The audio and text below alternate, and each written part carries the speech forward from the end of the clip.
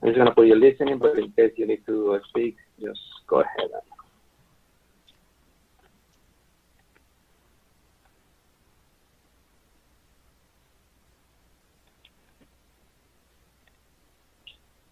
Miss Alexa, can you hear me? Yes. Are you here for listening only, or gonna make any public comments? I'm going to be making public comments. I'm sorry, you said yes? Yeah. Okay, perfect. Welcome.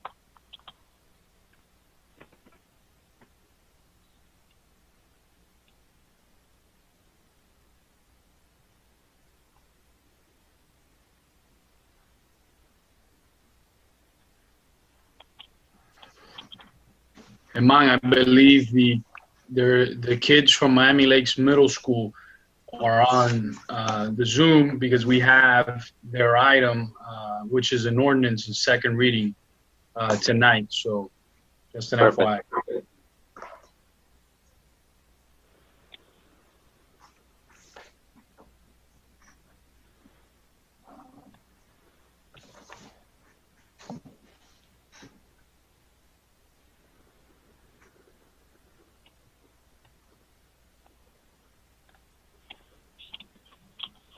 Mayor, I still have probably another 20 people to go. If you can give me a couple of minutes. Yes, sir.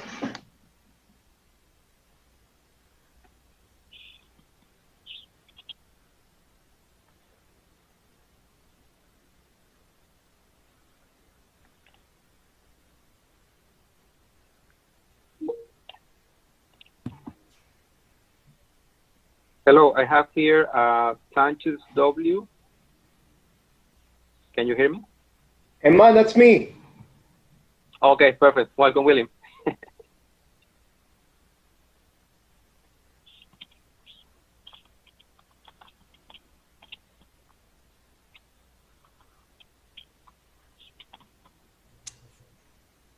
Germán, Yes, ma'am.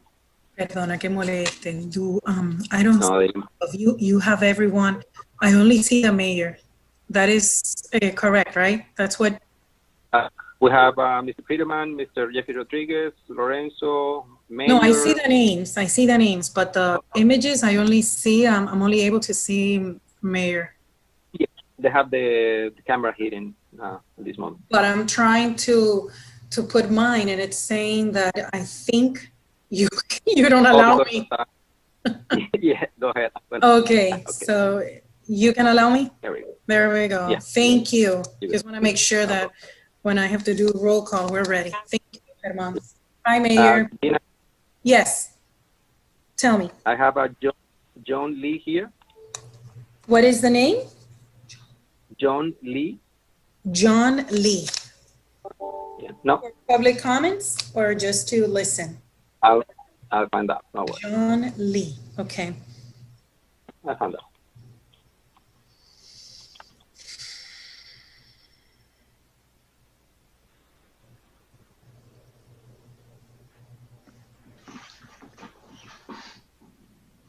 Yeah, I know we're live on Facebook already, so I just wanted to say a quick words to the folks logging in. Give us a couple minutes. Our staff is working through public comments to make sure that once we get the public comments, we can they can go smoothly. I mean, this is our new normal for the time being, is utilizing Zoom. So, and I know there's a lot of folks participating today. So just give us a couple minutes before we start the meeting.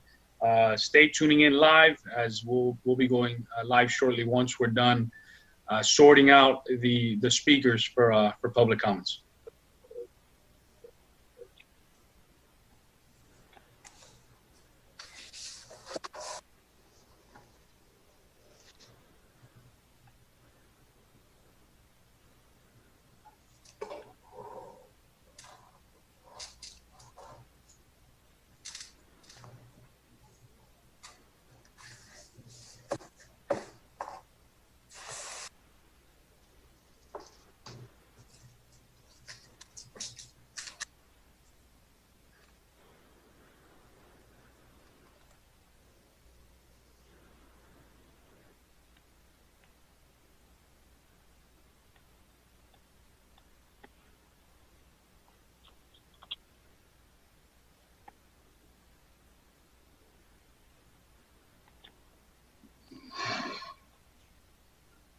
Mr. Edward Paez, can you hear me?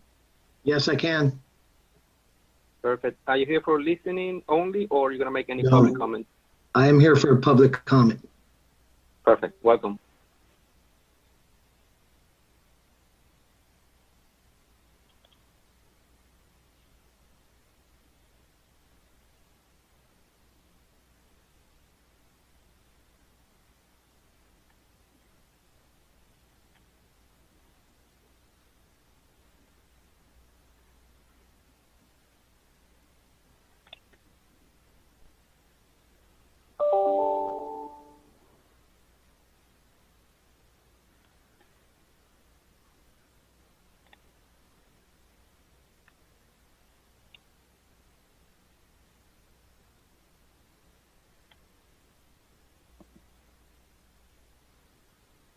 Mr. John D., can you hear me?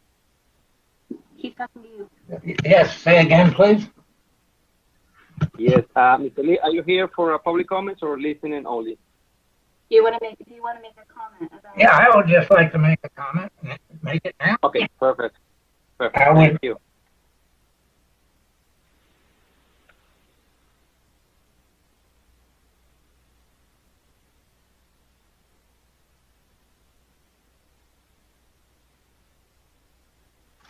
I know we also have folks watching from YouTube, so welcome. Give us a couple minutes. We're continuing to get folks joining Zoom. I know a lot of folks are watching from Facebook and YouTube, but we're getting more and more people jumping into our Zoom. The administrator of our meeting, he goes one by one to allow them into the meeting, and then he sorts them to make sure that people that want to speak, people that don't want to speak, people want to speak on items later on, that we are organized. But it does take a couple minutes, so thank you guys for being patient. Thank you very much, and give us a couple minutes. Thank you. Mr. Aaron Martinez, can you hear me? Yes, sir. Are you here for public comments or listening only? Public comments. Perfect. Welcome. Thank you.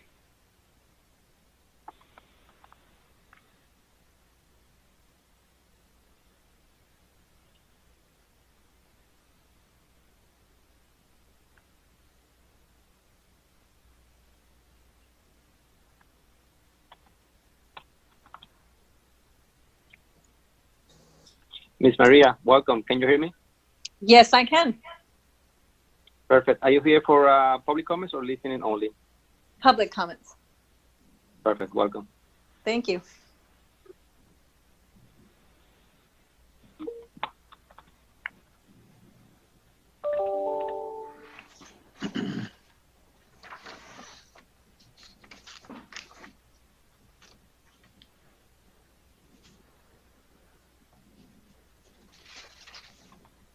Hemang, are we ready to go, or do you still? We still have 3 more to go. Got it. We're almost there, folks. We're about to start in a couple minutes. Thank you for being patient.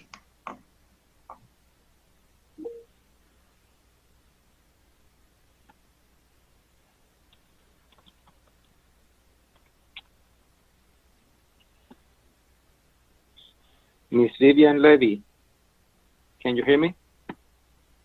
Yes. Hi, everyone. Are you here? Hello. Miss Levy, are you here for public comments or listening only? I'm here for public comment. Perfect. Welcome. Thank you. I have a committee report. I'm on the agenda for the Special Needs Advisory Board. Perfect. Thanks.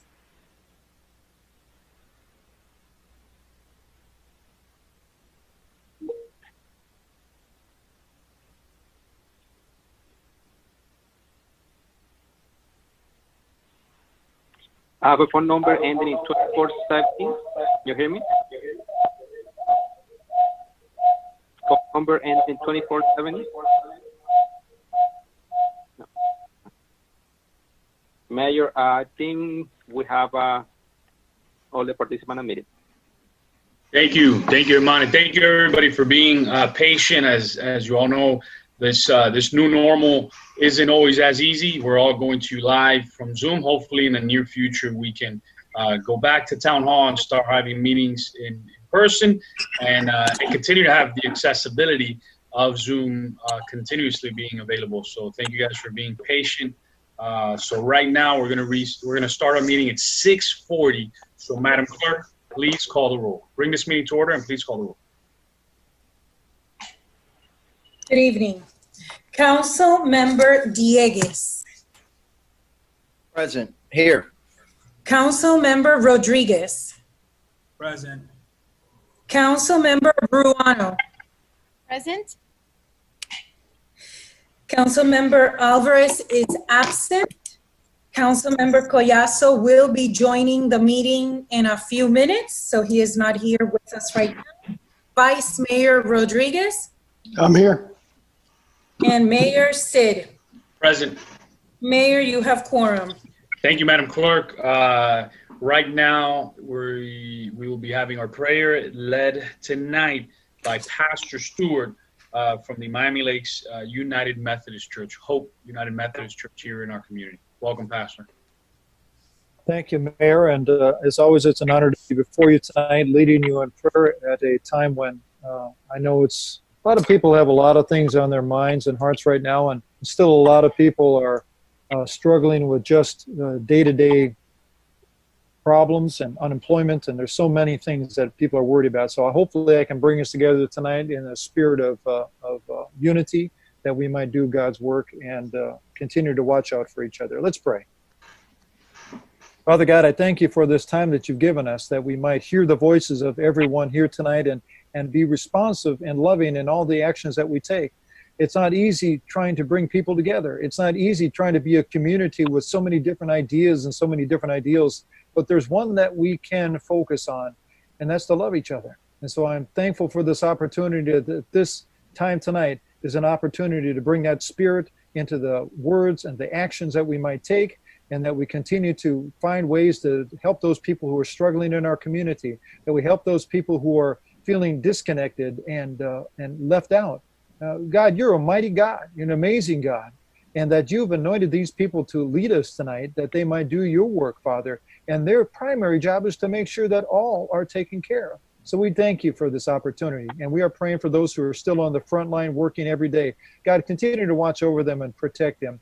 The doctors and nurses and administrators that are there each and every day, the people that are serving in restaurants and now in grocery stores as well. So many people working so hard, and continue to bring down the illness and families in our community, God, and bring out the joy in any way we can. I thank you for this time again. God bless everybody. Amen. Amen. Amen. Thank you, Pastor. Now we are going to be led for the Pledge of Allegiance is Troop 584, Scout Raul Compagnoni. Please rise for the Pledge of Allegiance. Salute. I pledge allegiance to the flag of the United States of America and to the republic for which it stands, one nation, under God, indivisible, with liberty and justice for all. You may now be seated. Thank you, Raul. Now we're on to Ariel Fernandez from the Better You Minute. Welcome, Ariel.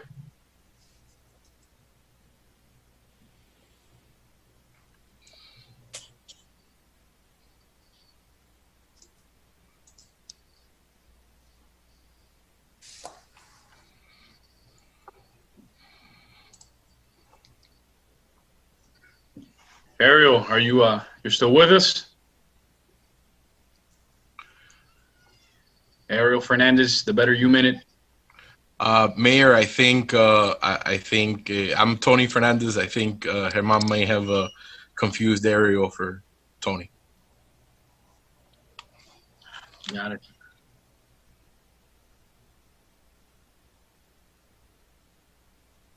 Maya, I don't see Mr. Ariel Fernandez here.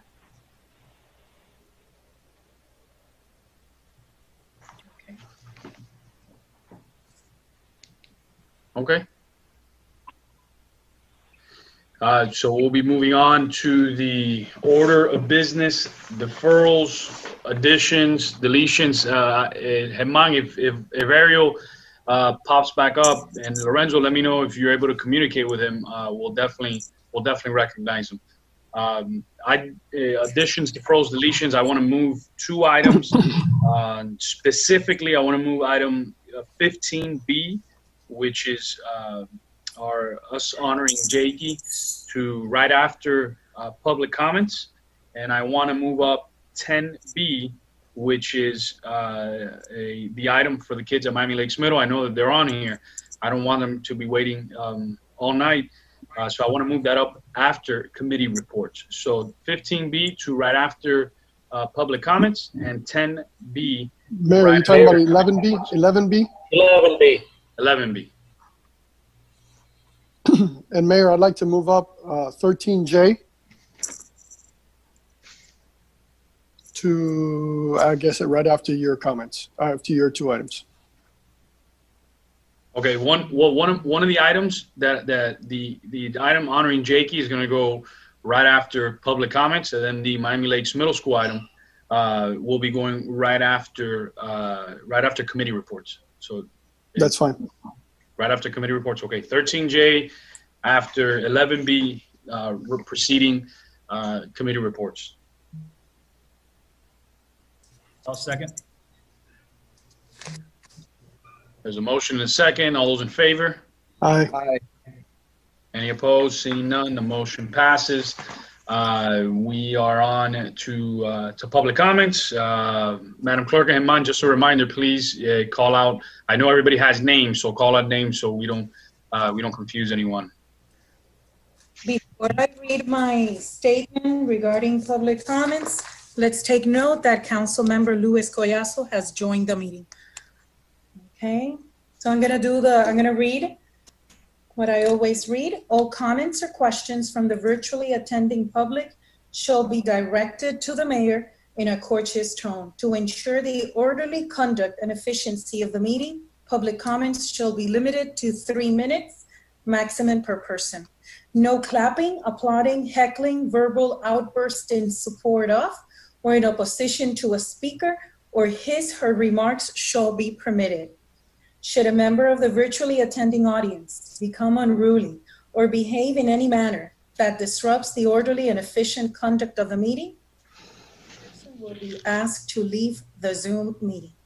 And as a courtesy to others, all electronic devices must be set to silent mode to avoid disruption of the proceedings. So let us start with public comments. Mr. Marcos Gutierrez, I'm going to be calling from the list that I created while they were calling in, but if I miss individuals, please let us know. Mr. Marcos Gutierrez.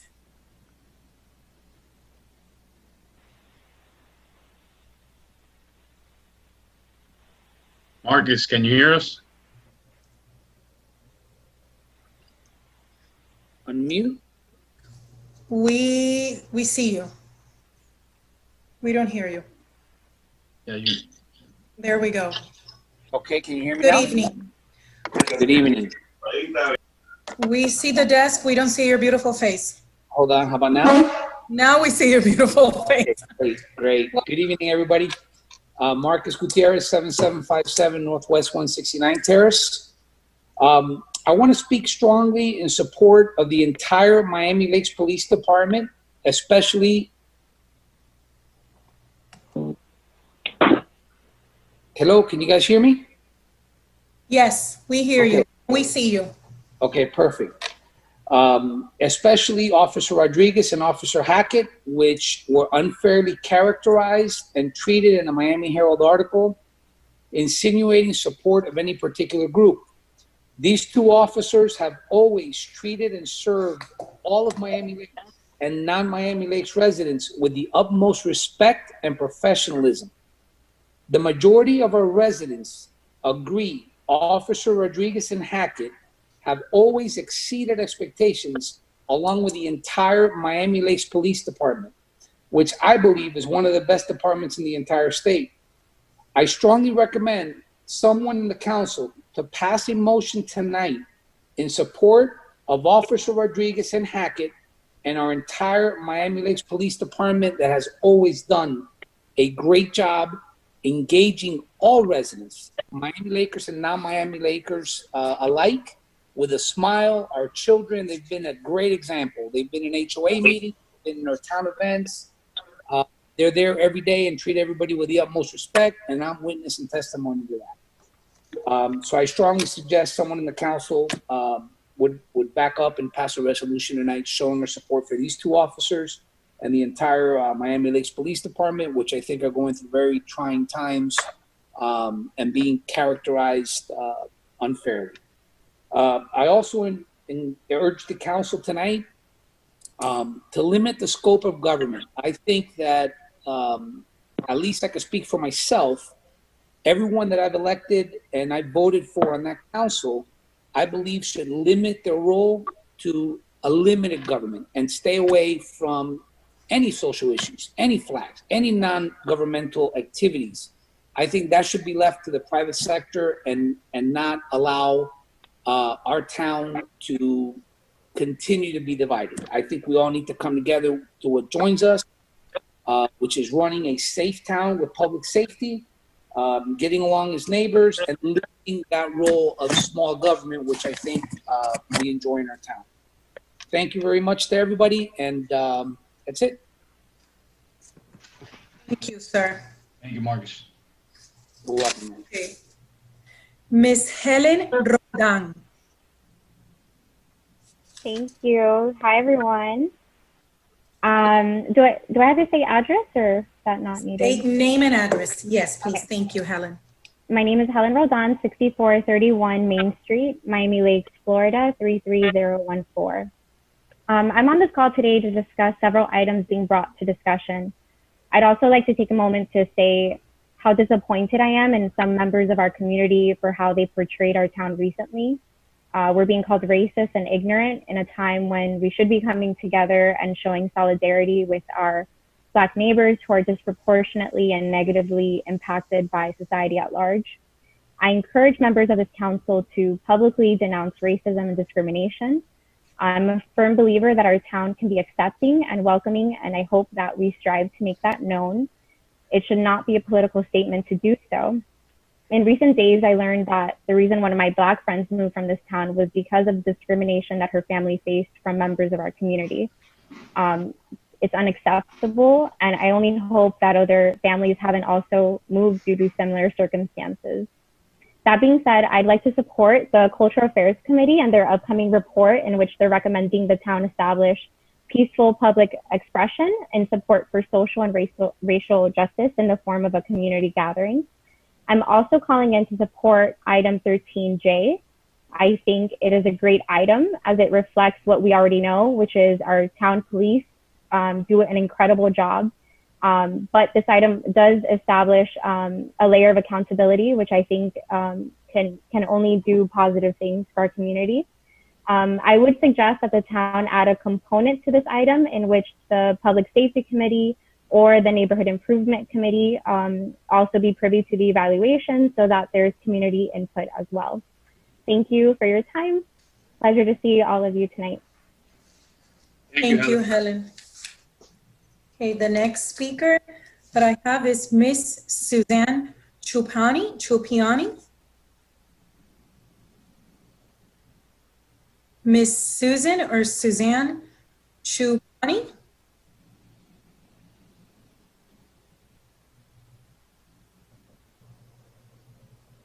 I see the name in the... Can you hear me now? Yes. Good evening. Good evening. Thank you so much. Suzanne Chupani. I reside at 8520 Ardock Road. I'm an educator and proud member of the Cultural Affairs Committee and volunteer with the Giving Gators. I want to begin by thanking Mayor Sid and the Town Council for placing the Cultural Affairs Committee's motion to discuss the possibility of having a peaceful vigil or demonstration to show support for our along with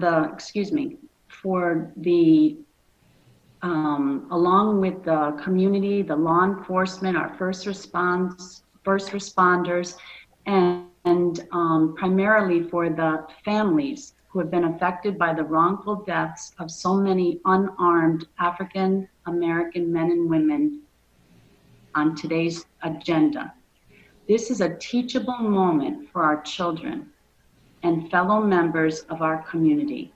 When we see an injustice, I believe that as good American citizens, we need to speak up and act. In this way, we can unite our community with our town leaders. We have outstanding first responders and law enforcement officers, which I'm proud to call many of them my friends as well, and all of our community members to send a clear message that Miami Lakes supports peaceful protests and fairness to all, regardless of race, and that as a community, we are calling for an end to the injustice that we have seen just most recently, but we know that has been going on for a very long time. I thank you so much for your open-mindedness, and I look forward to working on some kind of a committee to put together a vigil, like I said, or some kind of peaceful demonstration. Thank you so much. Thank you, Suzanne. Okay, thank you. The next speaker is Mr. Homero Cruz.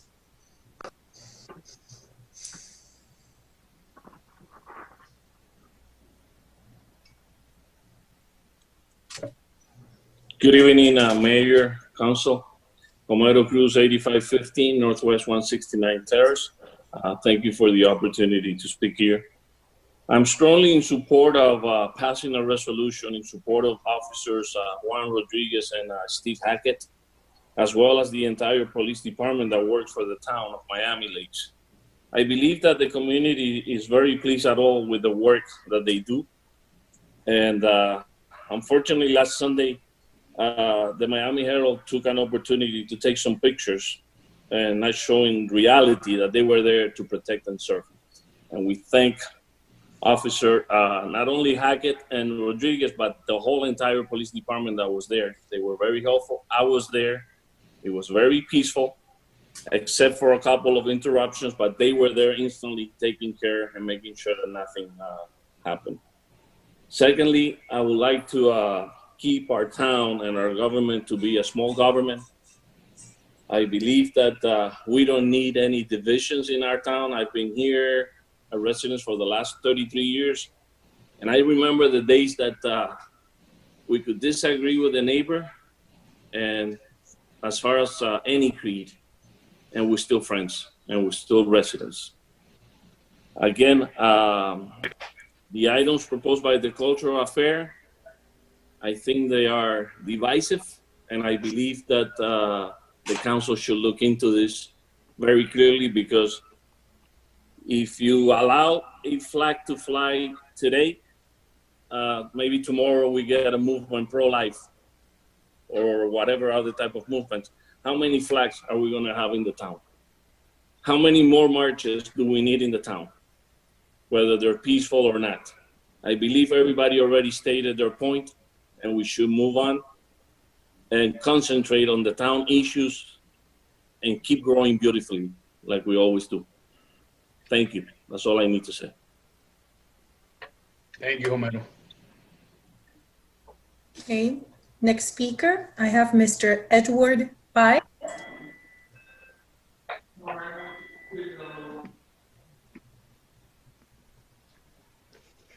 Good evening, sir. Good evening. Edward Paez, 6800 Miami Lakes Drive. Good evening, Mayor, Vice Mayor, and Town Council. I appear before you to express my support for the Vice Mayor's reasonable and appropriate request to seek a review of police officer evaluations.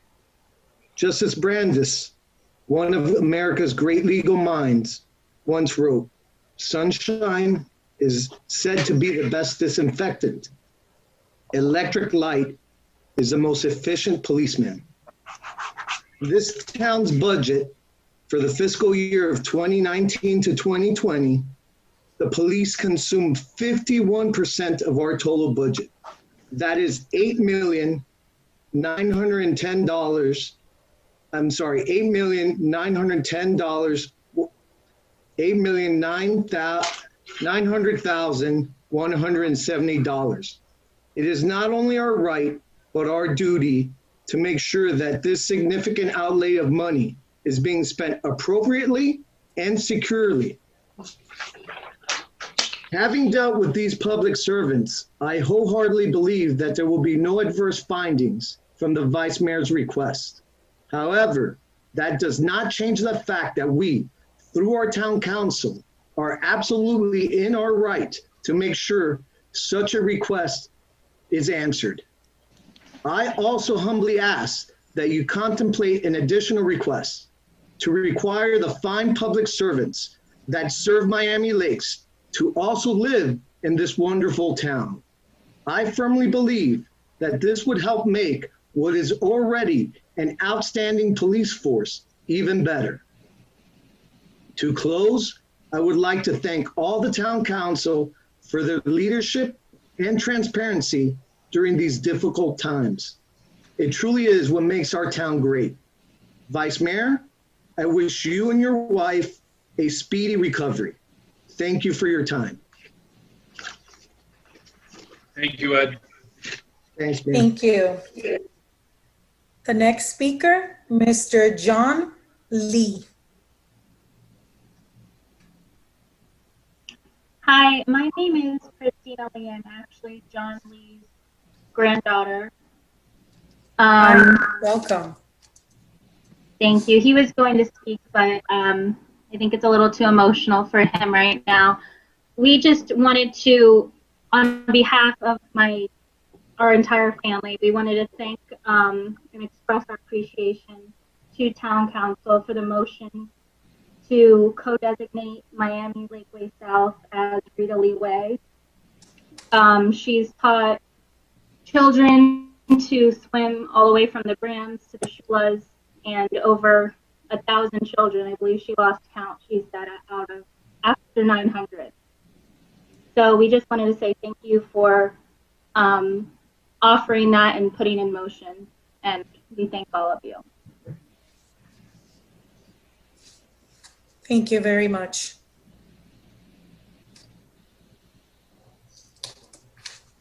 I have Miss Maria. Thank you.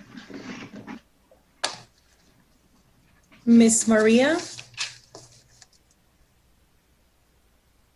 Yes. Can you hear me? Yes, we see you and we hear you. Thank Hi. you for. Well, good afternoon. My name is Maria Martinez, 14411 Commerce Way, Miami Lakes, Florida. I am joining this meeting to speak in favor of Officer Rodriguez and Officer Hackett. Last Sunday, my husband and I organized a rally to show our appreciation to our men and women in blue. It was not a protest. It was a peaceful celebration of our country, our president, and our police. I understand that Officer Rodriguez and Hackett are going to be reprimanded for taking pictures with some participants in our rally. Both officers stated that the Sunday prior to our event, they did the same thing with the BLM group that had their protest at the same location.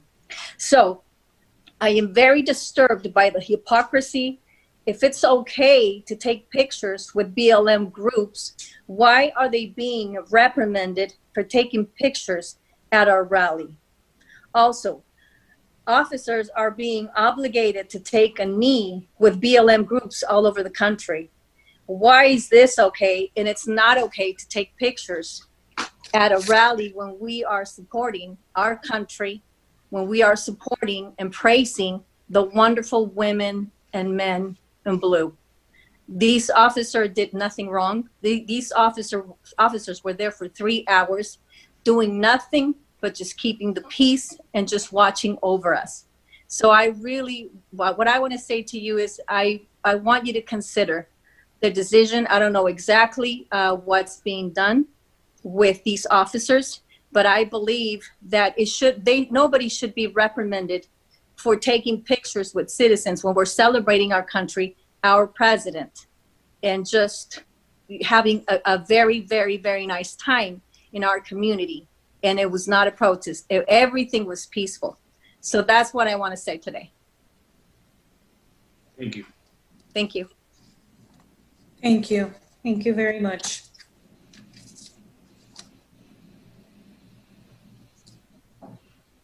Okay. Mr. Antonio Fernandez. Tony Fernandez. Tony's going to be speaking after public comments during the item for Jake. Okay. Thank you. Ms. Lynn Matos.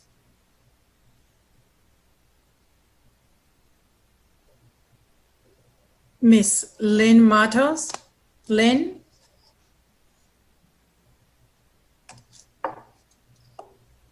We see you. We don't hear you yet. We hear you. Hopefully you can hear me now. Yes, we do. Good Hi, evening. my name is Lynn Matos, and I reside at 16340 Woodwalk in Miami Lakes. Thanks so much, Mayor Sid and the council, for allowing me an opportunity to speak tonight. I'm going to talk on a couple of items, both on the new business. Mayor Sid, your Police Explorer program, item number 13C. I was super happy to see that you brought this forward. I can recall when the Police Explorers worked with us at a variety of different volunteer events and town events. So I'm very much in support of bringing that program back. If there's anything I can do to assist with that, please let me know. And in addition, I also want to speak to item 13J.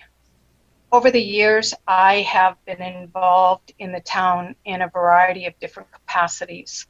I'm gonna run a real quick list down so that there's a reason that I'm speaking on the topic tonight. As the former chair of public safety and the former chair of the Youth Activities Task Force and a former member of the Cultural Affairs Committee, and I have sat on the planning committee for the Veterans Day Parade. I was also appointed many years ago to the Main Street Task Force following an incident there. I have planned and been involved in multiple town anniversary celebrations. I am one of the creators and founders with Jack McCall with the first ever Optimist Club for Special Needs. I'm a member of CERT. I'm the current vice chair of the Planning and Zoning Board, and I'm the founder and organizer of the Miami Lakes Food and Wine Festival, as well as other private events. Every single one of those things that I just mentioned at one time or another involved my working and volunteering with the Miami Lakes Police Department. I can say without any reservation or hesitation that this is the most amazing group of people, men and women, who serve our town with passion, dedication, professionalism, and they're just all around great representatives of our town. And in many cases, they have been major role models for our student volunteers. I can't speak highly enough of Officer Juan Rodriguez and Officer Hackett. They have stood alongside me at more events than I can count, literally hundreds over an almost 15-year period. So I think that instead of having an oversight of the town police department, maybe we should give them all accommodations for jobs well done. Thank you so much for your time. Thank you, Lynn. Okay. Let me look. We have still pending. I don't see any other public comments in the audio. I don't know, Herman, if you have more. Yes. Because I have two speakers for committee reports. We have here Miss Alexa. Let me open the microphone for her. Miss Alexa? I'll be speaking for the Miami Lakes State student. Okay, you're the student, correct? Okay, so you'll be speaking a little bit later. Who else do we have in public comments? we have Ariel Martinez. Oh, Ariel is ready? Ariel Martinez. Yes, I'm ready. Good evening, Good Mr. evening. Martinez. Thank you. First of all, let me start by saying last week, my wife and I put the event that you see. Hold on, let me start my audio. Can you guys see it? My We video. see Can you you. guys see me? We Okay. see you and we hear you now. Good evening and welcome. Good evening. Thank you. Last week, my wife and I organized the event that took place here on Sunday. And first of all and foremost, I want to give thanks to the police department as usual. They are incredible every single time, every single event that we have in this town. And I want to point out something with regard to what was said by a previous person speaking in the public comments. The police department takes up 51% of our budget. That's also the reason why Miami Lakes is what it is. Miami Lakes is so distinctive from everything that surrounds us, precisely because we have 51% of our budget appropriated to the wonderful men and women that keep this town safe and keep it in order. And so I think what we should be doing, instead of wondering whether we need additional layers of reviews and additional layers of scrutiny upon the police, is as what was said, perhaps commending these people for the job that they do. And particularly, I want to take a moment to thank Officer Juan Rodriguez and Steve Hackett. And I want to publicly denounce the professional and political hit job that the gentleman from the Miami Herald took it upon himself to do on these two officers. They were at this event doing nothing, absolutely nothing, but keeping the peace for 3 hours. They take pictures with different members of the community, not only at this event, but at every other event, including the one prior for the Black Lives Matter movement. And at the same time, I want to point out a certain amount of hypocrisy here, because as my wife said earlier, officers are being forced by weak, unfortunately, by weak publicly elected officials that are succumbing to public pressure and the fear of being made ridicule and Twitter spheres and so on. They're succumbing to the pressure of simply making the authority. And where is this correct? And then these two officers are going to be reprimanded. It simply doesn't add up.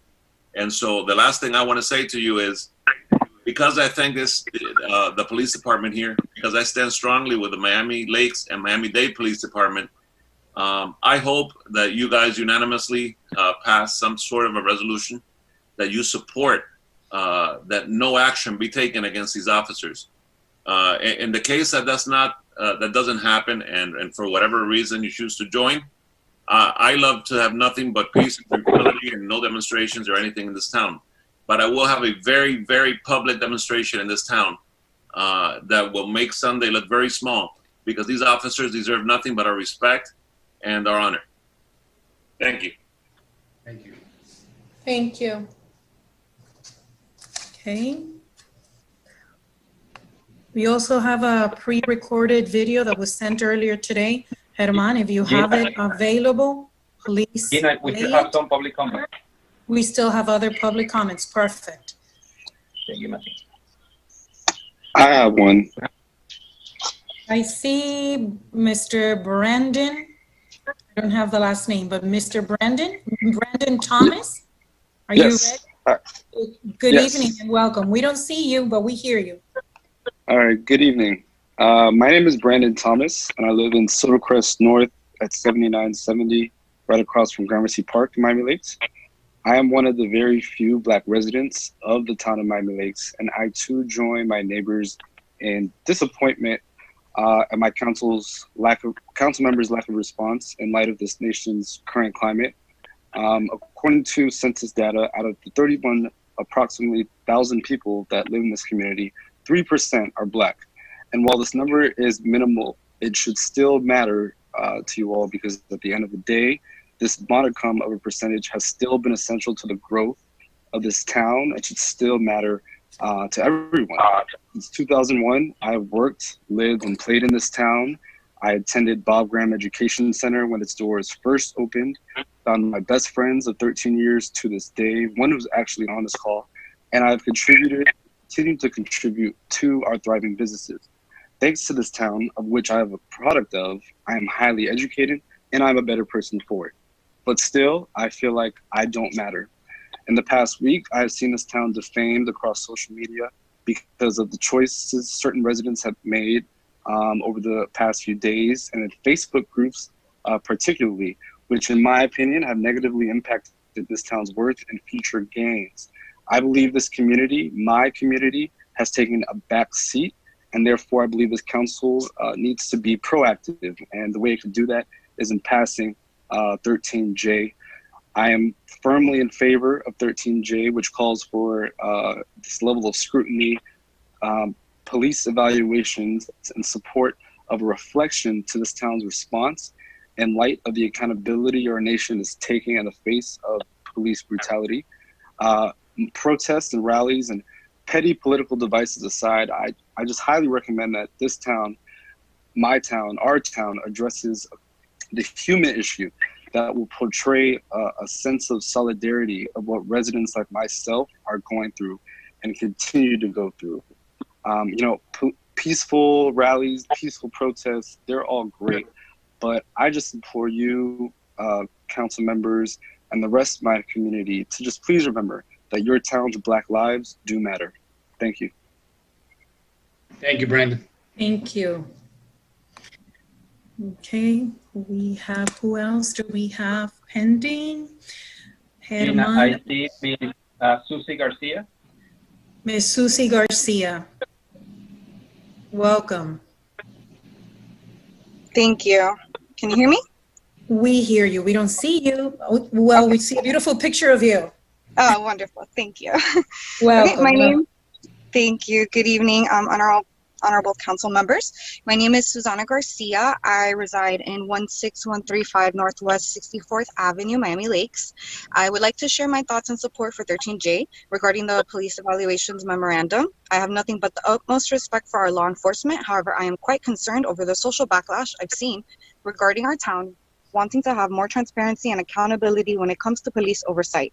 I appreciate 13J, however, it truthfully does not go far enough. The collective bargaining agreement that Miami-Dade County entered in with the Dade County Police Benevolent Association, which is set to expire on September 30th of this year, can provide a lot of clarity. It is somewhat concerning that a town that pays for this service and is unaware of how these functions are carried out, nor does the town seem to have much recourse over the department's disciplinary matters.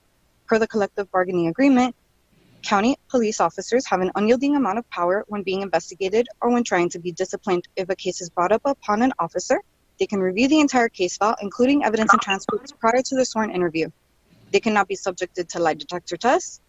They can be approved to forfeit their accrued leave in lieu of suspensions. And the Police Benevolent Association has the ability to request inclusion or removal of hearing officers from the hearing examiner's panel, just to name a few. Regarding disciplinary actions, personnel matters within officers' files are to be kept confidential. Official written reprimands are purged from the office's files just after 2 years of good performance. Officers can include official statements in their files refuting any material they consider detrimental, and no supervisor's notes can be kept in the employee's file either. Additionally, performance evaluations of less than satisfactory can be appealed via an informal hearing with no cross-examination and no record of transcripts. A case can be appealed up to 3 times in some cases. This egregious lack of oversight and accountability, which is unbeknownst to me, any other industry or profession, is exactly why we keep seeing the excessive use of force and brazenness and how these heinous acts are being carried out.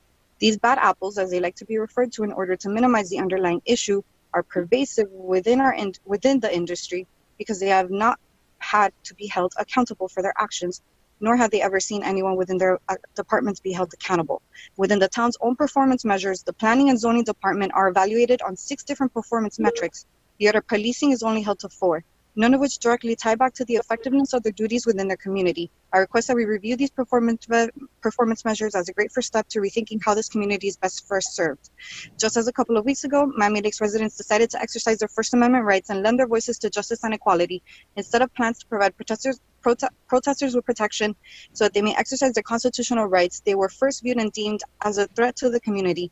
This is a mindset that needs to change immediately, as it is a detriment to our civil liberties liberties, and not becoming of a town so rich in beauty and diversity. I further request that we examine the town's budget and ask ourselves why 51% of our budget is designated directly to policing. Just this fiscal year, $200,000 were cut from the community and outreach engagement program, while the policing department gained $275,000 in funding due to a union agreement. This extra funding was directly correlated to an increase in police salaries and fringe benefits, which increased 133% compared to last fiscal year. At the Ms. same time, Garcia, I'm sorry to interrupt, and thank you. It's just that the 3 minutes are up. Sentences, okay. Can I finish my last 2 sentences? It is up to the mayor and to the council. Susie, yeah, go ahead. Definitely finish your last 2 sentences. And if any other speakers had anything that they wanted to say that they didn't have an opportunity to say, you can definitely chime in. I want to make sure that everybody gets treated fairly and the same. So Susie, definitely go ahead and finish. I appreciate it. I'm sorry, I'm nervous, so I'm trying to read fast. At the same time, the Public Safety Committee receives $2,300 this fiscal year, which $1,500 of that goes to a police appreciation breakfast, and $250 goes to CPR, AED, self-defense community trainings. The town of Miami Lakes needs to revisit their agreement with the Miami-Dade County and ensure that they bring about transparency and accountability to our great town of Miami Lakes officers. Thank you for your time. Thank you, Susie. Thank you very much. Okay. Herman, you can start calling the individuals you have. I don't see anyone else. Yes. But okay, we have Miss Crystal Lahori. Miss Crystal? Good evening. I'm actually part of the students from Miami Lakes with the ordinance. Perfect. Thank you, Crystal. We have Mr. Jim Powell.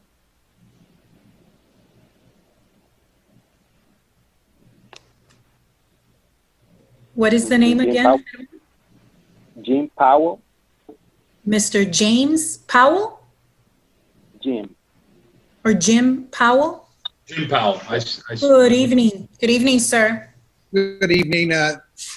I didn't have any prepared statement, but we are family of Rita and John Lee, and we are very grateful for the wonderful tribute you people are thinking about doing for my wife's mother, Rita. She was a fabulous woman, and I'm sure there's a lot of children and actually grown-ups now that really appreciate everything she did for them as they were growing up to keep them safe in the water. Thank you. Thank you, sir. Next speaker, Herman. And we have Ms. Jocelyn Hernandez.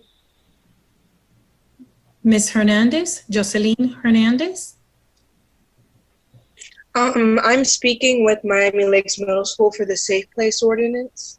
Thank you. So we'll hear you later. Okay, perfect. Next speaker. Ms. Genesville Vilorio.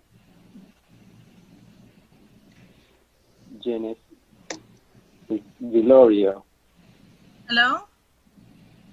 Yes, good evening. Hi, good evening. Can you hear me? We hear you. Hi, I just want to make a few quick comments. Your name and welcome. Thank you for calling, but we need your name and address, please. Hi, Genesville Vilorio, 17421 Northwest 82nd Avenue. Thank you. Thank you. So I'd like to speak in opposition to the request for a resolution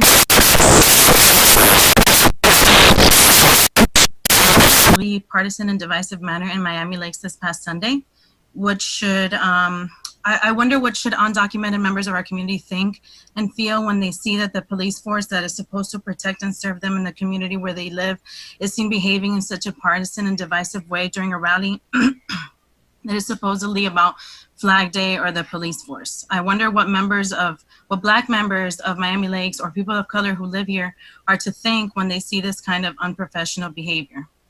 It was not a peaceful demonstration when journalists were being harassed by Miami Lakes residents and being called communists and told to go back to Massachusetts If this truly was a rally in support of the police force, then why were people on microphones delivering homophobic messages and directly naming the Black Lives Matter movement, attempting to discredit it and trying to spread as though it is trying to spread communism and homosexuality? The Black Lives Matter movement seeks to end systemic racism and police brutality that disproportionately impacts Black Americans, a fact that has been well documented throughout the history of this country. If this spectacle this past Sunday was truly in celebration of the police force, then why did the majority of people have Trump flags and shirts and hats? What do the police force and the president have in common, I wonder, that such a connection was drawn? Are we truly expected not to notice that a town which has never had a protest in its history, an admission by its very own Vice Mayor Sid, was truly moved to hold a protest in support of the president or the police force literally 1 week after a Black Lives Matter peaceful demonstration took place in the same location, even though it has never done so in its existence? Those of you calling out hypocrisy, please take a look in the mirror. I went to high school in Miami Lakes and have lived here since. Majority of the people that I know in Miami live in Miami Lakes. These are young people whose parents I know, whose grandparents I know, have talked to, have had dinners with, have spent the better part of half my life with. And they have spent all of those years making racist, sexist, homophobic, and downright bigoted comments, and they, to this day, continue to do so. So, you know, those of us who live here and speak to other people who live here are very cognizant of the fact that there's a lot of deep-seated racism in this town, and I believe that everybody needs to reflect on that if we're really gonna move forward and improve the town of Miami Lakes so that it is a more inclusive place, which right now, as you can tell by its demographics, is not. And there might be a good reason why, you know, Black Americans or more people of color don't want to move to the town of Miami Lakes. So those are my comments. Thank you. Thank you. Thank you. Herman. Dina, we have Mr. Alex Melo, but I don't see, he doesn't have a phone, so just the video. And Submitted a pre-recorded video. Is that what it is? no. The person just has the video, doesn't have the microphone enabled. Oh, okay. We have, I guess, if you can ask anyone else who would like to speak, because there are some that are not confirmed. That would be the time now. Yes, please. Anyone that is listening that wants to speak, do so now. Just state your name and address, and we're here listening. Ariel Martinez, 14411 Commerce Way. Ariel, we Madam Clerk, I think did he speak already? I believe so, yes. If it is the same Mr. Ariel Martinez. Yes, it is. Yes. Thank you, sir. Do we have anyone else wanting to participate in public comments? Please state your name and address. We hear you. Mr. Mayor, public comments. I'd like to. Hi, I'm a resident here in Miami Lakes. Can I speak? Are you Miss Yvette? Yes. Yes, Miss Yvette. And after Miss Yvette, we will hear then Claudia Luces. I heard the name, but I didn't see her. And I see also Mr. Alex Melo. So Miss Yvette, please state your name and address, and you may speak. Yvette Kapitanakis, 8327 Northwest 144th Terrace. I just wanted to address what that young lady just stated. I'm in agreement with everyone who has their own views, whether you're in view of Black Lives Matter. I think in this case, based on both different protests that went on, people can say and agree to disagree.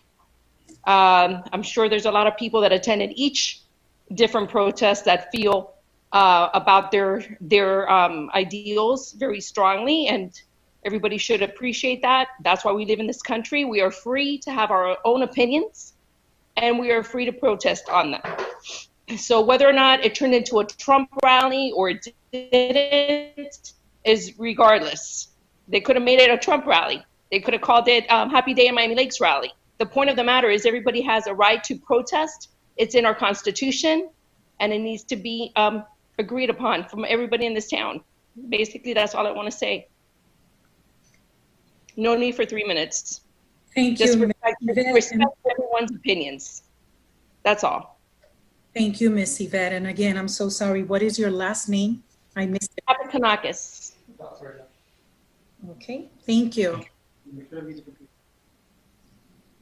Councilman Dieguez, you had a motion you wanted to make?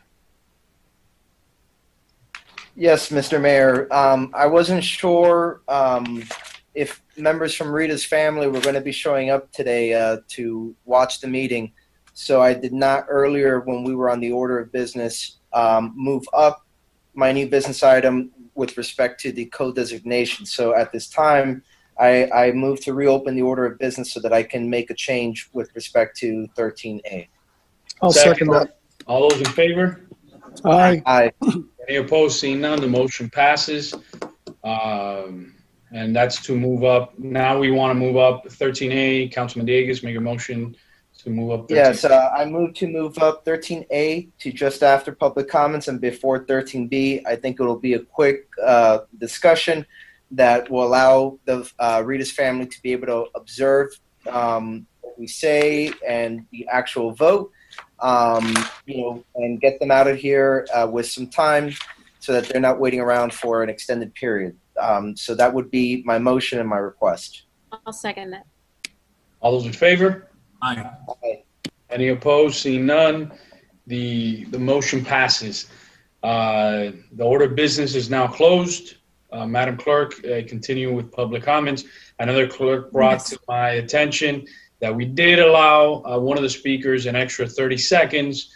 And I know we want to be fair across the board, so if there's no objections, if anybody had anything they wanted to say for 30 seconds, because I don't want anybody to feel that we gave one speaker more time than the other. Am I correct, Madam Clerk?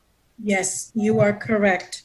I believe that Mr. Ariel Martinez wanted to say a few words. So Mr. Ariel Martinez, what I would ask you is, please allow me to call other speakers, but you will have a chance to speak further, okay? Mom, when we go back to that, you'll put the clock at 30 seconds and we'll allow everybody to speak for another 30 seconds. Will do. Next speaker. Good evening.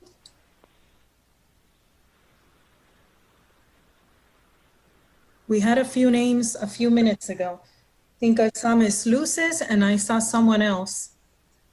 Please speak. Yes, Mr. Mello as well. I don't see you, but I see you. Good evening, Mr. Alex Mello. Good evening, council members and Madam Clerk. I just have a quick concern regarding to the First Amendment right for photographing officers and whatnot in regards to the constitutional right in doing so. It's Glick versus Kunef, for example, the First Court of Appeals held that filming of government officials engaged in their duties in a public place, to include police officers performing their responsibilities, is protected under the First Amendment. Being said that, being a former officer myself and a proud member of the Post 144 in Miami Lakes, I have to submit the fact that I put a motion for the officers not to be reprimanded, instead be commended for the great officers that we have in our town, the extreme diligence to their job, to their duty, and to the fact that their greatness in what they do to public service. Okay, I am a proud supporter of the officers that we have in our town, that we have outstanding service as far as what response times we have. There's no need for anything in regards to any other motion, but to commend them for their job that they do. That's all pretty much I wanted to say in regards to this, because it's something that it's a First Amendment right in regards to filming or photographing any police officer. And with the one last word I want to add is we have to go back to the contract with the PBA when it comes to these issues instead of referendum with the town council.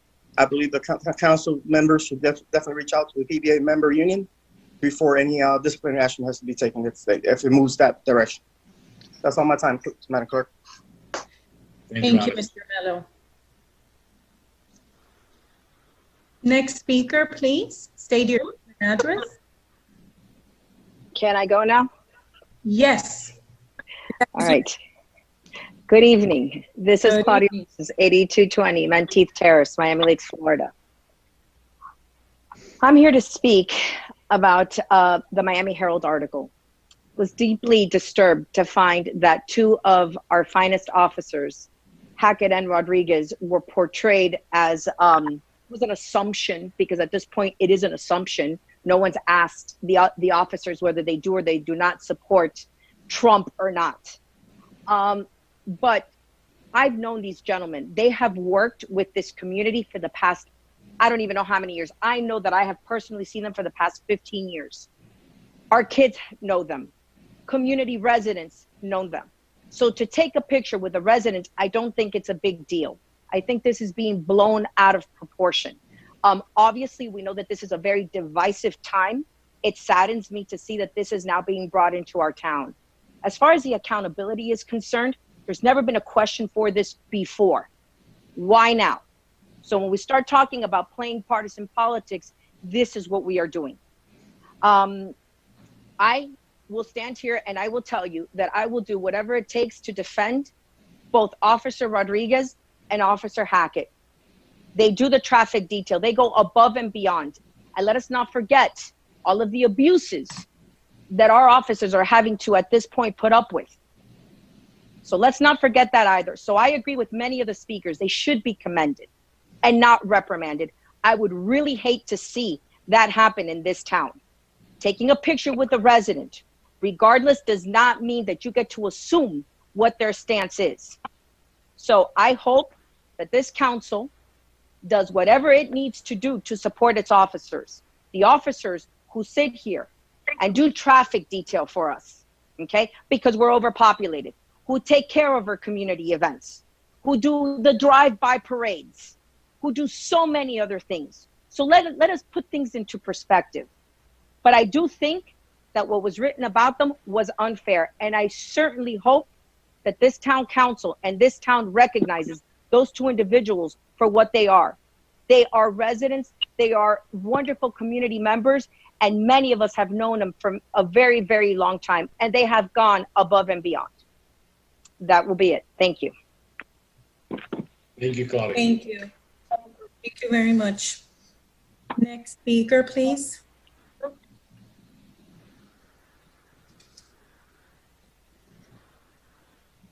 Herman, do you have anyone else to speak? We have a couple of participants, but I'm not sure if they are in listening mode. So just yes, go call ahead back and again to see public comments.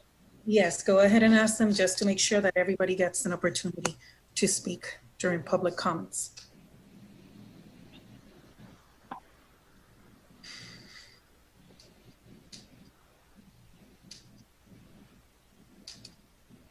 Good evening. If you want to speak, please do so now. State your name and address.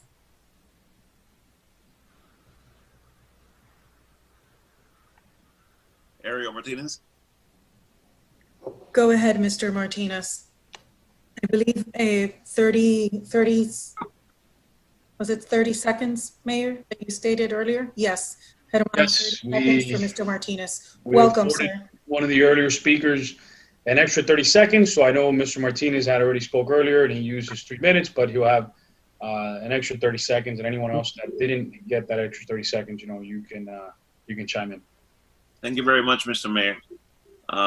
First of all, I'd like to reaffirm or restate one more time for the record that what we did on Sunday was not a protest. What we did on Sunday, first and foremost, was a rally. It was a rally to thank our officers. It was a rally to also honor our flag. It was coincidentally Flag Day. Yes, it was also the president's birthday. And it was also a 245th anniversary of the United States. And once again, I believe it's important to simply let it be known that in regards to the comment of what are our undocumented citizens going to think here, what are undocumented our residents of Miami Lakes going to think, remind that the elected officials work for the legal residents of Miami Lakes County. Ariel, we went over the 30 seconds. Everybody's going to get afforded. Everybody will get afforded an opportunity. Madam Clerk, Hemam, please put on the clock 30 seconds, and so we can move on with the meeting to the people's business. So we'll give everybody that opportunity. But Hemam and Gina, please At 30 seconds, please mute it so we can start moving the meeting forward. I know there are many items that our residents are waiting to hear from, so everybody have an opportunity, but at 30 seconds, you will be muted, and we will be moving forward. If somebody wants to speak, please do so now. Yes, my name is Maria Martinez. Yes, Ms. Martinez. 30 seconds. Herman, please. Thank you so much. Well, first I want to say that, like my husband said, this was a rally to state loud and clear that all lives matter. Secondly, if it's okay to take pictures with BLM groups, I believe it should be okay to take pictures with people who actually love America. And like the gentleman said, we have the First Amendment in this country. It's not a crime to fly flags, the American flag, since we live in the United States. And it's not a crime to celebrate the birthday of our president. We're not celebrating the birthday of a president of another country. So I want to say that it's not a crime. And like I said, this was not a protest. It was a peaceful rally to celebrate our nation and our officers. Thank you. Thank you, Ms. Maria. Thank you. Okay. Herman, if you don't have another person, I need you I'd like to make another comment. Thank you. Yes. Who is the speaker? Please identify yourself. Hi, this is Yanis Belvilorio. Go ahead, 30 seconds. Yeah, very quick. I'd like to highlight the difference for those that are confused on the video, that taking photos with signs in support of our president versus kneeling in solidarity with a movement that seeks to end systemic racism and police brutality that, again, disproportionately impacts the Black community and people of color. These are very different things, okay? Also, currently, there's an investigation on whether these officers even violated policy that the department has, which says that they can't be taking photos like that, which, again, is very different from kneeling in solidarity with a movement. Someone also mentioned earlier that where does it stop? Thank you very much. The 30 seconds are up. Yes, thank you. Anyone else who wishes to speak? 30 seconds. Mr. Mayor, I just want to add something quickly. Mr. Cruz, go ahead. Yes. In the protest, a couple that was actually carrying a sign that says Black Voices Matter. I wanted to point out that they portray that they are residents of Miami Lakes, and they are not. They are residents of Miami-Dade County. So we have a lot of people that are infiltrated in this community, that they don't belong here, and we got to be very careful with that, okay? So I just wanted to say that, and thank you for the 15 seconds. I yield my time. Thank you, Mr. Cruz. Thank you. Herman, are you also ready to play the pre-recorded video that was sent to me earlier this afternoon? So let me go to the meeting part. Thank you. Do we start playing around? Yes, go ahead. It is considered public comment. It was submitted earlier this afternoon to the clerk's office. Let me know if you can see it.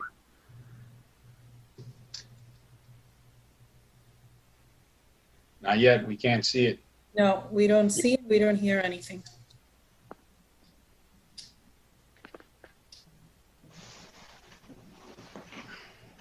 One second here. There we go.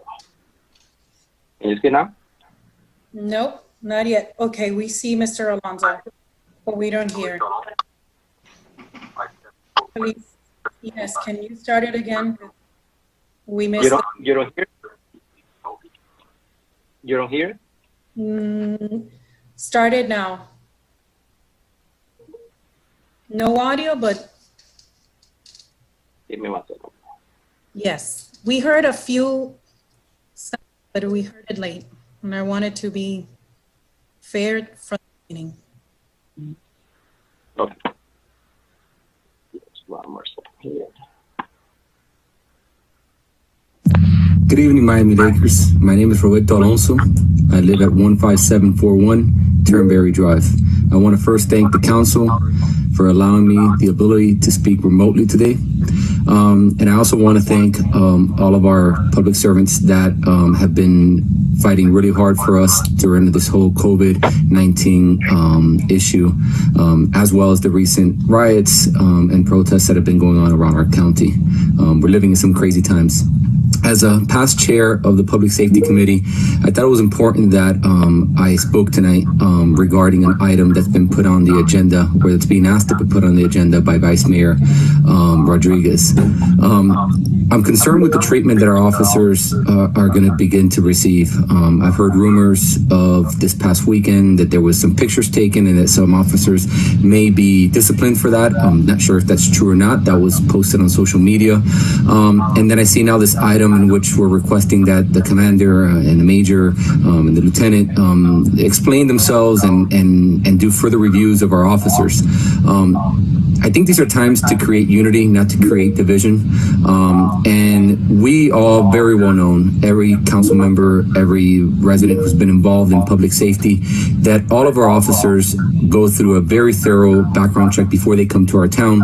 They have yearly reviews done both in the town and at the county level.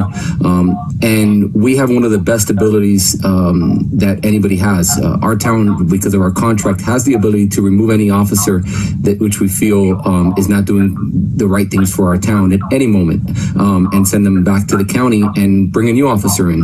That's the power that our major has, and it's a power that's amazing in allowing us to have probably the best police department in the state, definitely one of the best in the county. And I just wanted to let us all know that it's time to unify, guys. What's happening in this world is crazy. What happened to George Floyd is horrific. There's bad apples in every line of work, but let's recognize the work that our officers are doing in our town. Let's respect them. Let's unify ourselves, and let's educate our community in knowing that we have the best and that we already do these thorough backgrounds. So let's not add any additional burdens on our officers. Let's let them do their work. And if we find any bad apples, let's immediately get rid of them. So that's my comment for tonight. I want to say God bless you all. God bless our police department. God bless all our first responders. God bless the United States of America. Thank you, Herman, for playing the video. Do we have any public comments pending? Anyone wishing to speak? Good evening. Can you hear me? Yes. Good evening. Hi. Jasenia? Yes. How are you? Go ahead. How are you? Good evening. I've been listening. I just wanted to make a quick comment. I'm the liaison for the Special Needs Advisory Board. I hear you. I hear what everyone is saying with all the activities and protests and everything going on. As a person with a disability, and an advocate, I advocate for inclusion and diversity of all people, because as I was talking earlier, a disability doesn't discriminate. So why should we? The only way that, or one of the things that we can do as a community, as people, is to work together, regardless of who we are, where we're from, the color of our skin, where we live, and inside of Miami Lakes and outside of Miami Lakes. The society is very divided. So we need to do what we can as a society to unite and come together. For me, my specialty, if you will, is the disability community and services. And is there a lack of support there in general as a society? Absolutely. But that's what I do with my life, is to advocate on that behalf. And I really, my hope is that we can unite with the Special Needs Advisory Board. There's things that have taken place, activities and things that we have not been a part of or involved with, that perhaps having Special Needs Advisory Board involved in it with mental health and other related activities, we can participate in that unity and that bringing people together. Again, disability does not discriminate. It can hit anybody, any culture, any background at any time. So why should we? So Special Needs Advisory Board is open in here and for recommendations, and anyone that needs assistance across the board with the special needs community and all disabilities. So I encourage you to feel free and reach out and see how we can work together. Thank you, Jesse. Thank you, Jesse, as always. Anyone else wishing to speak for public comments? Very well. Mayor. Thank you, Madam Clerk. Public comments is closed right now. Thank you, everybody, for speaking. Before we move on to the first item, which is actually Councilman Diegues' item, just wanted to talk about something. I know I've talked about this during our Facebook Lives. I know we're going through unrest in our nation because of George Floyd's murder. There was a police officer in Minneapolis who murdered George Floyd. There were 3 other officers that were complicit in his murder in Minneapolis, and we need justice for George Floyd, for his memory, for his family. And one thing that I could tell everybody, we have to practice empathy. A lot of times you got to put yourself in other people's shoes, walk in other people's shoes, see through other people's eyes. Too many times we think because the way, where we grew up or the way, or our environment around us, that's the way everything is, but it's not, so I highly recommend to everybody, and I suggest, that we sit down with people, specifically people that we disagree with, and walk in their shoes and see through their eyes, because I think that is powerful. Empathy has the power to change, to fix all the world's problems. So let's make sure that we all practice that, and specifically, and continue being the change that we want to see in the world. But I just want to reiterate that walk in somebody else's shoes, see through somebody else's eyes, and I highly encourage that of everybody. Especially now we're talking about social justice, we're talking about reform. There are sometimes people don't even want to get together for simple things as tree trimming or potholes. They don't even want to meet with people. So you can only imagine the push now. But the need is now. You have to get together with people. You got to see through their eyes, and you got to walk in their shoes, regardless if you agree with their positions or not. But I think that is very powerful, and I highly recommend that of all of my residents, all the residents of Dade County, Florida, and our entire nation. So just wanted to reiterate that before we get into public comments, because I know how powerful it is. I do it on a daily basis. I sit down with folks, I listen, and I know it has a power to change the world, and it has a power to fix all the world's problems, which is empathy. Councilman Diegues. Thank you, Mr. Mayor. So some of you may have seen my post discussing and announcing the death of Rita Lee, who was a longtime resident here in our town, and not just a longtime resident, but a very special lady who left an indelible mark on our community. Rita was was my swim teacher, so I was one of those 1,000+ kids that went through her program. Some would call it not only just a famous program and method of instruction, but even infamous, perhaps. I remember I myself even threw up during one of our sessions. That little memory stuck with me. Her yelling, kick, kick, kick, walk, walk, walk, going around the pool. And, and my parents always told me that her method of instruction always made them worry, but, ultimately it was for the better. It was to get us more comfortable with the water, to be safer. And other residents have shared their stories. I think Lily MacArthur even shared how she would hear screaming from down a few houses down, and was worried what was going on, but just realized it was one of Rita's classes. So Rita was a very special lady who, again, touched so many lives, and in the process, I would argue, even saved many lives by teaching them how to swim, and in the process made a name for herself. So at the suggestion of a neighbor of hers, a good friend of mine, the Suarez family, they asked me to consider co-designating Miami Lakeway South in her memory, and to refer to it as Rita Lee Way. So after getting their input on that and speaking with the manager and determining it was possible, I wanted to put forward this item to honor her memory and specifically designate the street that runs in front of her house for her. So with that, I move that we co-designate Miami Lakeway South as Rita Lee Way. Thank you, Mr. Mayor. I second the item. There's a motion and a second, and seconded by Councilman Rodriguez. So we'll start with Councilman Rodriguez. Thank you, Mayor. First of all, thank you, Councilman Diegues, for bringing this forward. As you know, because we have discussed Rita. Rita was an absolutely special person. Rita taught both of my kids how to swim. My daughter started with her when she was 1 year old, and so did my son. She's a neighbor, she was a friend, and extremely special person, and humble. Rita, I remember approaching Rita probably 2 years ago. I had just gotten on the council, and I approached her about a recognition for all the great things that she had done for our community. And Rita said, absolutely not. I do not want to go in front of all those people. I don't want to do it. And I said, okay, I respect your decision. But now I think it's incumbent on us to honor her posthumously, not only for her, but for her family. John is also a very special resident and neighbor. And I'm just honored that we get to do this. So I'd also, if Councilman Dieguez, if you allow it, I'd like to co-sponsor the item as well. Absolutely. Thank you, Councilman Rodriguez. Councilman Collazo.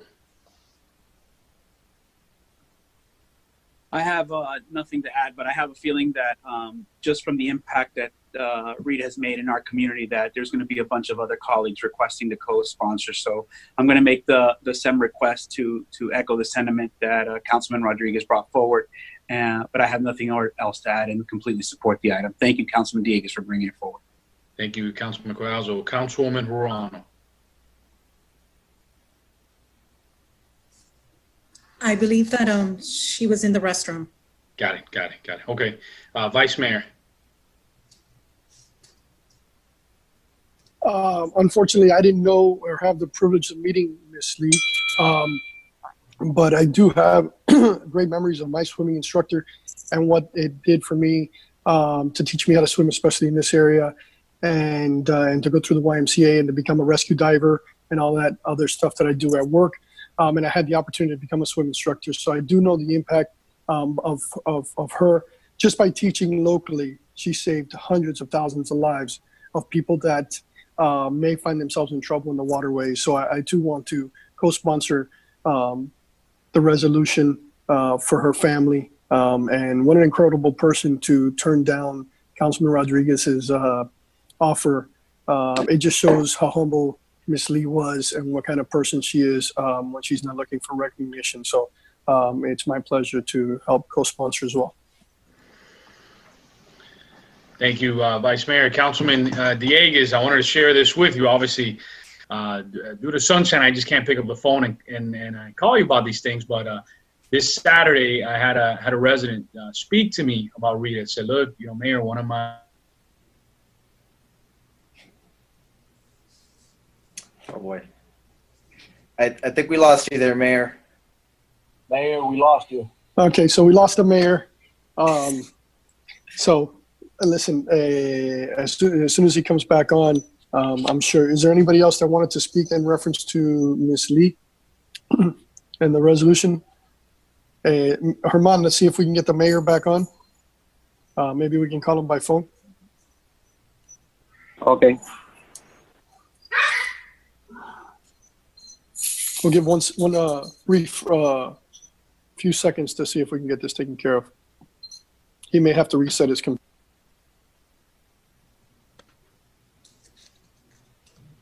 Yeah, the issue is from his end, so he needs to. I think he's gonna log in back. Okay, council, do we want to wait so the mayor can finish his statements? I think it'd be the right thing to do, especially in a time so delicate for Miss Lee and her family. I would love to give him the opportunity to reconnect so that they can hear what story he was about to share with us about Rita. I have no problem temporarily postponing this item until the mayor returns, and in the meantime, moving on perhaps to, I guess, what item we would move into, because the next item is going to be the item on Jakey's park dedication. And being that he was the one that wanted to move it up, I don't know if he had also thoughts on that. So I don't know where you'd like to take us in terms of the agenda. But I am fine with temporarily postponing the. Okay, so let's hold off there and let's go to the Jakey's Army. I think that I know that Mr. Perhaps appointments. Tony Fernandez. Yeah, we can do appointments. Let's do appointments. We'll get through that. Perfect. I mean that's more perfunctory anyway. Perfect. And we'll take that suggestion. Thank you, Councilman. Madam Clerk, can you read the appointments for this week? Thank you. We have 3 appointments. We have Mr. Juan Barek for the Blasting Advisory Board. nominated by Councilmember Jeffrey Rodriguez. We have Mr. Marcos Gutierrez for the Sports Hall of Fame, also nominated by Councilmember Jeffrey Rodriguez. And we have Mr. Stanley Lee Chaj for Public Safety, nominated by Mayor Manny Sid. We need a motion. Councilman Davis. I'll second the appointments. All in favor of the appointments? Aye. Aye. Okay. Vice Mayor, as Mayor Sid always does, I don't know if we have Mr. Juan Barek. I believe he called earlier. He wanted to be. Yes, ma'am. I think he's with us. He was earlier, Mr. Juan Barek. Yeah. Any of the people that we just appointed online that want to speak, and we definitely want to say thank you for volunteering onto a committee. And I see we have the mayor back online. Technical difficulties there, Mayor, but we got you back. Wait a minute. Are you still there?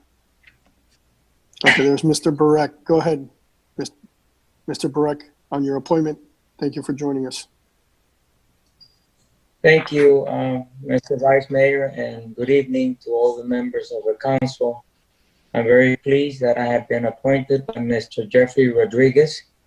I want to thank him also publicly, and it will be my honor to serve in this new mission.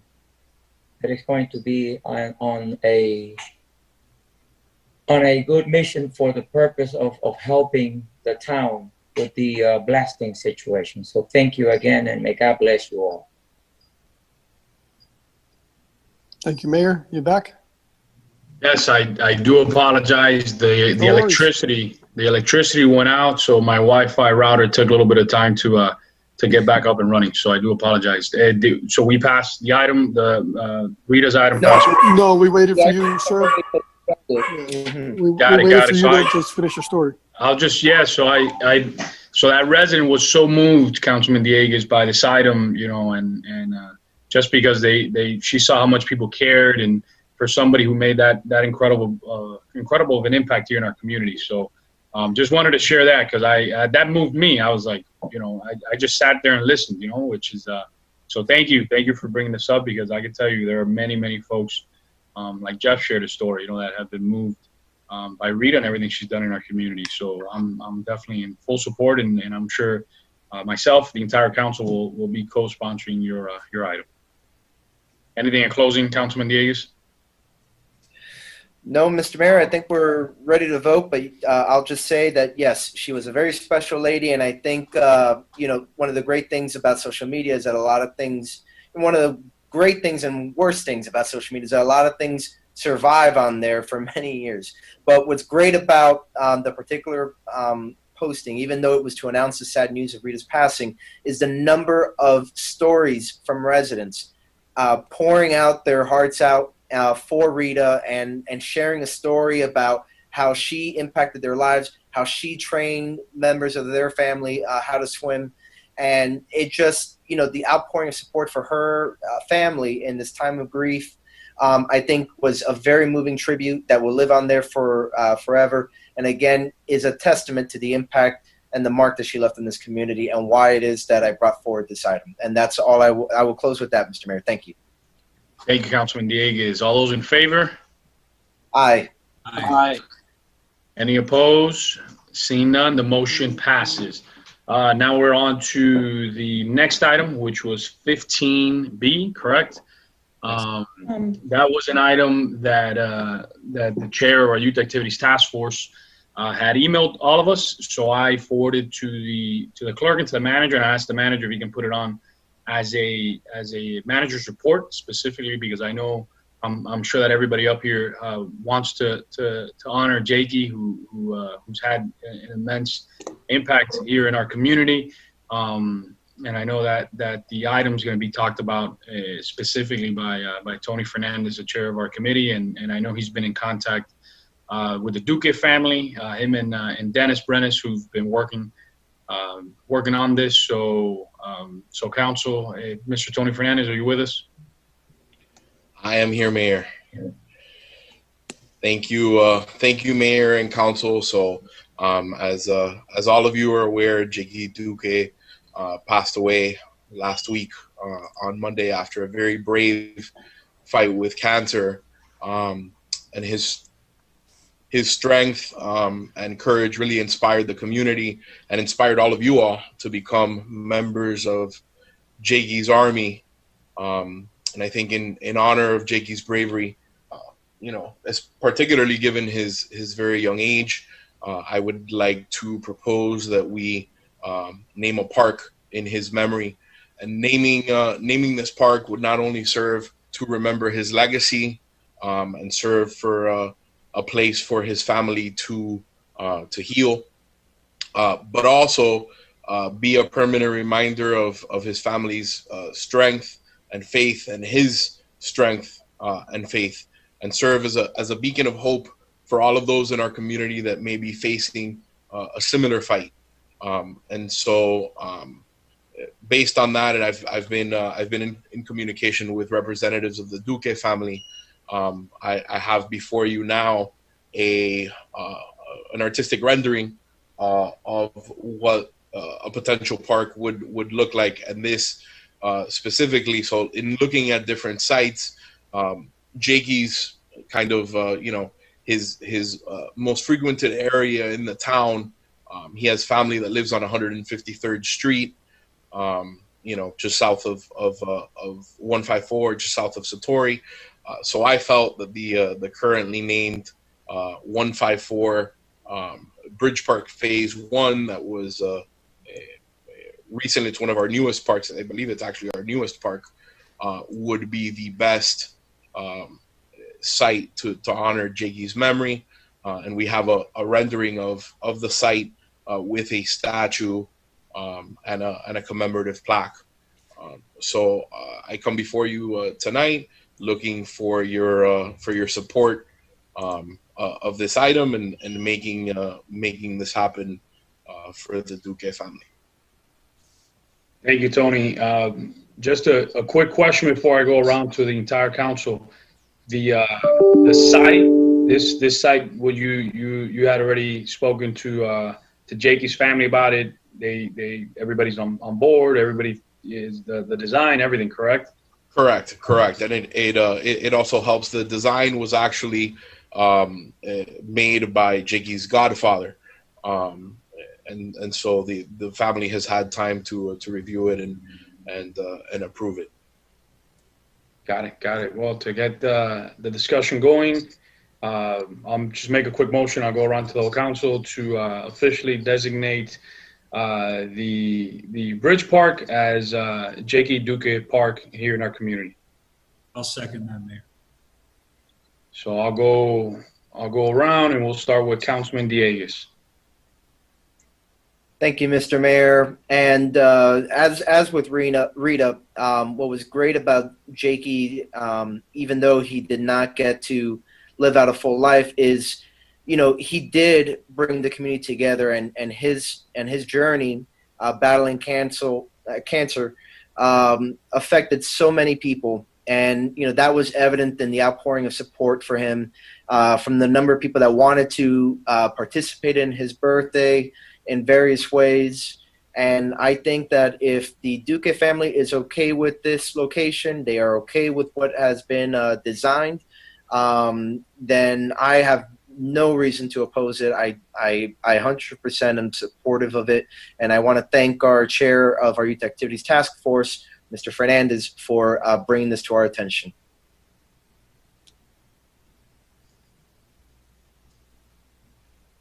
Thank you, Councilman Dieguez. Councilman Collazo. Thank you, Mayor. I'm also completely supportive of this, and I want to thank Tony Fernandez for bringing this forward. Jakey made a deep, indelible mark in our community, and I think Councilman Dieguez shared some of those in his remarks. When you saw the amount of outpouring of support for this young life, for me personally, it was very impactful. There's a particular picture that was at the funeral of Jakey holding up a large peacock bass and doing one of the things that he enjoyed doing a lot. And that could have been any one of our children. And the fact that this family really created this opportunity to really allow us to be part of this process of Jakey battling his cancer really gave us a rallying point and really gave us something to look forward to and gave us some hope. And he's still fighting. And one of the things that we're going to continue to do, and I think this park is going to serve, is to raise awareness for the disease that took his life prematurely. So I just want to close by thanking Tony for bringing this item forward, and really thank the community for rallying around one of our residents and residents' families when they needed it most. And I think this park is going to continue to allow our community to heal and allow his family to heal. And it will also continue to raise awareness. So thank you so much for bringing it forward and completely support this item. Thank you, Councilman Collazo. Councilwoman Ruano.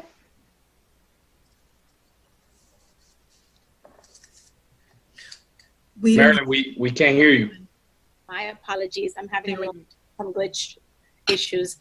Thank you, Mr. Mayor. I wanted to thank Tony Fernandez for bringing this item forward. I am in full support of renaming this park. Jakey Duque and his family are Miami Lakers, and by default, they are our family. This has been a very emotional ride for all of us. I think that as parents, it's been very difficult to witness this journey. I know that Jakey is a fighter, still is a fighter, and I know that there's a very special place for him in heaven, and that he will be looking over all of us. I fully support the renaming of this park. I can't imagine a better name to give it. Are we approving just the name today, or are we approving the design concept? Is it are we going to be looking into that further? I'm a little unclear on the item. I think it's the name, the location, and that's just a conceptual, right? I know Tony is going to be working on. Tony had told me, and Tony could chime in, to work with the family. Obviously, there needs to be plans, and they have sponsors and all that, and that'll definitely be coming for the council. I don't know if the manager or Tony, if you want to chime in on that. Of course, Mayor, yes. So there would still have to be some work done, as far as logistics, the actual procuring of the statue, and some other potential enhancements. We may want to have some uplighting so that you can see it at night, things like that.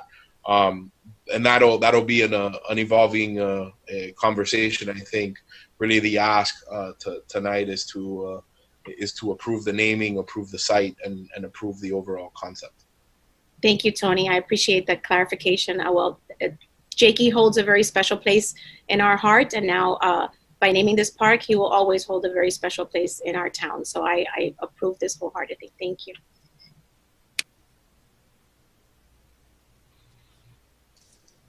Thank you, Councilwoman Ruano. Vice Mayor Rodriguez. Mayor, I don't know if Councilman Rodriguez got to go yet. If he wanted to speak as well. I'm just going in the order that I see here on the screen. So yeah. No worries. Listen, did I blank you guys out? I'm sorry. There we go. Unfortunately, I didn't know the Duque family prior to Jakey's illness. But the impact that he's left on me and my family in this community has been incredible. To see the volume of people that showed up at the car parade, to hear about the volume of people that attended his birthday party the night before, and to see that family put their heart and soul out on social media to educate us on the suffering of their child and what they've gone through, and putting their child's life in God's hands and trusting that God will take care of him. It was an incredible emotional roller coaster for me and my family. As a healthcare professional, I've seen a lot of death throughout the 32 years, but losing a child is something that I can't conceive, because I don't think there's anybody here that has lost a child. And so for that family, my prayers go out to them. Unfortunately, I couldn't attend the funeral because I was in quarantine, or I'm still in quarantine. But I'm happy to support the naming of the Bridge Park. We had talked about a name for this for many, many, many years of how we were going to do it, if we're going to have a naming right for the park, and having children do it. I think that this is a perfect opportunity for Jakey to lead us in the future of this development, and it's something that the family will always see as they drive through the area. And it's a memory. It's a memory for them, and it's a memory for us, and it's a memory. It should be an inspiration for every child in Miami Lakes to know the impact that this small child had on our family. Thank you, Vice Mayor. Councilman Rodriguez. Thank you, Mayor.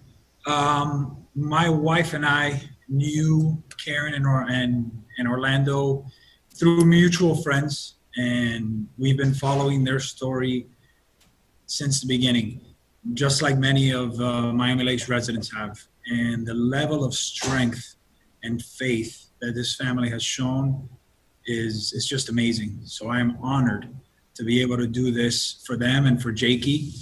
And I'm just proud that we get to recognize him for the special boy that he was. Thank you, Councilman Rodriguez, and definitely you hit it on the head. I mean, Jakey was incredibly special. He reminded our entire community and the entire Duque family what it's all about, right? It's faith and family, really what's so important in our society. So I can't think of a better way to honor him.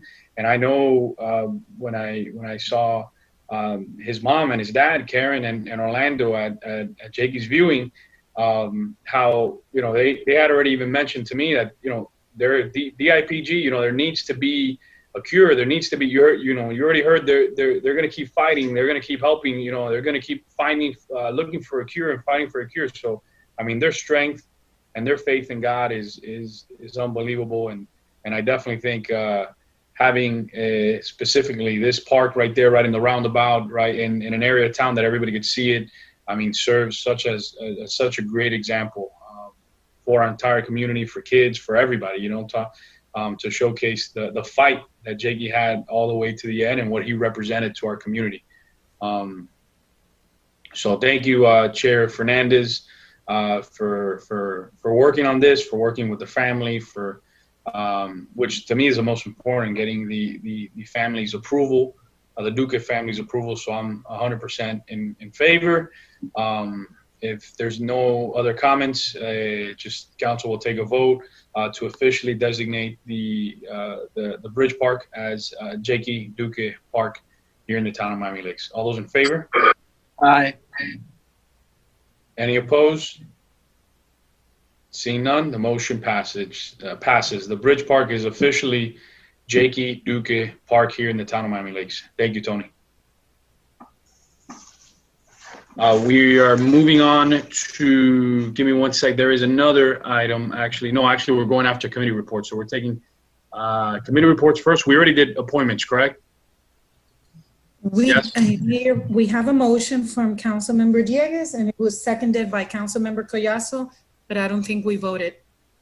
At that moment, I think we reconnected with you. So I just need to make sure that you're all in favor. Okay, there was still a motion. All those in favor? What was the motion? The motion for the appointments. Oh, yes, sir. Yes, sir. Aye. Aye. Aye. Any opposed? Seeing none, the motion passes.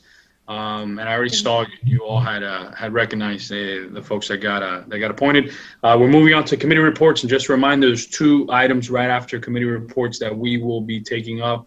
That is item 11B and 13J, correct?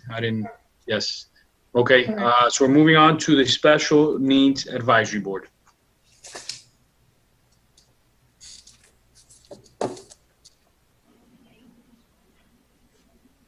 Hello? We hear you, Ms. Levy. Good evening. Good evening. Okay, my name is Vivian Levy, and I'm the chair of the Special Needs Advisory Board. I'm here tonight to report the following updates. The board has created a special needs service directory, and it has been posted on the town's website on the Special Needs Advisory Board page. There are over 20 links to organizations and resources for special needs individuals and families. I invite you all to take a look at it and refer anyone you feel will benefit from these resources. We included federal, state, county, and local organizations that focus on education and scholarship, transportation, employment, advocacy, and disability rights, mental health and wellness, and access to voting. One of my favorites listed is called My Money Program. It allows individuals to learn and practice financial skills at their own pace using interactive games, activities, and educational videos. Lessons focus on money basics, banks and credit unions, accounts, budgeting, government benefit programs, and ways to keep and find employment. On February 26, we provided a behavior workshop by a board-certified behavior analyst to help parents, caretakers, educators, and therapists to modify problem behaviors. On March 7th, we participated in a Jabapalooza hosted by the Arc of South Florida, which took place at our own Roberto Alonso Community Center. Teens and young adults were able to experience different job skills hands-on with companies like Publix, Party City, and Starbucks. We're looking forward to partnering with Arc of South Florida to host future events like this in the town to promote more hiring of individuals with special needs. The board also awarded scholarships for 5 children to participate in dance therapy classes at Spectrum Dance of Miami Dance City in Miami Lakes. We like to support businesses in Miami Lakes that offer programs for the special needs population. Due to the recent pandemic, we partnered with Giving Gators and delivered meals to families with special needs in the area. Just like the elderly, the special needs population is at a higher risk and more vulnerable to the COVID-19 virus. The nonprofit organization Gigi's Playhouse was scheduled to have a walk here in our town this month to promote acceptance and inclusion, but had to be canceled because of social distancing practices. They turned their event into a virtual one, and we decided to become a sponsor to help spread our message of awareness and inclusion for all. This summer, we'll be hosting a Painting with a Twist art project on July 11th for all ages and all abilities. Like I said before, we love to support Miami Lakes businesses, especially now that they need all the help they can get. This will be our second event with Painting with a Twist, and they could not be more accommodating to our needs. Participants will be picking up the materials for the art project to do at home. We're also working on a wellness workshop via Zoom for parents to manage stress and anxiety during these uncertain times we're living. In addition, we are ready to provide more disability awareness training via Zoom for now to anyone in the town who requests it. We also have a law enforcement training for special needs sponsored by UMCARD pending scheduling. Due to the pandemic, kids will be out of school and therapy for nearly 6 months. We believe this will cause regression for a lot of these special needs population, and we are looking into providing some tutoring services once things go back to normal. We also look forward to advising the town and working together with the other committees on inclusive practices for all future events. I thank you all for your time, and I hope to see you all soon in person. Thank you. Thank you, Chair Levy. Thank you for your hard work, you and all the members of the Special Needs Advisory Board. I'm going to go around one more time if any of the council members have anything to say, and I'm going to go in the order I have here. Councilman Dieguez. Thank you, Mr. Mayor. And Madam Chair, I just wanted to commend you and your volunteers for putting the directory together. I look forward to checking it out for myself and also sharing it far and wide. I think that you guys are an excellent group of individuals who are really doing your part to make our town even more inclusive for people than it already is. And I thank you for those efforts. It's so great, to hear the amount of progress that has been made since the last report, especially. So really, I want to I'm being completely sincere. I thank you for everything that you all have done, and I will be checking out the directory and publishing it on my platforms. So thank you. You're welcome.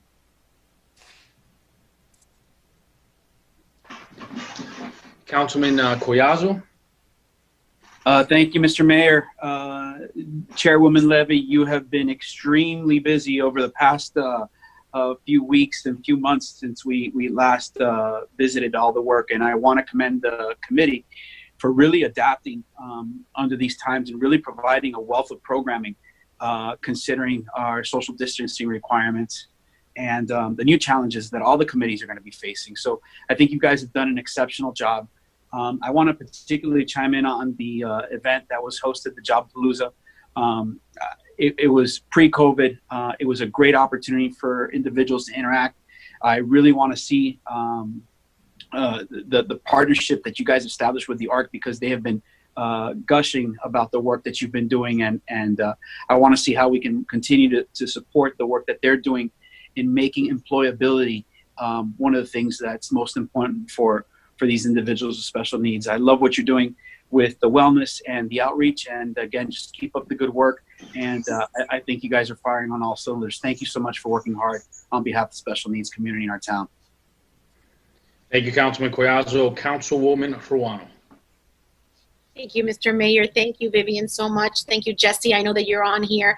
I don't know any other committee members that are on this today, but I want to thank all of the committee members for your hard work. You are bringing to life the vision that we have for an all-inclusive Miami Lakes. I know that you've done a lot of research and you've put a lot of time and energy into this, and I really truly. Miami Lakes is growing beautifully. You are making that happen, and we are very grateful. Thank you so much. Thank you, Councilwoman Ruano. Vice Mayor Rodriguez. No, I just wanted to say thank you to Vivian and and the committee. You guys continue to do a fantastic job, and we truly appreciate all the input you guys give us in Miami Lakes. Thank you. Thank you, Vice Mayor. Councilman Rodriguez. Thank you, Mayor. Nothing further to add, just to thank Vivian and her committee for continuing to champion on behalf of people with special needs. Thank you. Thank you, Chair Levy. One thing I was thinking about you guys today, about the entire committee and all the work that you're all doing, because I was like, look, how are we going to raise money due to COVID-19? How are we going to get the funds from the gala that we do every year? So I know it's in September. I hope. I mean, I don't know. I think it's a pretty packed house when we do it. So maybe COVID. We'll see. We'll see how the coronavirus proceeds. But we're going to think outside the box. I already told Joseph we got to find a way to do an event. We'll see what happens between now and September, or we'll push it back a little bit further. But we want to make sure that we continue raising money for this incredible cause and continue having an inclusive community. So thank you for all your work. Thank you, Mayor. Thank you. We are on to the Cultural Affairs Committee, Chair Robinson.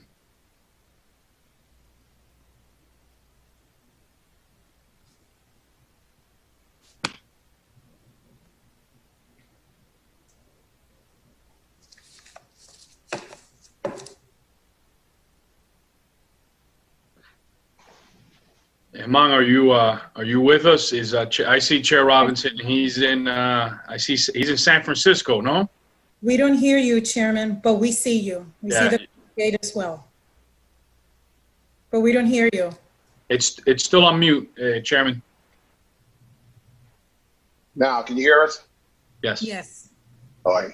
Good evening, Mr. Mayor, Town Council, our Honorable Manager, Town Attorney, and Madam Clerk. My name is Neil Robinson. I have the pleasure of serving as the chairperson for Miami Lakes Cultural Affairs Committee. On Tuesday, June the 2nd, the Town of Miami Lakes Cultural Affairs met via the Zoom virtual conference call. It was our regular scheduled committee meeting. And I need to share with you that we thank each of you for making the appointments for the various members who serve on the Cultural Affairs Committee. There are 14 people who serve. And while it may not be, I think it's very interesting that people will know exactly what a great job you all have done in making your appointment. Each of the members on the council, as well as the mayor, appoints 2 individuals. And it is broken down, as I said, 14. There are 2 African Americans, there are 3 Anglos, and the rest are Hispanic, or Hispanic, I think, is the appropriate name. So we have a very diverse group of individuals who serve and work tirelessly to provide cultural activities that are designed to enrich and enhance our community. And the goal is to bring people together so that we all begin to understand each other's culture and appreciate it, and thereby helping to foster a great relationship with all of the individuals who live here and other Miami-Dade Countyans who come to Miami Lakes. This item that was brought up was not brought up by me because I do not, first of all, let me say that I'm just a volunteer. I'm not running for public office. While I have worked in the field for many years, I have no interest in it. I'm simply a volunteer trying to make sure that this community lives up to the greatness that it possesses with the diversity that we have here. Each year we put forth, I think it's 13 to 14 different events just to showcase and highlight our diversity. In October, we do the Hispanic Celebration Month. In March, we do the Irish-Scottish celebration. In February, we do Black History Month. And then in August, we also do the Symphony of the America, where there are international performers who come and play classical music. Then in March, we do Women's History Month.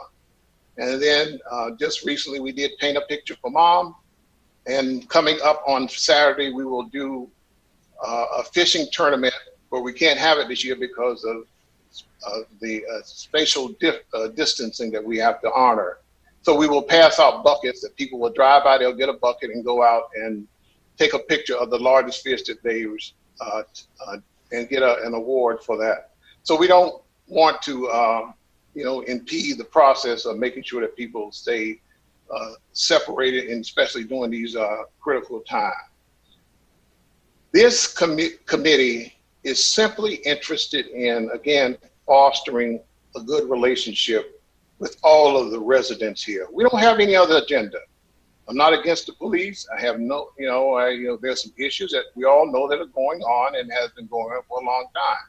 But that is not our focus this time. Our focus is simply to say, we want to continue to unify this community and let each of us have our differences. And then perhaps as we talk and share those differences, then we begin to understand and appreciate each other better.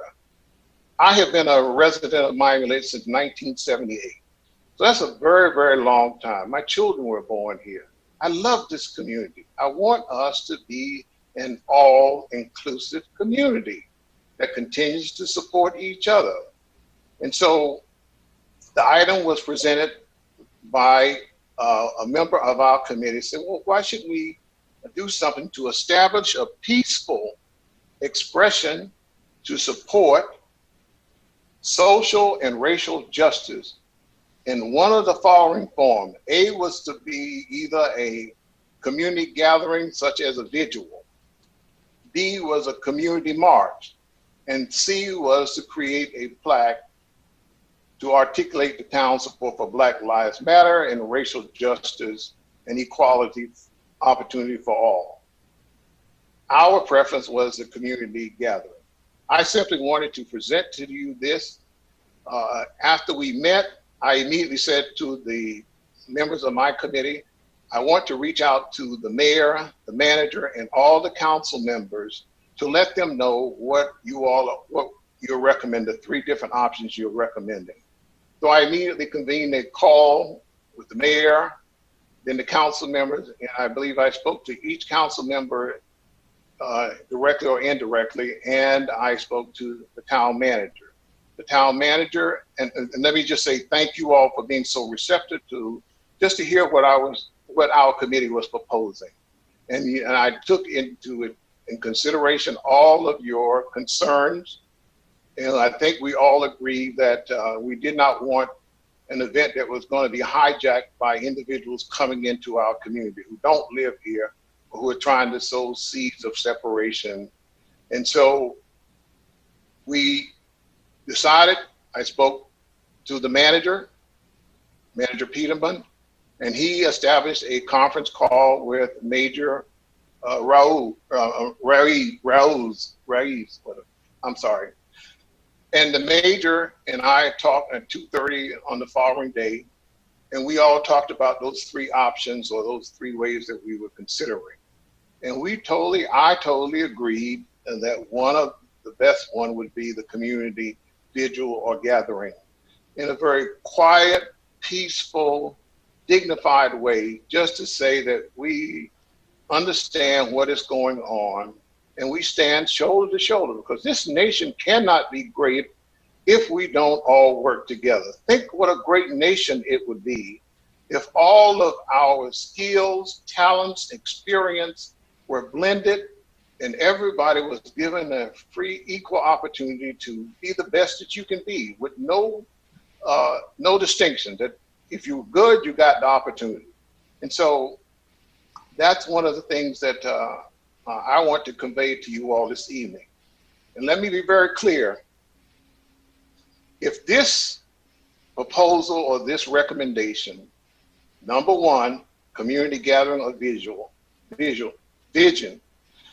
if this is something that's going to divide this community, then we'll pull it back and say we won't do it. We're about unifying, not dividing. And so I tender this to you for your consideration, and hopefully you all will come together, and I would hope it would be a unified vote. If it's not unanimous, I don't think we need to go forward, because again, it's not about dividing the community. It's really simply about trying to unify us and all recognize that we all bring something special together, and our differences are much better than our, differences. We have more things that we have in common than we have in differences. So that was the first item. The second item was recommended by a committee member to be advanced. Oh, let me go back. The first item, which was to establish a thing, was unanimously passed by all the members that were present that evening. The second item passed by, there was one opposition to it, which was to recommend that Gay Pride Month be celebrated in the form of a flag being procured and flown over the around Town Hall. As you know, I believe it was on Monday that the Supreme Court ruled in favor of non-discrimination against LGBT.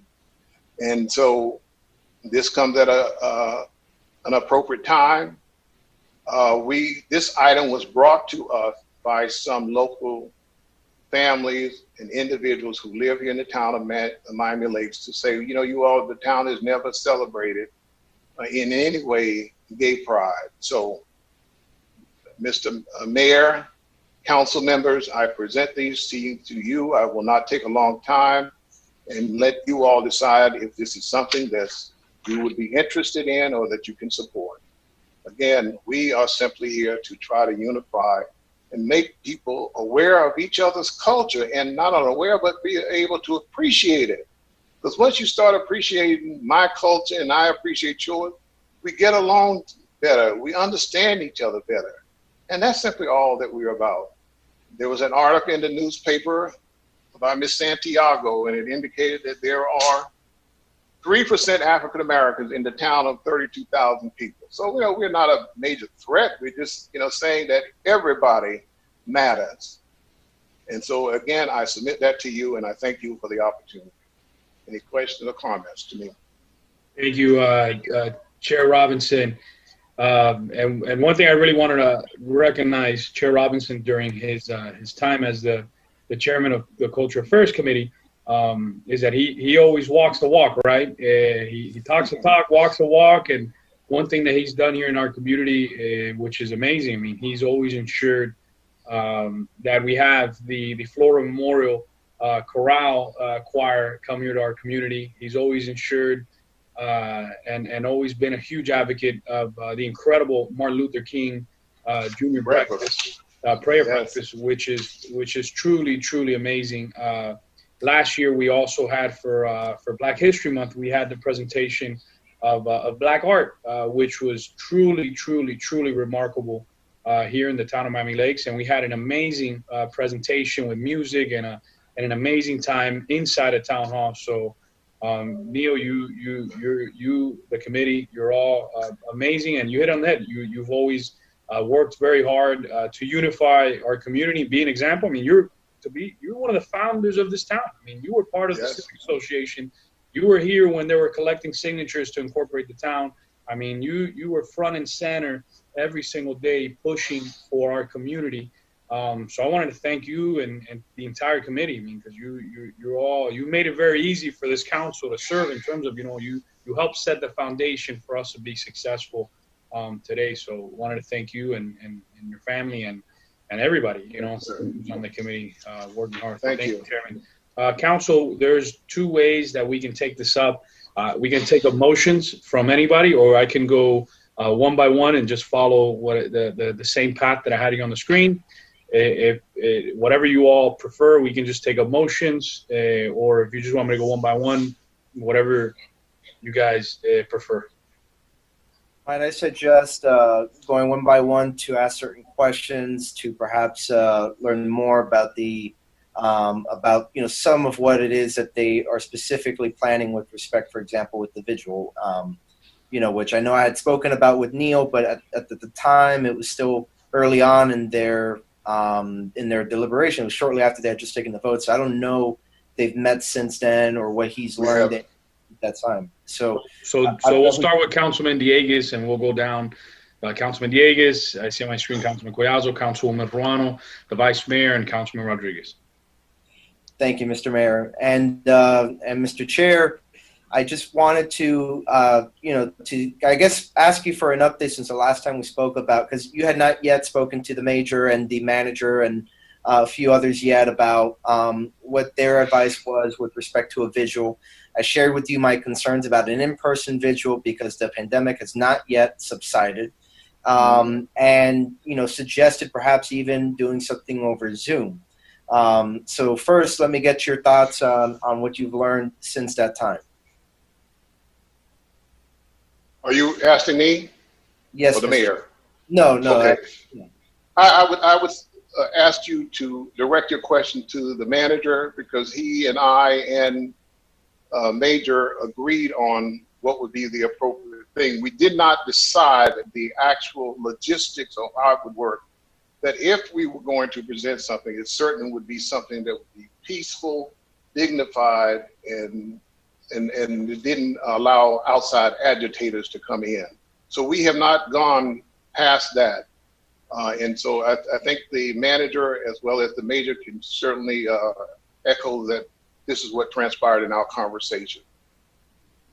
Did they indicate a preference for which of the three events would be the easiest to allow such a gathering? A vigil. And did you explore with them the possibility that we spoke of with respect to doing it over Zoom, perhaps, to help alleviate the concerns with respect to the, again, with the pandemic still going on? That was something we had discussed as an alternative. Yes, Mr. Councilman, I have not had an opportunity to reconvene with the committee.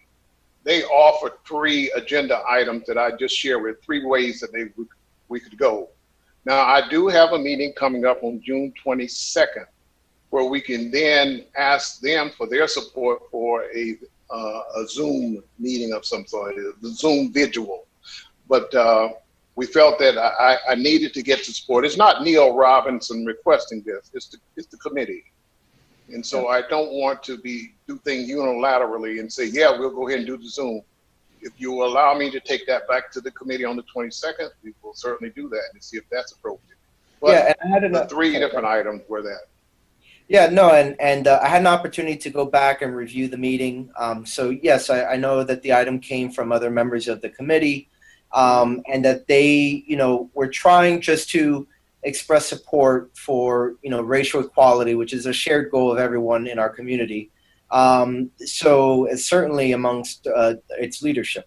So I guess I would like to hear more as far as whether or not the committee would be open to a vigil over Zoom, and also perhaps ask you all to consider at your upcoming meeting what that vigil would look like. What would be the message? We did speak a little bit about, is this going to be something that, was going to be political or not? That was my concern.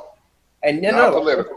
We spoke about it, and you made it very clear. This was keeping it very much about racial equality and, showing solidarity for, making sure that we are moving in the right direction and in lockstep with the direction of history on this important issue. So I think that we had agreement there, and but I would like to learn more about what it is the committee is envisioning with the vigil. I'm not opposed to the idea. I obviously do have a preference for it to be done over Zoom because I'm still concerned about the pandemic. Obviously, there are still restrictions on gatherings of 10 or more people, and the idea of the government, for example, sanctioning an event that does the opposite, I think is going to be problematic for us. But I think doing so over Zoom still furthers the committee's goals of educating the general public and expressing solidarity, again, for those shared goals of racial equality and advancing, the march of history in that respect. So that would be my 2 cents, and I thank you for presenting the item. What I do want to also state, though, at this time, specifically addressing the idea of the plaque and the idea of the rainbow flag and hoisting that at Town Hall. And Mr. Mayor, I apologize. I will be a little bit, not overly long, but to thoroughly explain my reasoning, I will take a little bit more time than normal. The floor is yours.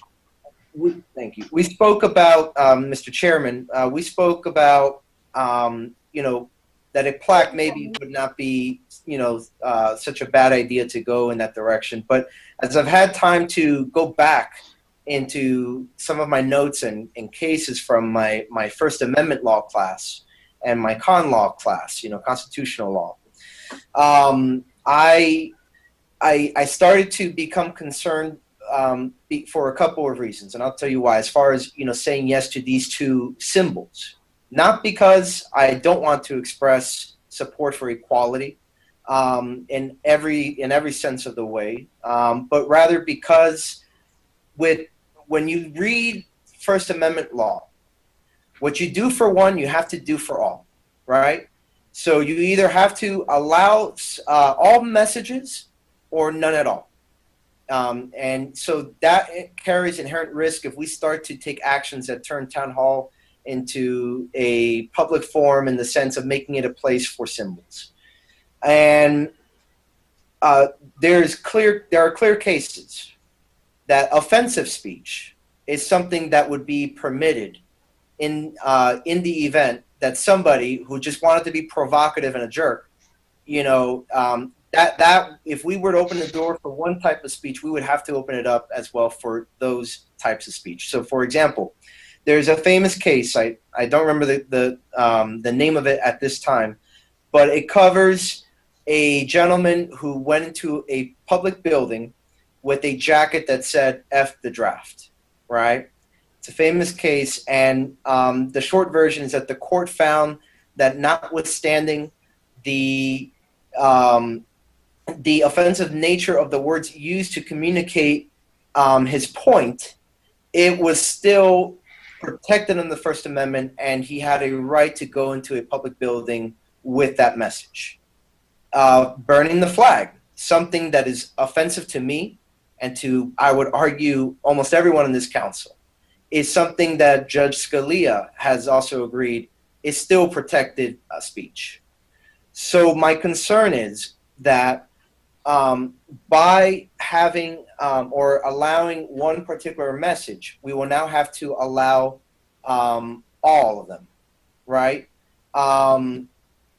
So what I don't want to do is put ourselves in a situation where we put a Black Lives Matter plaque and then some group out there, because they do exist, that just want to antagonize people and really just, stick it to us for trying to promote a positive message, then start to say, I'm going to put a Nazi Lives Matter, plaque or something. And I'm using an extreme example, but I think we both know that there are people out there that still would go that direction just to be a pain.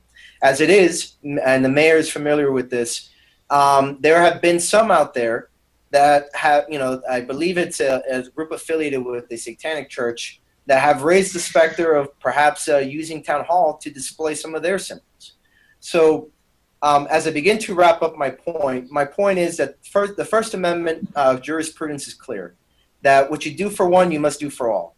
And that a speech that would be offensive to many of us and could just serve to really antagonize and just open up a Pandora's box that we don't want to open, we would be subjecting ourselves to that if we go in the direction of having a pride flag fly at Town Hall, which we have not done for other groups in our community, or if we were to put a plaque. So that is why I support going the direction of a vigil.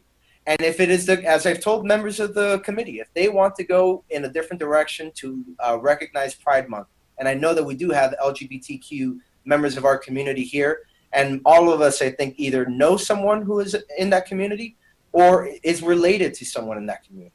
And so obviously, I'm not trying to say let's not support them, but what I am saying, though, is that the flag, I think, as a symbol, it becomes an issue, in my view, in terms of what door it opens up. But I do support the committee trying to find another way to commemorate Pride Month in the future.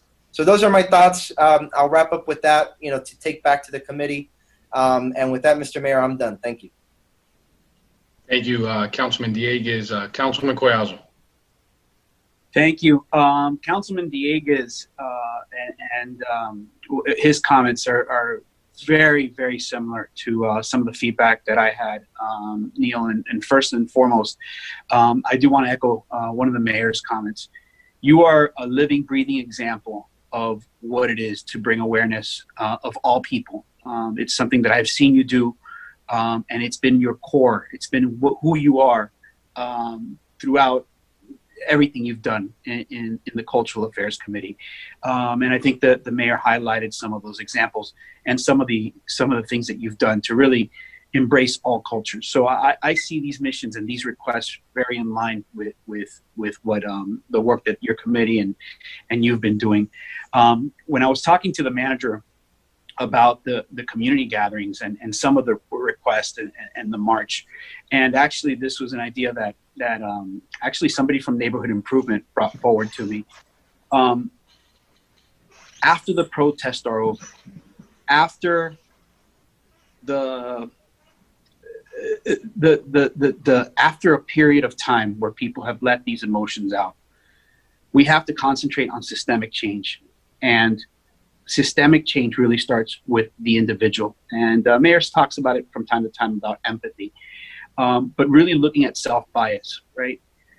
We're all made up of different life experiences. And, and many of us say, well, I might not be a racist, or I might not be this, or I might not be that. But we all have biases. And that's really of how we become. That's really who we are and how we've come out in life based on those experiences. So when I started looking at your call for action or for a community gathering, so to speak, I really saw this fitting more into a forum, into a Zoom meeting where maybe the community can have a discussion on what are all these self-biases, what are the things that we bring to the table that may color the way that we think. And that's kind of what I was thinking would be a good direction, kind of what Councilman Dieguez was referring to. Some type of forum where maybe we can compel each other to think a little bit differently and maybe understand each other's point of view. So I'd really like to see what the committee feels about something like that with respect to a gathering or somehow opening up the dialogue for this process. Also in agreement with Councilman Dieguez, I don't think that we want to open ourselves up to people exploiting, displaying different positions, whether you support, I think the example used was Nazis, or whether you want to support some other cause. And I'd really like for you to continue the work that your committee has been doing. You know, maybe you want to host a cultural night here to represent Pride Month, and it can embrace contributions by gay artists, or, you know, your committee's done that so well, and it's done a lot to bring awareness to all cultures and diversity. I thought that would be a better opportunity. So I'd like to see the committee come back, you know, after hearing all my colleagues' remarks, but that's my initial pass at it. It's very in line with what Councilman Dieguez was suggesting, and I think a way that we can support this and move this forward, at the same time being sensitive to the issues that you brought forward. Thank you, Councilman Collazo. Councilwoman Ruano.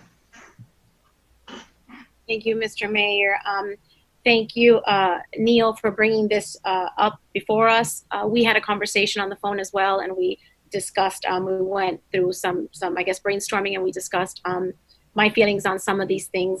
I'll be brief. I think that Councilmember Dieguez and Councilmember Collazo have been very much in line with what I think. But I'm going to be very brief, and I'm just going to speak from the heart, right?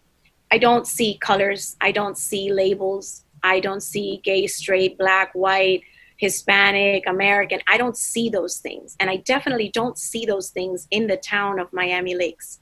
We are Miami Lakers. We are a family. It doesn't matter what color we are. It doesn't matter what nationality we came from originally. It doesn't matter whether we wear a blue police officer uniform or our skin is black. It doesn't matter in Miami Lakes. So I know that sometimes when these events happen nationwide, tensions get heated, and people, a lot of old feelings come out, a lot of historical things get stirred up, and people get antsy, and they get upset over old stuff. I don't see those things in Miami Lakes. And for as much as I have tried to wrap my head around the need for something like this, I believe that people die around this country every day for many reasons that they should not die. They die at the hands of many people. There are bad police officers, there are bad teachers, there are bad parents. Not too long ago, there was a mother who took the life of her autistic son, just in a municipality very close to ours. People die every day for the wrong reason, because there are evil people in this world, and they come in all shapes and sizes and in all colors and in all professions. So to me, the more we put labels on things and the more that we try to fix things that aren't broken, particularly in Miami Lakes, the more heated this conversation will get. We saw a rally 2 weeks ago. We saw a rally last week. Has anything positive come out of those two rallies? Absolutely not. I have not seen so much division in Miami Lakes in a very long time. There's division on Facebook. There's neighbors fighting against neighbors. Because we make these problems that don't exist in Miami Lakes, we bring them to Miami Lakes. So to me, I thought about it. The Cultural Affairs Committee, to me, does an excellent job. I enjoy all of the events. And as I go through those events in my head, particularly the 4th of July, which I think is one of the ones that I enjoy the most because I'm very patriotic. When I sit at the park surrounded by all different people of all different colors and nationalities, Miami Lakers and many, many, many thousands of people that are from outside Miami Lakes that we welcome into our community to have this celebration, there is no racial injustice. There's no bias. There's no discrimination. None of that exists, because at that moment, we are just Miami Lakers. And as a councilwoman, to me, that's the most important thing to drive home.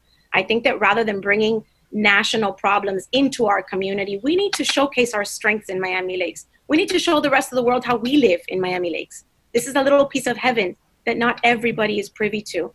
And that is the message that we have to relay. So I think the Cultural Affairs Committee should concentrate on cultural events, which they do a phenomenal job at, you know, bringing art, music, history, food events to our town, events that we can all enjoy as Miami Lakers, regardless of what color we are. The vigil is a wonderful thing. If it happens, it happens. But I don't think that I can support any kind of item to move forward a narrative that I do not think exists in Miami Lakes. I've lived in Miami Lakes for over 20 years. I've had all different kinds of neighbors. I love them all. I've had good neighbors and I've had difficult neighbors. And like I said, they come in all shapes and colors. There is not one thing that I can say about a neighbor that's specific to race or gender or nationality.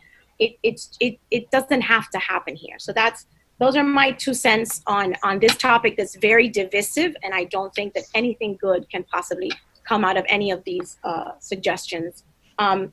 To discuss the flying of the gay pride flag on Town Hall, I have very close family members that are part of the LGBTQ community. I love them all. I think that we have tons of residents here in Miami Lakes that are supportive and accepting. And again, when I go to these events that we host, we don't discriminate. We don't see one thing or another. We are just Miami Lakers. So I don't feel the need to express our support in this manner. To me, a municipal building should have governmental flags. I think that, you know, our U.S. flag, our state of Florida flag, our town of Miami Lakes flag, and on occasion, the military branches of this great country. Other than that, I agree with Councilman Dieguez that this is opening of Pandora's box. And this might be something that I can support because I wholeheartedly support this community. But maybe one day we'll be faced with a flag of something that we're not particularly willing to support. So a cultural event to support gay pride or to celebrate Gay Pride Month, I could totally get behind. Maybe this is not the year because of COVID. So many things have been taken away from us because of COVID, but maybe in the future, we can definitely have some sort of cultural event, an art gallery expo or a concert perhaps to celebrate Gay Pride Month like we celebrate so many other things. Thank you so much. Thank you, Councilwoman Ruano. Vice Mayor Rodriguez. So thank you, Mayor. Neil, thank you again. And I had the privilege of talking to Neil and to Miss Susanna Chaponi and Elizabeth. I'm sorry, Leslie. I can't remember her last name. Who was also a proponent of the Langbine. Yes, ma'am. Yes, sir. Of the pride flag.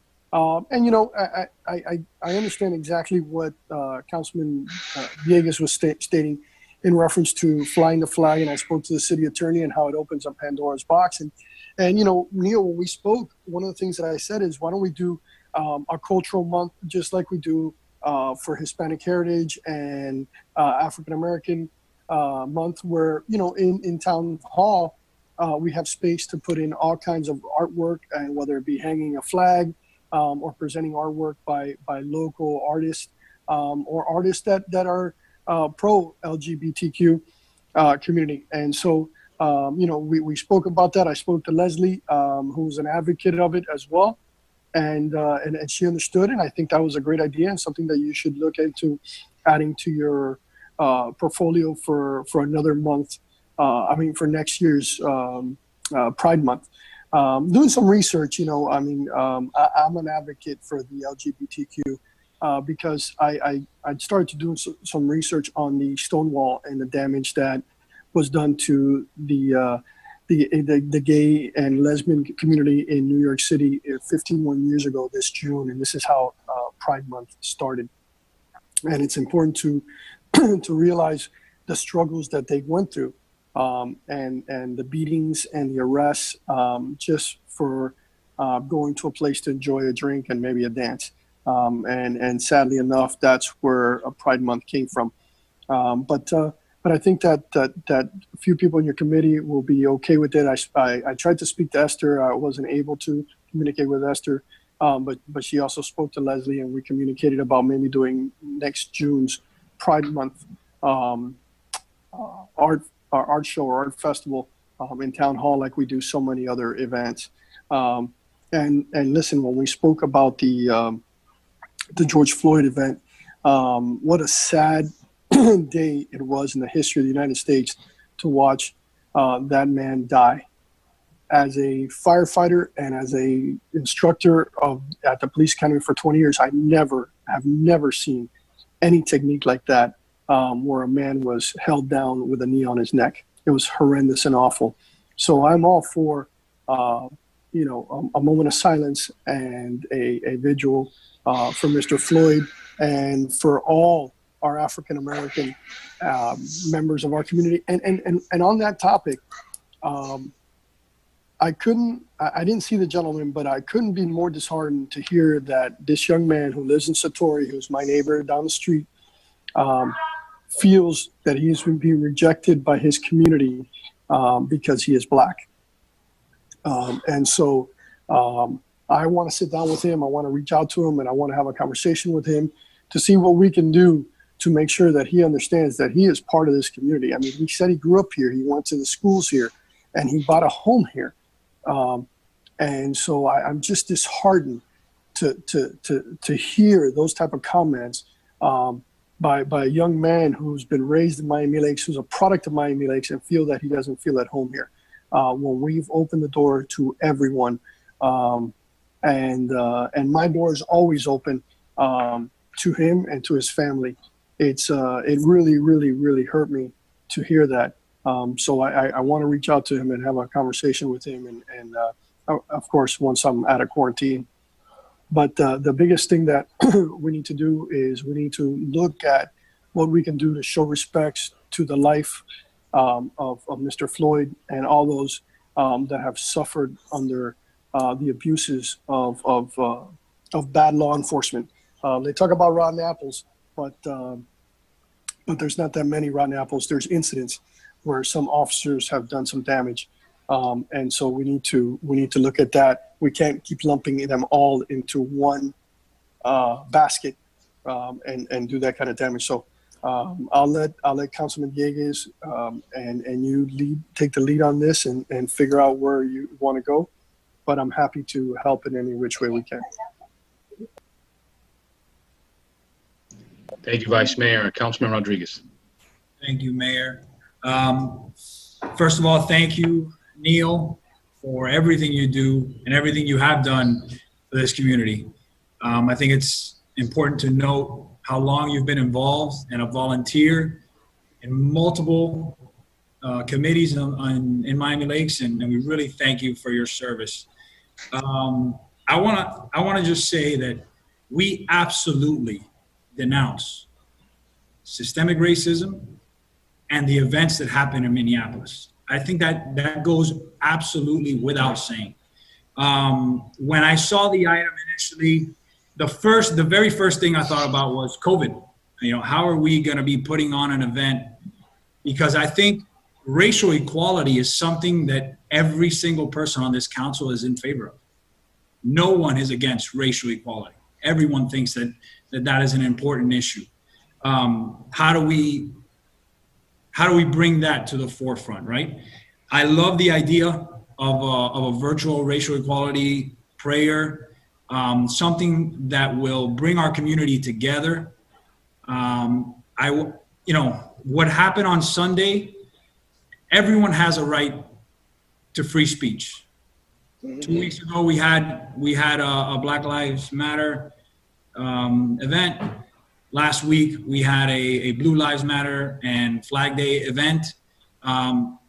What did bother me is some of the things that I heard, and I doubt they were Miami Lakes residents, but some of the things that I heard in those videos was not becoming of Miami Lakes. Some of the things that I heard during public comment really bothered me. I, for one, represent documented and undocumented residents of Miami Lakes. I'm going to say that. I do not believe that people who are in favor of social justice hate America. I don't believe that. Okay? I think everyone loves this country and the freedoms that we're given.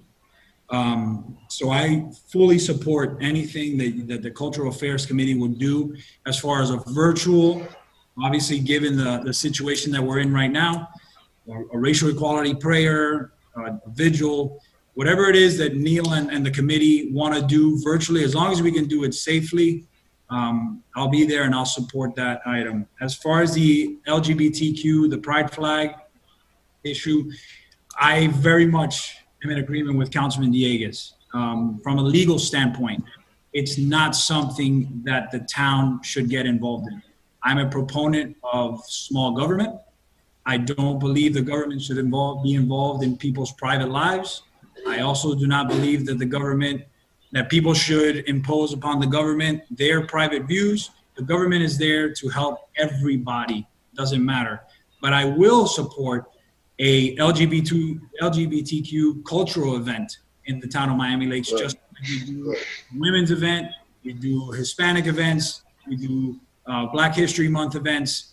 I absolutely will support an event that the Cultural Affairs Committee puts together. The art event that Councilman Collazo referenced sounds like a fantastic idea once we can get past this pandemic. So those are my thoughts, and I really, again, appreciate Neil for everything that he's done for this community. Thank you, sir. Thank you, Councilman Rodriguez. And so I want to share my thoughts specifically on everything that's happening, share some of my experiences. You know, one thing I can tell you that I believe in, and I've seen with my own eyes, is the inequality, specifically in our judicial system. So Councilman Rodriguez and I, many of you guys know, and one of our other partners, we own a restaurant, and something that we do in our restaurant from the time that we opened in April 2019 is that we're a very inclusive restaurant, not only from a neurodiverse workforce, but overall. So one of the things that we did right when we opened is that we work with young men who are transitioning out of incarceration. And the vast majority of are young Black men, and we hire them in our restaurant, you know, because we truly believe that everybody deserves a second chance, and we work with them. It's more of a mentorship program, right? Because we're like a family over there. But something that I've kind of noticed is the inequality in our judicial system, specifically in sentencing. Sometimes I see what some of the folks get arrested for, or what happens, and then I see other people in society, just because you have money, kind of sometimes get away. They get a lesser sentence or whatnot, depending on how good of a lawyer you get, or how good of a lawyer you can afford. So I can tell you that is something I've seen with my own eyes, is that there is an inequality when it comes to sentencing, specifically based on somebody who gets a public defender compared to a private high-powered attorney. I mean, there's things out there. So that is something, when we talk about inequalities in society, that's something that I would love to have a broader discussion with our Culture Affairs Committee. We're going to go down that route with attorneys, with judges, and bringing our entire society together. So that is definitely having those discussions. I'm completely game, because I've seen it with my own eyes. I mean, nobody could tell me it's not real. Nobody could tell me that there is a profound inequality when it comes to sentencing, specifically, because that's something I see every single day. But yeah, I'm into do. If we could do something virtually, if we could have these discussions, you know, going back to empathy, you know, Neil, one thing that we have to always talk about is that, you know, a lot of it, you said it, you've lived in this town in the 70s. You're a little bit older, or more mature. Don't say that. Than all of us. So just giving you an example, the way that your experiences that you have, we haven't had, you know, and vice versa. But those experiences in life, you know, sitting, you know, standing in your shoes, you know, seeing the world through your eyes. And another thing, there's even a movie about it, about a resident in our community who, growing up, had to face an immense amount of racism and had to break barriers. That's Tony Nathan. I mean, many of you guys know him, and he had to break barriers. If you watch the movie, Woodlawn, the Woodlawn with the Disney movie, John Voight, I mean, what he had to go through was truly unbelievable. So it's difficult for everybody to kind of understand those experiences, because not everybody lived through that. So that's why I always talk about empathy. You got to sit down with folks and listen to them. So I'm in line with everything that my colleagues said. specifically if we can get an event done virtually, if we can have discussions, if we can bring in judges, if we can bring in, attorneys and have those discussions. And I even want to have those discussions about the inequalities and the sentencing process, because I see it with my own eyes.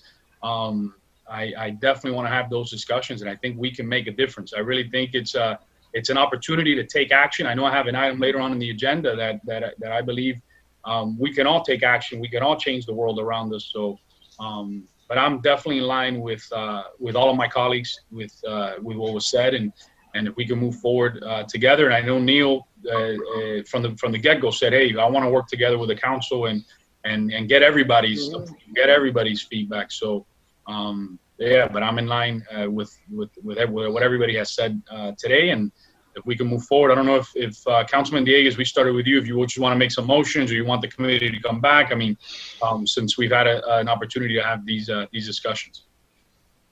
At least the way I'm thinking about it, and I think from what I gather from my colleagues' sentiments, they agree, is let's ask the chair to go back to the committee to have them figure out what the vigil in particular would look like and everything else, and to come back with us or to us with a report on how they feel about it, if they want to proceed on that basis, and again, to start figuring out what that programming would look like, so we can have a more informed discussion about what it is that you guys have in mind. Right now, we're just talking in generalities, so I'd like to see something more detailed. That's usually what I always tell everyone.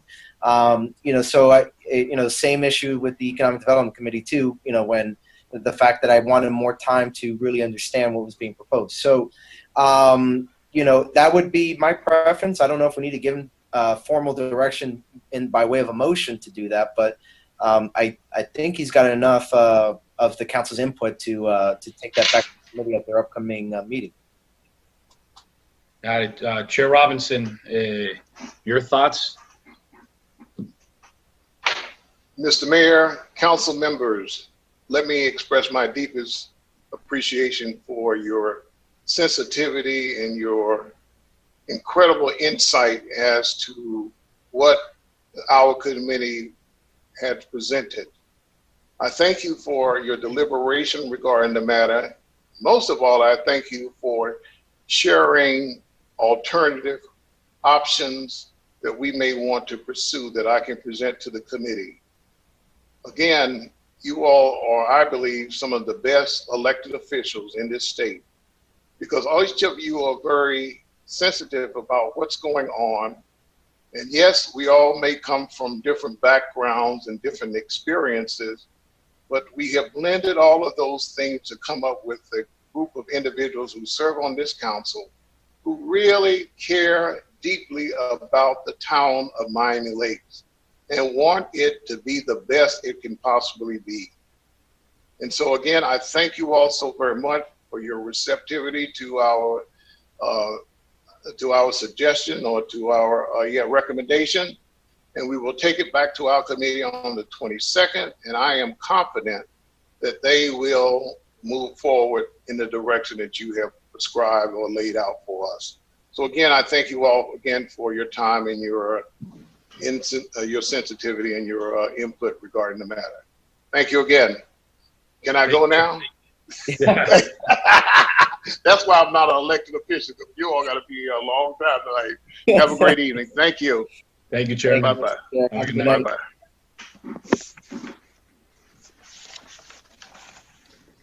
We are moving on to the two items that were moved earlier this evening.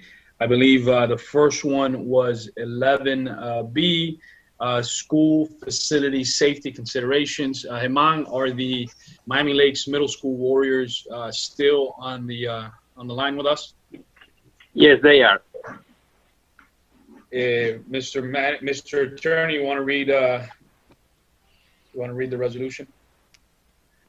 I do, Mr. Mayor. I'm getting right there. 11B, an ordinance of the town of Miami Lakes, Florida, amending Chapter 13, Article 6, Division 1, creating Section 13-1617, School Facility Safety Considerations, providing for repeal of laws in conflict providing for severability, providing for inclusion into the code, and providing for an effective date.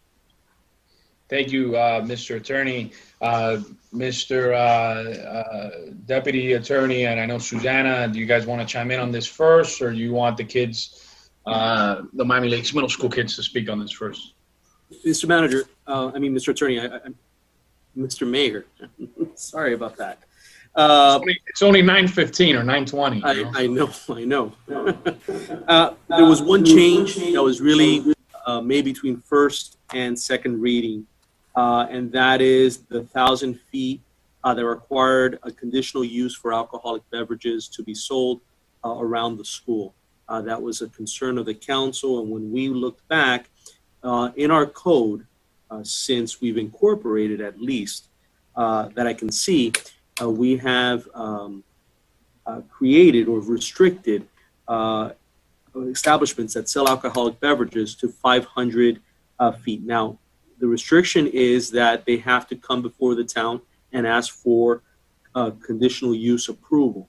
And this is something that we have done for a lot of the establishments that are in that Royal Oaks Plaza Center.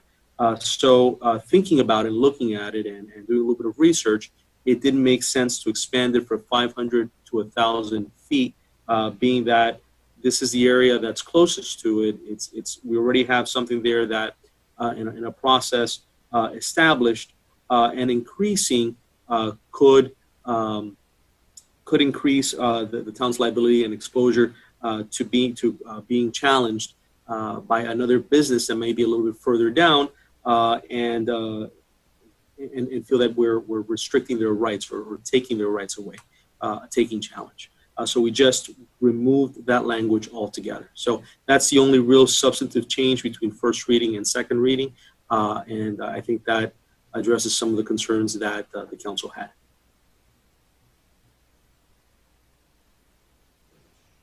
Thank you. And I'll hand it off to the Miami Lakes Middle School Warriors. This is your item.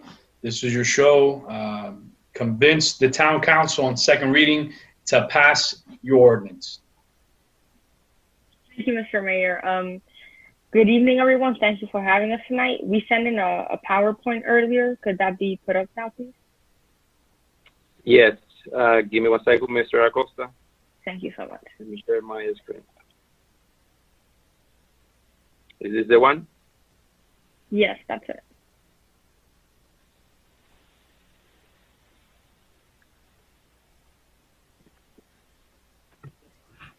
Good evening. Thank you for letting us be here to talk with you.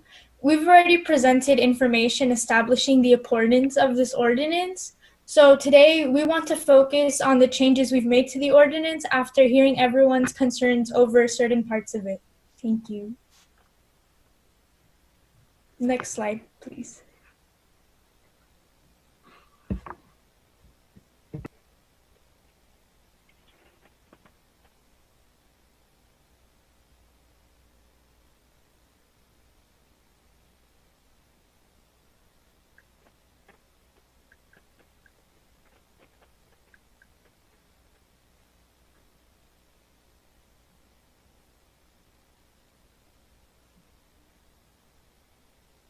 Was first got our attention and began the journey that led to the creation of this ordinance.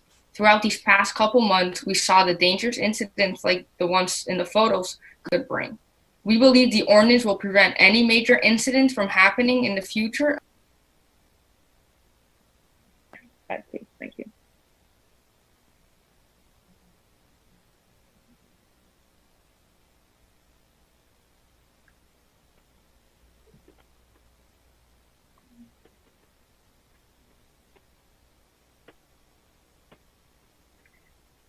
Originally, Section D made it so that we would have to have 1,000 feet in between establishments that sell alcohol between schools. However, we then decided to remove this section of the ordinance and change it up a bit so it could fit the needs of our community better.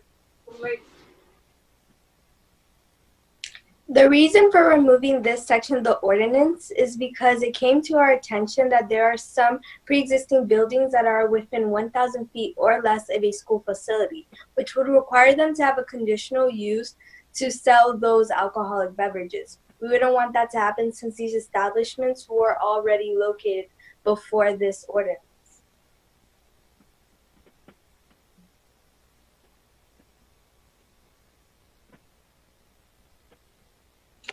We'd like to take this moment to thank all of you for this experience. Creating this ordinance has taught us a lot about our local government, and we're so glad that we were able to make a change in our community. All of us will never forget this experience. Making this ordinance has helped improve our teamwork with not only our class, but with government officials as well.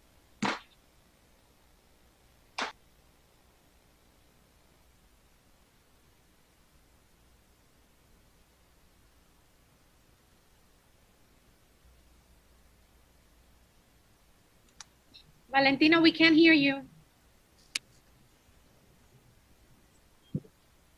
Thank you all for your constructive criticism you've given us throughout this process. It has helped our ordinance reach its full potential and benefit our community as much as possible. Without your help, we wouldn't have been able to pass the ordinance, so we truly appreciate everything you've done for us. It's been a pleasure working with you all, and we hope to work with you again in the near future. Thank you.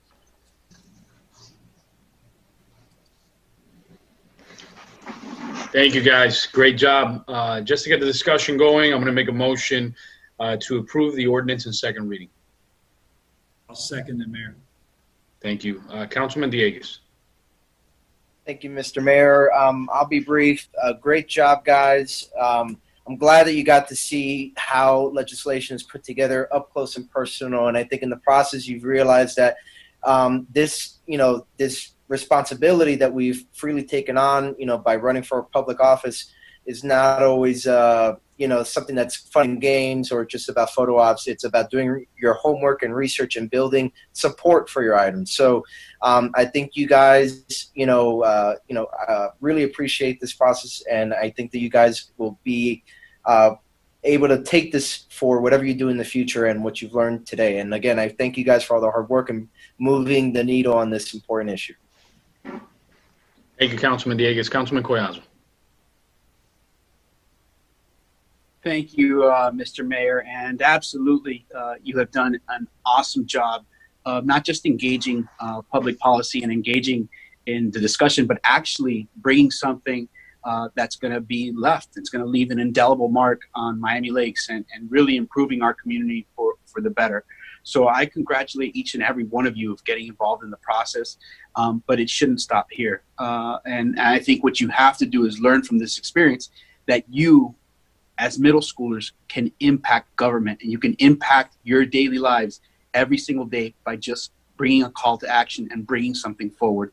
Too many times, apathy takes over this country, and the fact that people say, I cannot make a difference. But you, each one of you, have contributed to making a difference in our community. I commend you for that. So this is beyond the teaching moment. It's beyond the teaching moment for you guys. It's the opportunity for you guys to go ahead and teach your peers that you guys can make a difference by reaching out to your local government. And I think you're going to continue to hear about us listening more, right? We need to listen, and you guys have done a great job of getting our attention to listen, and you guys have done a great job in listening to us, what our concerns were, and being open and amending the piece of legislation. So I congratulate you, but most importantly, I want you to feel empowered that you guys have made a difference in your community, and you've worked with your local government to make an impact. So thank you so much. Thank you, Councilman Collazo. Councilwoman Ruano. Thank you, Mr. Mayor. Wonderful job, kids. I'm super proud of all of the hard work that you've put into this. I really appreciate you making these changes, working on these changes. This was one of my concerns when we read this on first reading. And so it's a lot better to me this second time around. I'm looking at you and I see future leaders, future Miami Lakes leaders.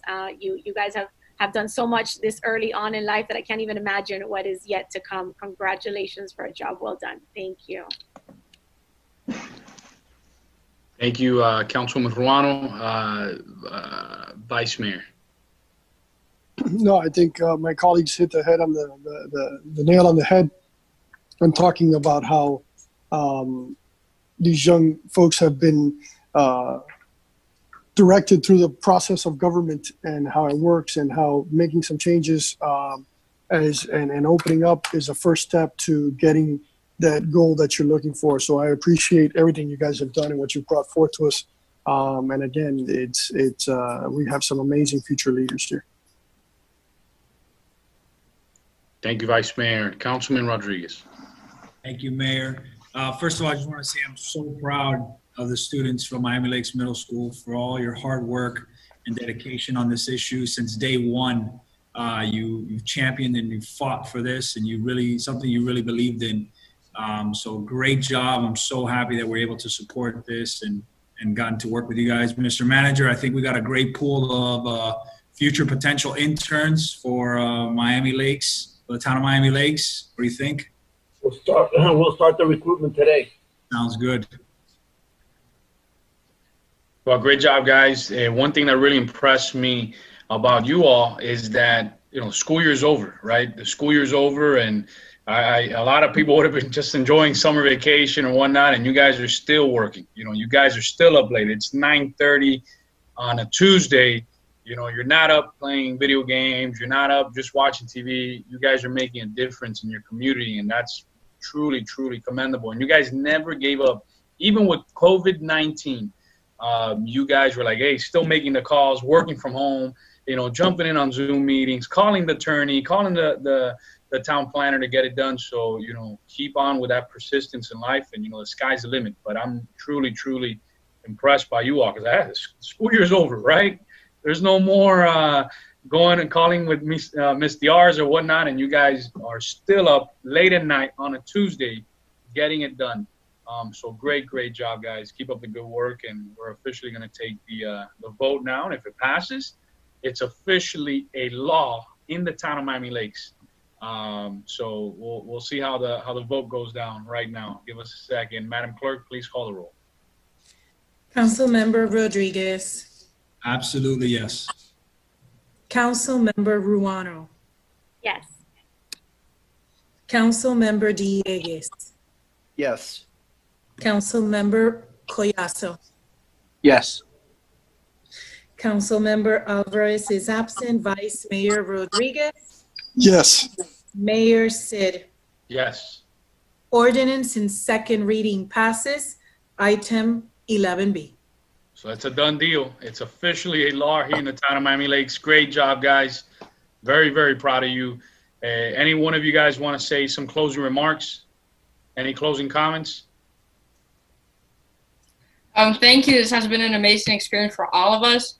We have all really flourished learning about civic involvement in our community, and we have loved working with all of you. Thank you so much. Great job, guys. Great job. Have a good night. Enjoy your summer, and be proud, because there's officially a law in your community that you guys passed. So great job. Take care, guys. You too. Thank you. We're moving on to the next item, which it's a new business item, and it's 13J. This item requires a waiver of section 7.2 of the Special Rules of Order, Council. Is there a difference here, or was there stuff separated and here? No. I'll move Is there a reason there's stuff here? What? No, somebody needs to mute their screen. Yeah. I'll second the motion to waive the rules. There's a motion. There's a second. All those in favor? Aye. Aye. Any opposed? Seeing none, the motion passes. We've officially waived the rule from item 13J. Thank you. Mr. Vice Mayor. Okay. First of all, a couple things that I want to discuss, and I want to take a point of personal privilege to let you know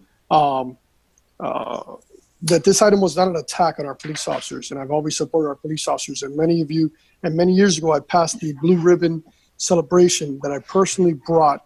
I personally bought blue ribbons to tie on people's homes in celebration and protection of our police officers.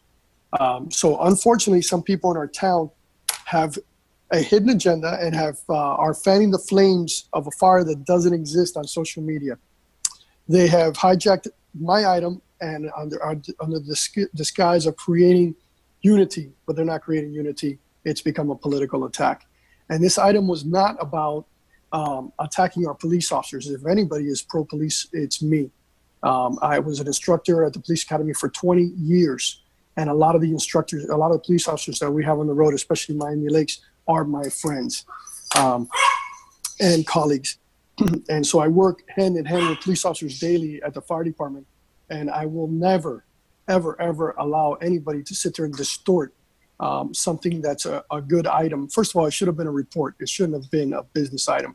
And I take responsibility for the wording. It was poor. It should have been a report from our police major on how and how we recruit and hire and how we evaluate our police officers. Okay, so that's the failure, and I take responsibility for that. But this wasn't an item to sit there and bash police officers. As far as the two police officers that were discussed earlier in public comments, Mr. Juan Rodriguez and Steve Hackett, again, both personal friends of mine and an unbelievable mentor to our children here in Miami Lakes, and a huge essential part of our community. So I'm going to put a motion on the floor, and let me read it so I have it correct, Mayor. A motion my support for both officers, Juan Rodriguez and Steve Hackett, with a resolution of acknowledging their support for both officers who have been a major part of our community. They're essential and have been great role models to our children and all our residents. I put that motion on the floor in support of those two officers who right now are taking some heat for taking pictures on some rallies. And again, being the great people they are, they came up to, the residents came up to them and said, hey, can we take a picture with you? And they, didn't turn anybody away. In rally number 1, where it was the Black Lives Matter, and in rally number 2, which was a celebration of Flag Day and All Lives Matter. So I think that we owe it as a town to support Juan and Steve Hackett, both who have been essential. Again, I can't say more about Juan, who's been part of the Youth Activities Task Force for as long as that task force has been part of the town of Miami Lakes. And so that's my resolution, to support those two officers during this time. I understand there's some disciplinary action coming their way. If that's correct, that's the rumor that's out there. But I think that we need to look at making sure that they're not transferred, as the rumor mill has it, that they're not removed from the town of Miami Lakes Police Division. And so that's my motion. I'll second. There's a motion and a second, and I'll go around again. Councilman Diaz. Thank you, Mr. Mayor. And with respect to my comments on this item, I just want to point out that I'm glad that you clarified what the intent of your item was, Mr. Vice Mayor. I admit that even myself, when I first glanced at it, I wasn't quite sure what it was trying to do. And then the item was further tied up by the everything that happened on Sunday. Now, with that said, I'd like to take a moment to also point out that all of our officers, but especially Officer Hackett and Rodriguez, are people that, regardless of your legal status, whether you're an illegal alien or whether you are a lawful resident or a citizen of this country, they're not going to ask for your papers before they decide, hey, or before they respond to your call for help, whether that be that your house is being broken into or whatever. They're not going to make an inquiry into your status because they are true public servants at heart. Juan has been with them for many years. I think even at or near the time of our town's founding. Officer Hackett, I know, has been with us many years as well. And he also, I'm told, even took, accepted less money when he had the opportunity to go elsewhere, in the department to make more money. He chose to stay here in this community. And I think that says a lot about his character and where he really stands. And as the two gentlemen pointed out, they were taking photos with other people as well from the Black Lives Matter protest that happened the week before. Whether the fact that they were taking photos was a violation of department protocol does not matter to me, in the sense that it doesn't speak to just the quality of these guys, right? And while yes, perhaps they may have done something that they probably should not have done, it doesn't mean that they should be singled out the way that I feel that they have been in particular. With that said, I'd actually like to make an amendment to your item to make it broader, to continue to include the language with respect to Officer Hackett and Officer Rodriguez. But frankly, I also want to have and include in that resolution something that we can forward to our own officers, everyone in our department, to thank them for their professionalism and their hard work in keeping the peace, especially over the last 2 weeks, which I think we all can agree has not been easy. You know, the rally that took place on Sunday had some points of rowdiness, particularly with that lady that was impersonating an officer and was accosting that reporter.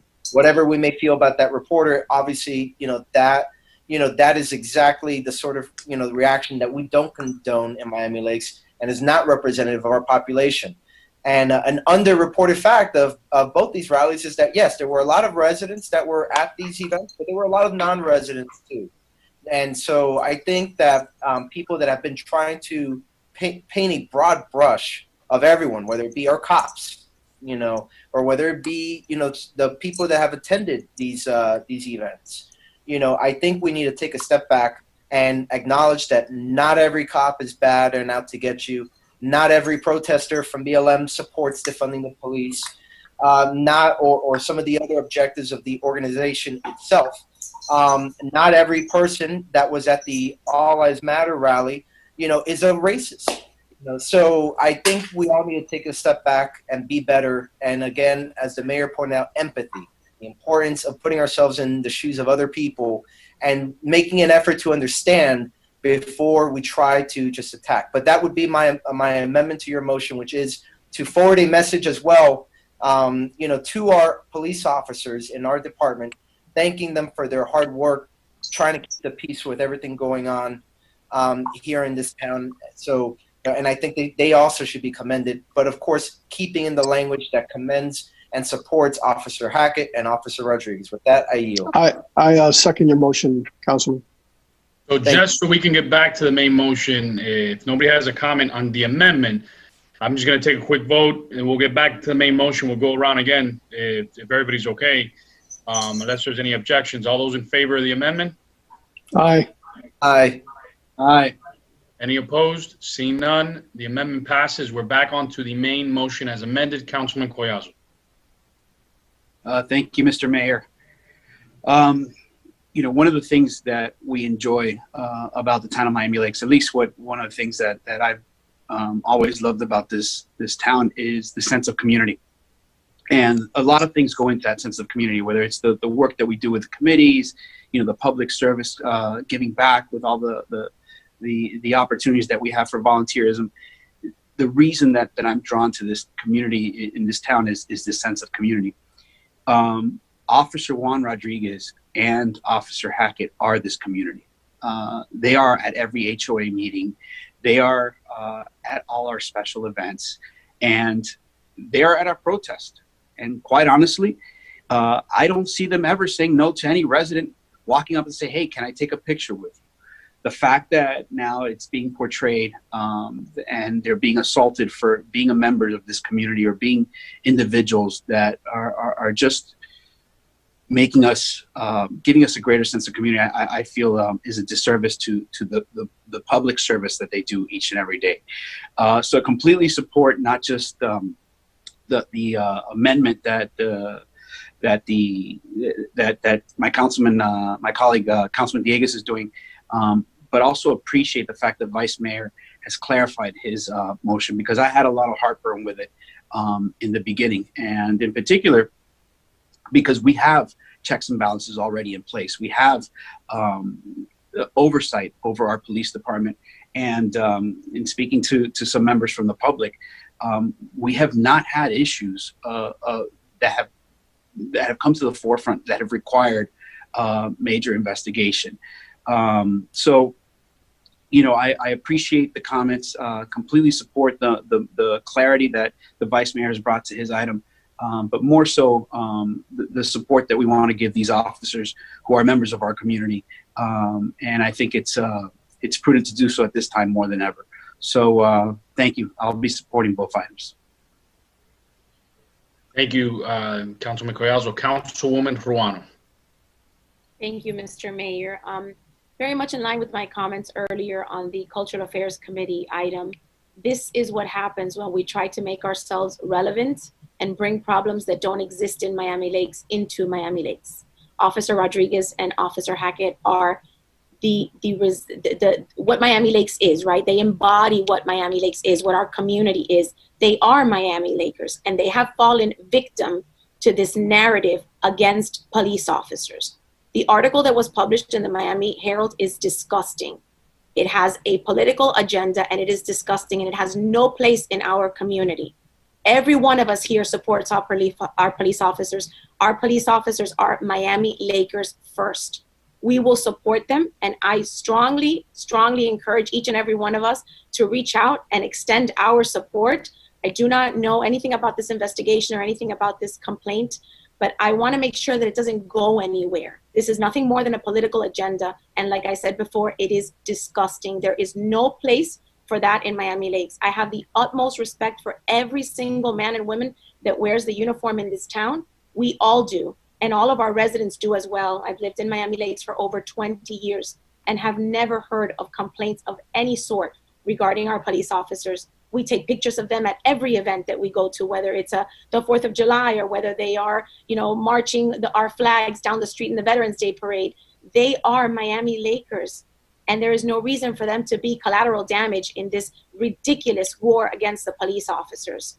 I urge all of us to stand up for them. I wholeheartedly support this. I'm not sure if there's any other component to this item. I was not in favor of it originally because I didn't understand why we needed more oversight. I think that there's sufficient oversight already. We haven't received any complaints about officers that would require more oversight.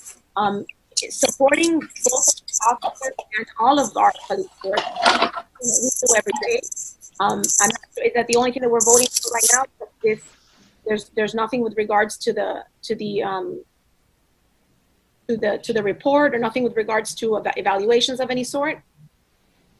That's not what it's on the motion. No. The motion was on a personal point of privilege, and I like I said, I took responsibility for poor wording. Maybe it was the COVID dementia that I was suffering from while I was putting that together. But the wording is poor, and I take full responsibility for it. It should have been a report, and it was more for our major to educate us on how we pick up or recruit our police officers and what they do with their annual evaluations. Luckily, our major worked internal affairs and was the disciplinary officer for the county, for the police department for many, many, many years. So if anybody knows the ins and outs of doing the background checks on our officers, it's Major Ruiz. And so the only motion that I have tonight is this. Thank you, Vice Mayor. And I'd like to ask the Major to keep us informed as to what's going on with this possible reprimand or possible, I don't know if it's an evaluation or if it's a complaint. I don't know what it is, but we have always told our officers that we want them to communicate well with the community. We want them to mesh well with the community. We want them to be accessible. Part of the narrative that's going on is that there needs to be a good, positive relationship between police officers and the community. And that's what we do here in Miami Lakes. And that's nothing more than what they were doing. So there is no reason whatsoever why there should be any negative repercussions against them for any of what happened at these two rallies. Thank you, Major. Sure. Thank you, Councilwoman. I think I see the Major unmuted himself and he wants to speak. I see him with his hand up. Well, I was wondering if she was asking a question there, but I think I've got about 3 or 4 things that I think I have to answer in terms of what's been brought up. This looks like a good point, and I do appreciate all the positive comments about all my officers and the work that they've done, not just over the protest, but throughout the year. And I even appreciate the negative, or maybe a better term is constructive comments that have come up, because I believe that we always must strive to improve, and that's how we learn. And by learning, we're always improving. And we're not perfect, but we're going to try and get there as close as possible to perfection.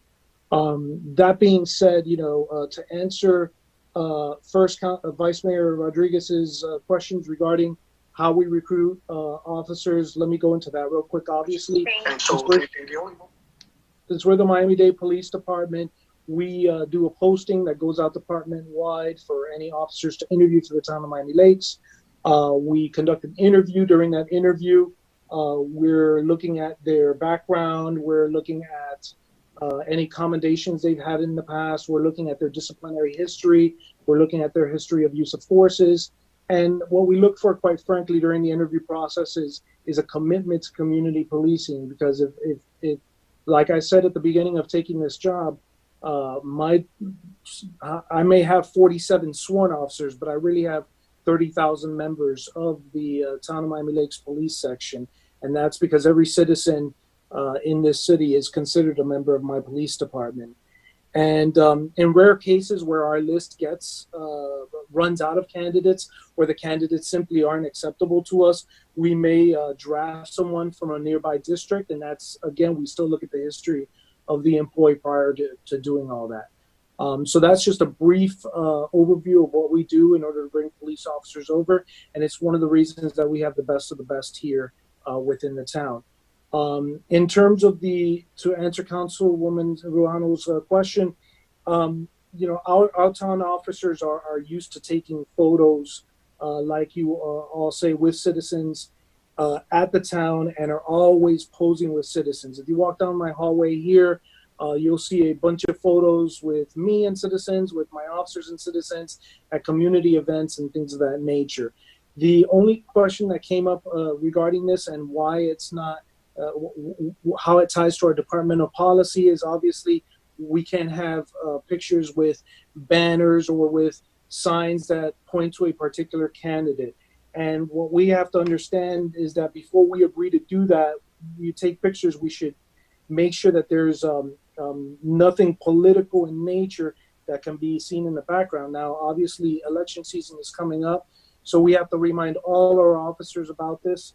And we're going to be conducting roll call training regarding this. We're simply going to counsel our officers in terms of, when you agree to take a picture, make sure that there's no political ad or banner or anything in the background, because we never want to make it seem like we're endorsing a particular candidate. As many of you know, I'm, as a term I heard one time, is apolitical. Hopefully I'm applying that correctly, which we are not meant to sway in either direction.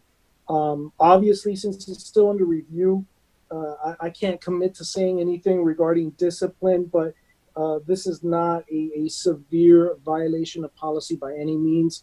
And obviously, we are looking at the totality of the circumstances. We are definitely taking into consideration officer history whenever we look at discipline. We are looking at all their evaluations, their previous discipline, previous commendations. These two officers have over 40 years of law enforcement experience and honorable service. And that is something that is looked at. And so with that in mind, obviously, this isn't the forum to discuss, discipline. They're not here. They're not being represented or anything of that effect. That's something that will be handled interiorly, and we have and will keep the town manager abreast of any situation. And as for any rumors of transfers, I do not have any transfers planned now or in the near future, unless an officer is interviewing for a better position. And with that, I think I've answered the 3 or 4 things that came up. Someone mentioned the great job that they did. We are writing commendations for our officers and all the ones that handled the protest for the past couple of weeks. As well as some other things that came up. So I just wanted to touch on that as well. And I'll open it up for any other questions. I know there are other comments to be made. I see Councilwoman Ruano, and I see the manager also, so I don't know. Councilwoman, if you want to chime in, and then I'll go around to everybody else, then I'll go to the manager, and we'll Vice Mayor Rodriguez and Councilman Rodriguez. Thank you very much. I wanted to thank you, Major, for your response to my questions. I want to make sure that all of our officers know that they are of the utmost importance to us, that we respect them, we appreciate them, we commend them for being part of our Miami Lakes family, and we will support them, look out for them, protect them as they protect us every day. We will do whatever we need to do to make sure that their voices are heard even when they can't speak for themselves. Thank you. Thank you, ma'am. Mr. Manager? Yeah, as the major said, he has kept me informed and kept me abreast of all of the different developments that have happened or transpired with this situation. Even everything that's transpired on social media. And he, as well as most of you know, that I don't monitor social media, I don't participate in social media, and it makes me a happier person. But he's kept me abreast of all of the developments. As he said, this is not, I as most of you know, I spent 33 years in public safety.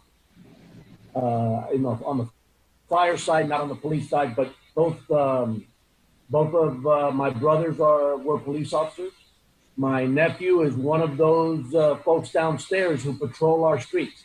So one of the officers downstairs that has been participating in responding to these events wears the same last name as me. So I'm very proud of the work that our men and women did. In fact, I think I blind CC'd all of you.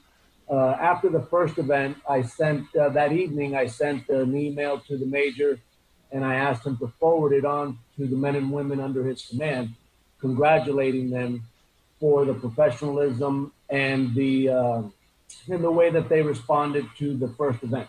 So they've done an incredible job. As the major and all of you have recognized, Officer Rodriguez and Officer Hackett not only know the town and have been here, but the history that they have in law enforcement is incredible. And they have impeccable careers, right? So if this results in some form of discipline, I suspect that if it's anything like the discipline process that I was accustomed to in the Miami Fire Department for 30 plus years, it'll be appropriate to the level of, let's call it an infraction, which was a minor lapse in situational awareness, and that's the extent. It's not a death sentence. It's not a transfer protocol. It's not anything that professionally they're going to be chastised or, So I think that the response by Major Ruiz and the command staff of the Miami-Dade Police Department is appropriate. It's in line with all of the events that transpired. And I don't believe that their reaction or their position has been influenced by a newspaper article. Regardless of how the photo came to the attention of the Miami-Dade Police Department's command staff, that's really irrelevant. Once they become aware of that, I think that they assess it for what it is, and then they respond based on what they believe may or may not have happened. So I don't believe that the viciousness of the newspaper article, and I agree with the comments that were made, that the newspaper article is sensationalizing something that isn't sensational. So I believe that the command staff of the Miami-Dade Police Department, Miami-Dade Police Department under Major Ruiz, and up, even higher up the food chain, I believe that they're taking it for what it is, which is not, it's not anything worthy of a professional death sentence. So I commend them for that temperance and not reacting to the viciousness of the newspaper article and keeping everything in perspective. And I think I commend them. So I know that this is going to turn out appropriately, and they're doing the right thing. Thank you, Mr. Manager. Vice Mayor. Vice Mayor Rodriguez. I apologize. I lost power there for a second. I just want to say, and I apologize for putting on the mask and off the mask. I'm in quarantine in my home, and every time one of my children comes by, I put on my mask. They're wearing their masks, and so I want to make sure that I'm in the dining room away from everybody. But when they do walk through the house, I want to make sure that we're all following our social guidelines from the CDC. And since my kids have tested negative for this COVID, I want to make sure that they continue to be protected. So I apologize for putting on and off the mask. Before we vote, Mayor, I just want to say one thing of the type of person that we're talking about when we talk about Juan Rodriguez. During Irma, Juan knew or was told that my wife and I, who are both essential workers, she's a nurse and I'm a firefighter, went to work, and that the kids were staying here at the house. Although they had an aunt and uncle here taking care of them, Juan made an effort in the middle of that storm to come to my house, to knock on the door, and to check up on my children. Okay? This is the type of officers that we're talking about when we're talking about Steve Hackett, Juan Rodriguez, and all the other officers in Miami Lakes, starting with Major Ruiz, Lieutenant Gonzalez, and all the sergeants. Sergeant Soto, which I personally taught at the academy, and so many other officers that know this town ins and out. The reason why they've been here so long and the longevity that they have is because they're excellent officers. Okay, and so I thank you, my colleagues, for all the great comments you've said about our officers. And an item that was supposed to be a item to educate us on how we recruit officers and what a great department we have was hijacked on social media to make it a political issue. And it's not. It's about protecting our officers and supporting them. So thank you. I hope you all support this item as we get ready to vote. Mayor, thank you. Thank you, Vice Mayor. Councilman Rodriguez. Thank you, Mayor. No, I think all of my colleagues have said just about everything that needs to be said, but I just wanted to put on the record that I believe our police officers are the cream of the crop, and I'd put them up against any department in the state, let alone the country. I think Major Ruiz is a fantastic leader of men and women, and I think he's done an amazing job. We're lucky. We get to handpick our officers.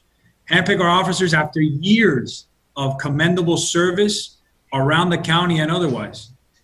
You know, so we get the absolute cream of the crop from Miami-Dade County Police Department, and it shows because every single one of our officers is amazing. So I want them to know that we support them. I'm very happy to support Councilman Dieguez's item to make sure that they know that we're supporting them and we're behind them, and we know that they do everything they can for this community. Our officers go above and beyond. Community policing, what the mayor sometimes references as community policing, how many police departments go around knocking on residents' doors, reminding them to lock their door? How many, the vice mayor gave a great example of Officer Rodriguez going to check up on his family during a hurricane. I mean, these types of things are not normal. We are very lucky in our community to have the officers that we have. So I just wanted to make sure that they know that. Thank you, sir. Thank you, Councilman Rodriguez. And Vice Mayor, I'll definitely be supporting this. Some of the things I think it's important to showcase and educate the public. Look, we've had officers here that haven't been good officers, right? We had an officer not too long ago who Internal Affairs arrested him. We've had officers that maybe haven't done the right thing, but there's a fundamental difference between our model compared to the city of Hialeah, Miami Gardens, city of Miami, Miami Beach. If one of our officers isn't doing what they are supposed to be doing, our major has the ability to transfer them out. This is not a hey, you get desk duty, you get to hang out. No. You get transferred out, and we open up a spot and we get to pick the applicant. So I want folks to really understand how, because I don't think any other department, all the big departments around the nation, I don't think there's any other department really in the U.S. besides the three, and maybe a couple in Broward, but the three contract cities in Dade County have that ability. Everybody else, you hire a bad officer, the amount of paperwork that you need to build up to get them out, I mean, it's unbelievable. Here in the town of Miami Lakes, our major has the discretion, and I'm just repeating it so folks know, has the full discretion. If an officer does something that they are not supposed to be doing, that they get transferred out. So we know that the folks that we have now, getting their monthly reviews, doing everything, that they do a great job. Look, I ride bike with them. I go on patrol in vehicles to help them out and see what community policing is all about. But definitely, I know Officer Rodriguez for a long time. When I first served on the Youth Activities Task Force, I served along with him. I know Officer Hackett for a long time. I always see him on the soccer fields and the flag football fields. I mean, these folks are good people of high character, moral character. But our entire department is great. And if there is an officer, and I know that the major can tell you, if there is an officer that is doing something that they're not supposed to be doing, which has happened here in the past, those individuals get transferred out. I mean, it's not like they're still hanging out in our department. No, they get transferred out. And I think that is a luxury that we have with the contract with Miami-Dade County, that our residents can rest assured that if anything were to occur with any officer, which has happened in the past, they get transferred out, or like that individual that the Internal Affairs had arrested him. But the group that we have is doing the right thing. They've done a good job. Officer Hackett, Officer Rodriguez. I mean, I know them personally. I see them in the community, see them talking to folks, helping people, helping during the hurricane, helping during sand distribution, helping with the car parade with Jake. I mean, you name it. So I'm in full favor of this item. But I just wanted to reiterate that. So how unique our format is in the town of Miami Lakes compared to anywhere else in the nation. You really can't compare what ourselves, what Palmetto Bay and Cutler Bay, the contract that we have is you can't compare that to any other department in the nation. So that's just wanted to put that as some food for thought. So everybody watching, but yeah, I'm in full support of the item. With that being said, and Mayor, one more thing. It's not just that the person is transferred out.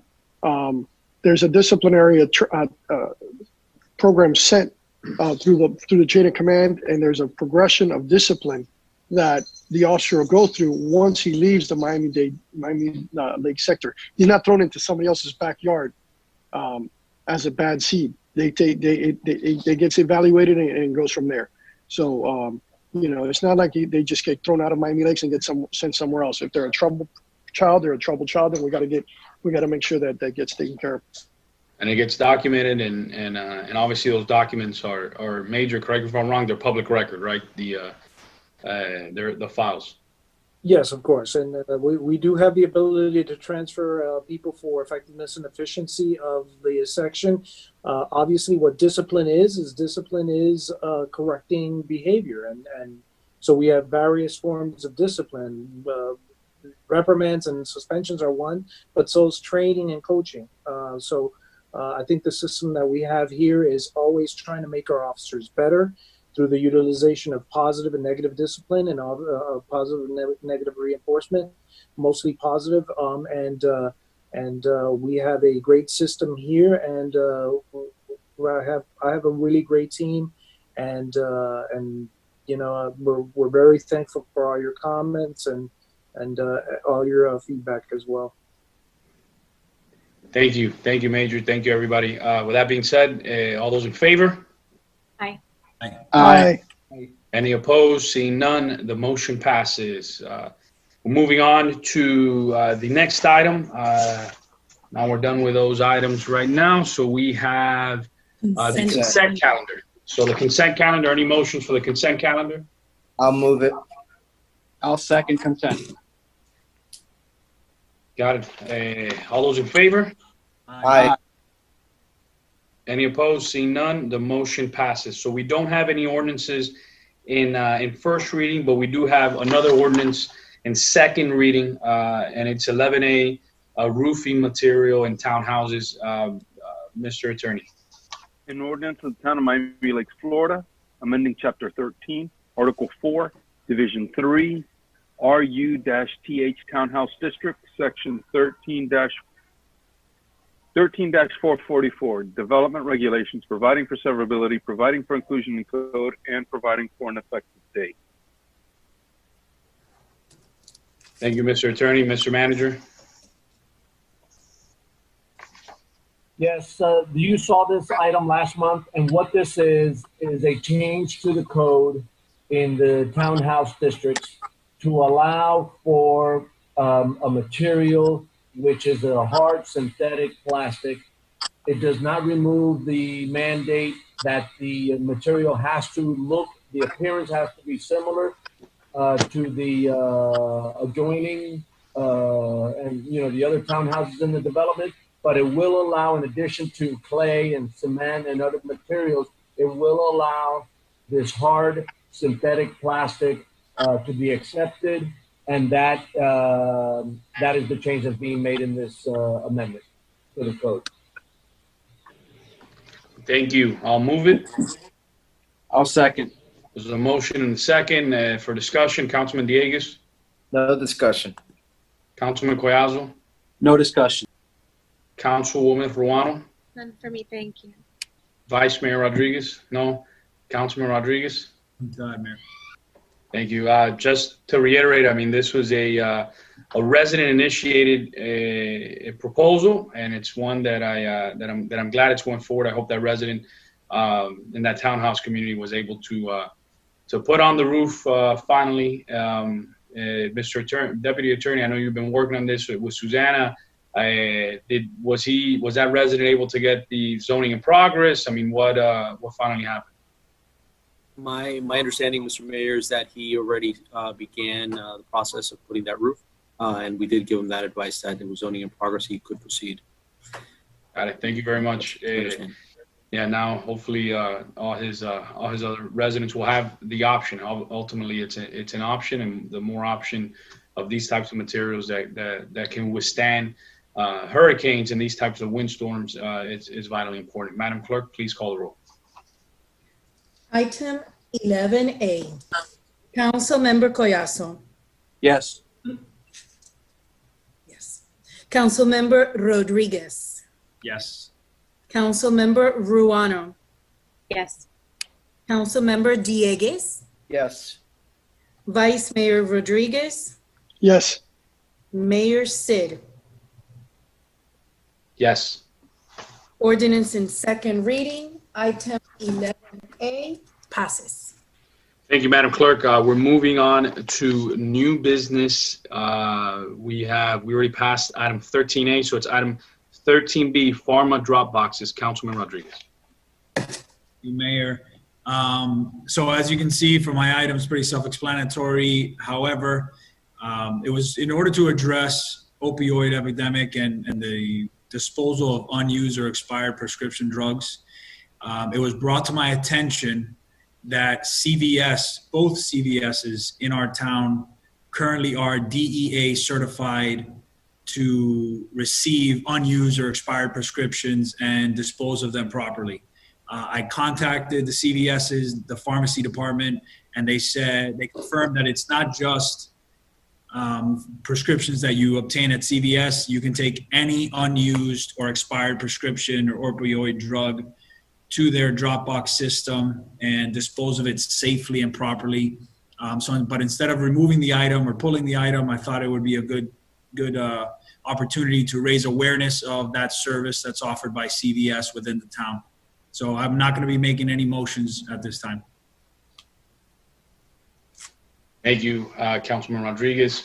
We're moving on to Mayor. I just want to say on top of the thank you, Councilman Rodriguez. That was an excellent item, by the way. And there's a lot of police stations. I don't know if the one in Northwest Sector has it, but a lot of police stations also have DEA certified drop boxes. So that you can Google them and they'll tell you exactly where to go. You're right. It is an issue, and there's multiple locations in Miami Lakes to drop off the all unused medication. Right. Thank you. Thank you, Vice Mayor. Thank you, Councilman Rodriguez, for this great item. We're on to 13C, Police Explorer Program.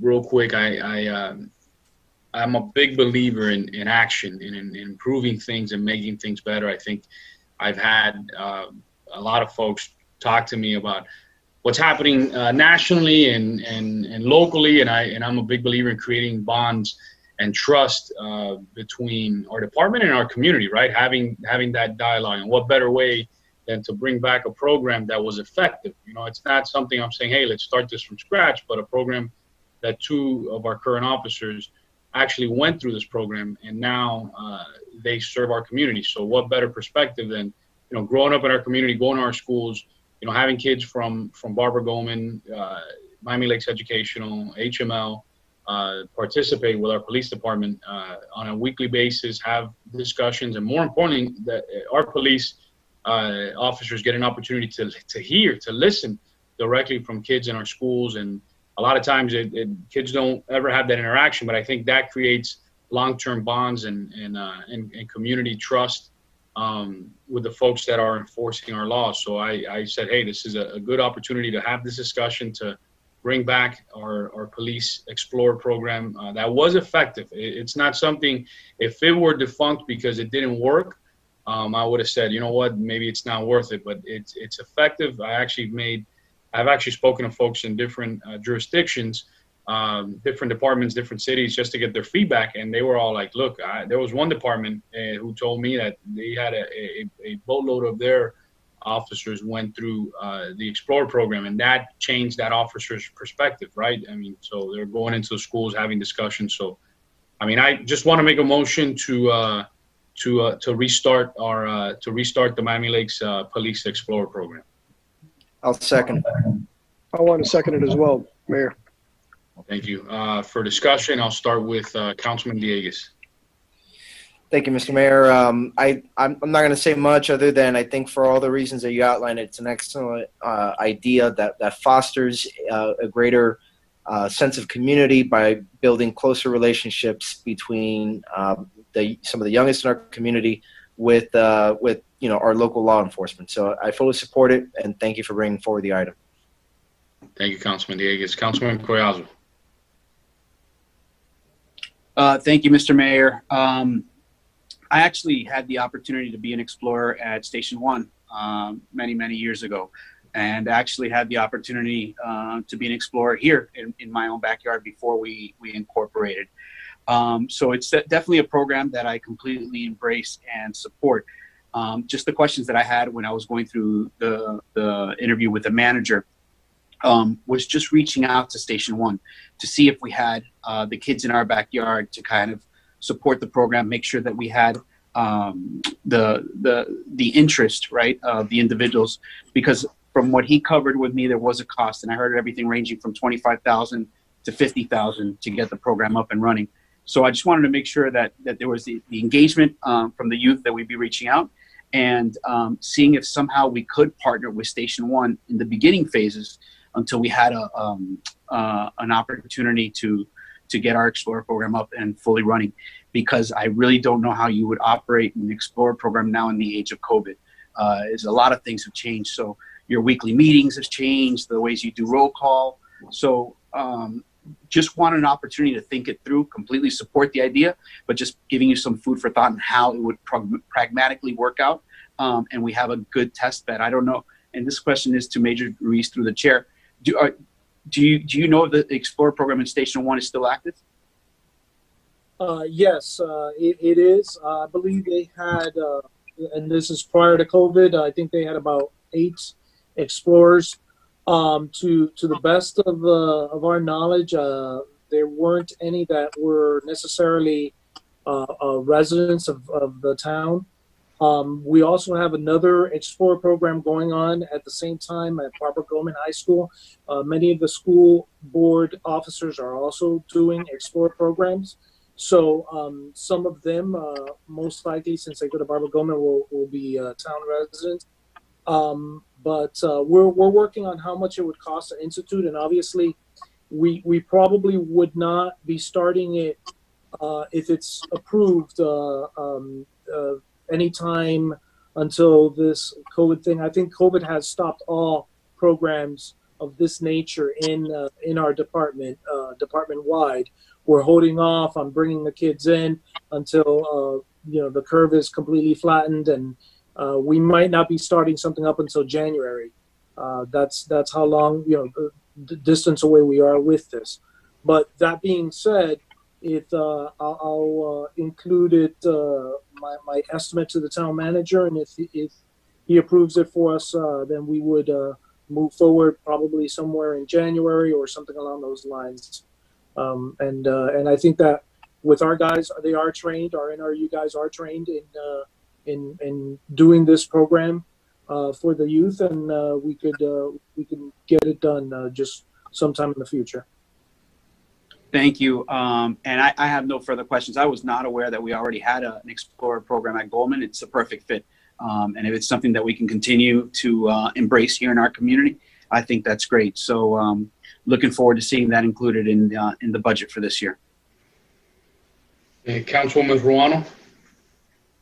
Thank you so much, Mr. Mayor. I think this is a wonderful item. Anything that creates a bond between the community and the police officers for me is a great fit for Miami Lakes. I do know that there's a program at Barbara Goldman. My son participated in it. I think it's a wonderful program. It teaches children a little bit about police work as well as respecting our men and women in blue. I think that that's something that we've lost a little bit along the way. So I would love to see something like this come about again. If we can work with the program at Goldman, that would be fantastic. One of my questions was regarding the cost.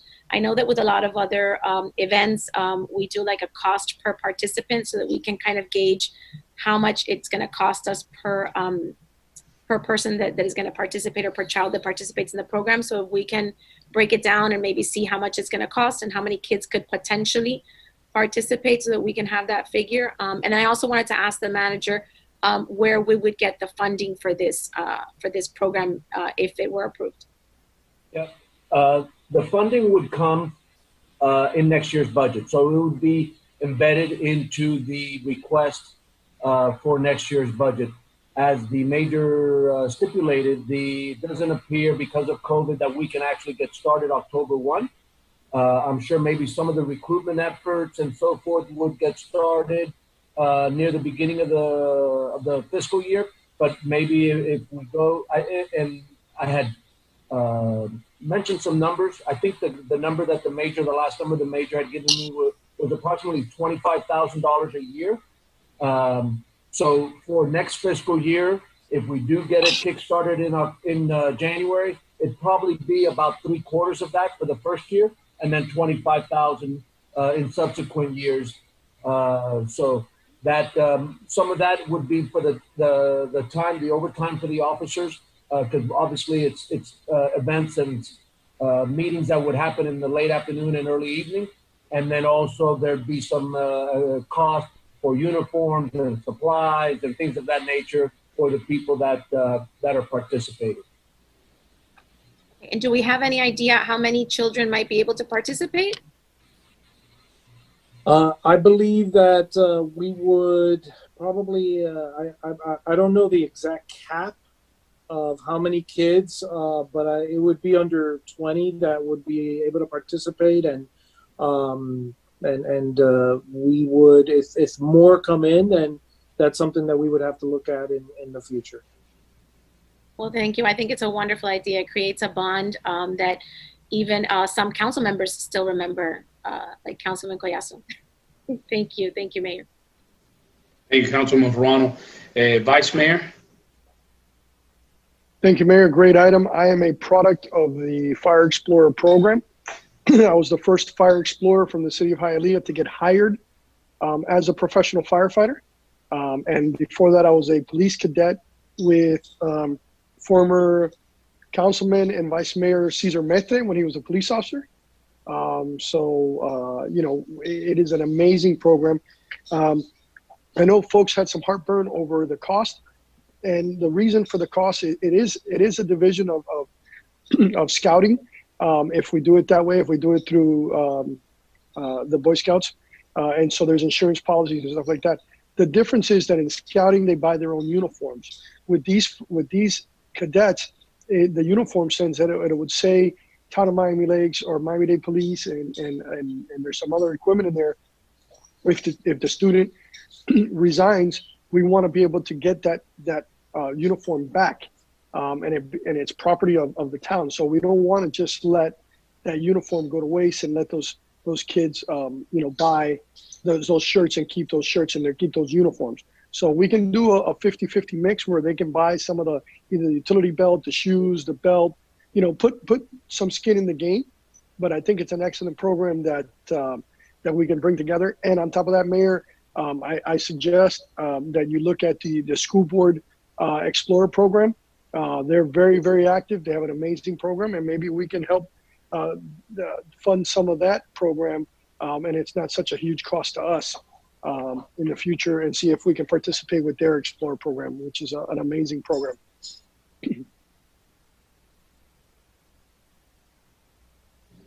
Thank you, Vice Mayor. Councilman Rodriguez. Nothing further to add, Mayor. Great item.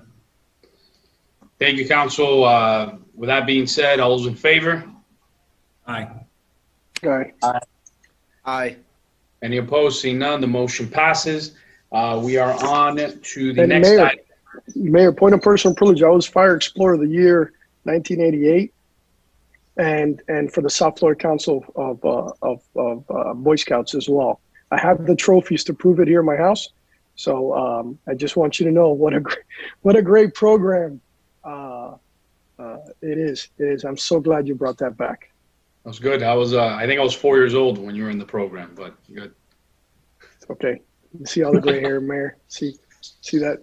It's the only time All I right. get to grow a beard when I'm in quarantine. All right. Thank you, Vice Mayor. We are on to the next item, which is 13D. This item requires the waiver of Section 7.2 of the Special Rules of Order. I'll make a motion to waive the rules. Second. All those in favor? Aye. Aye. Any opposed? Seeing none, the motion passes. We're on to 13D, Mental Health Awareness Task Force. Councilman Collazo. Thank you, Mr. Mayor. And first of all, I want to thank all of my colleagues. You have all been very gracious in allowing me to kind of continue to advocate on behalf of mental health awareness. And we have supported many, many efforts throughout our town. And it's something that I'm very proud to serve alongside of you. And thank you all for your graciousness and generosity in supporting this.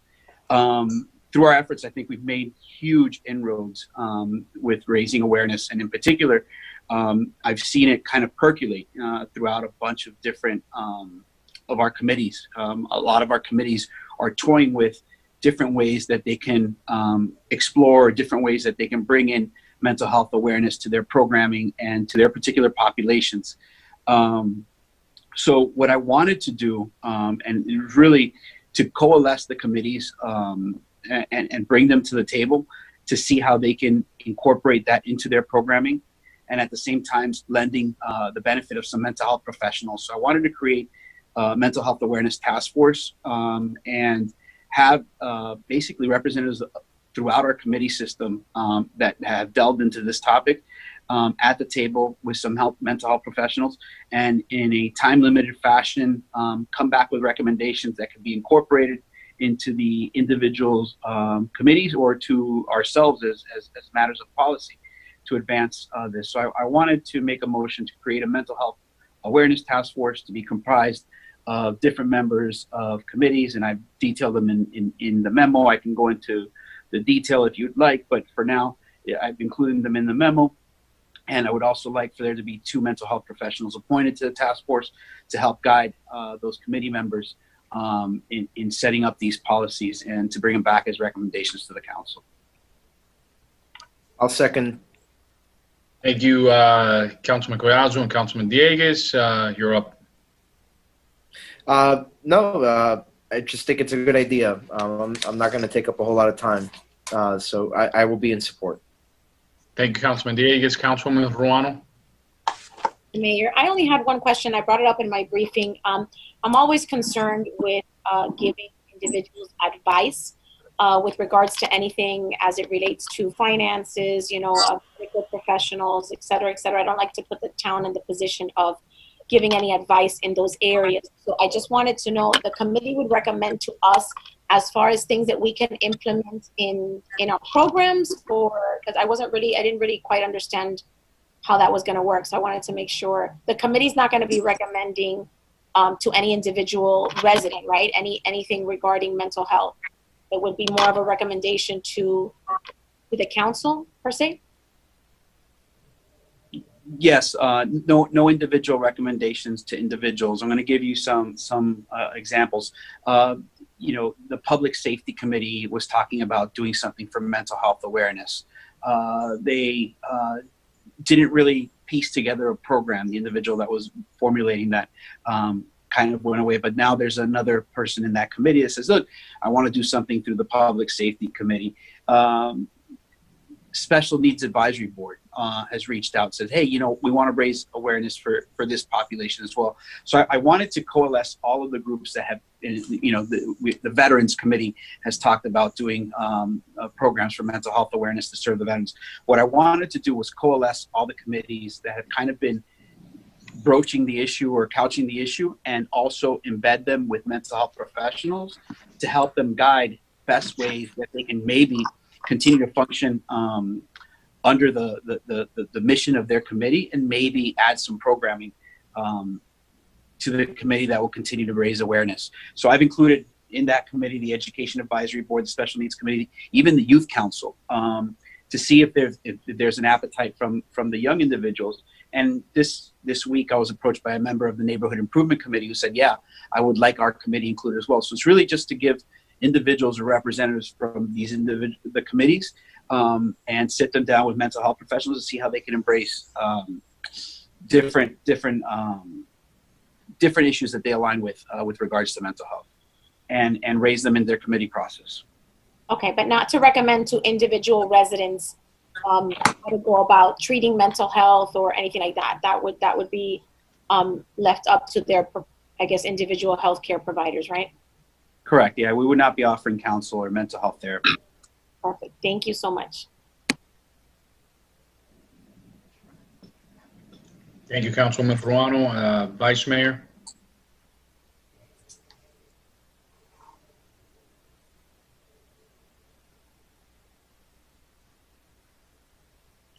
Vice Mayor, you're muted. We haven't heard anything you've been saying.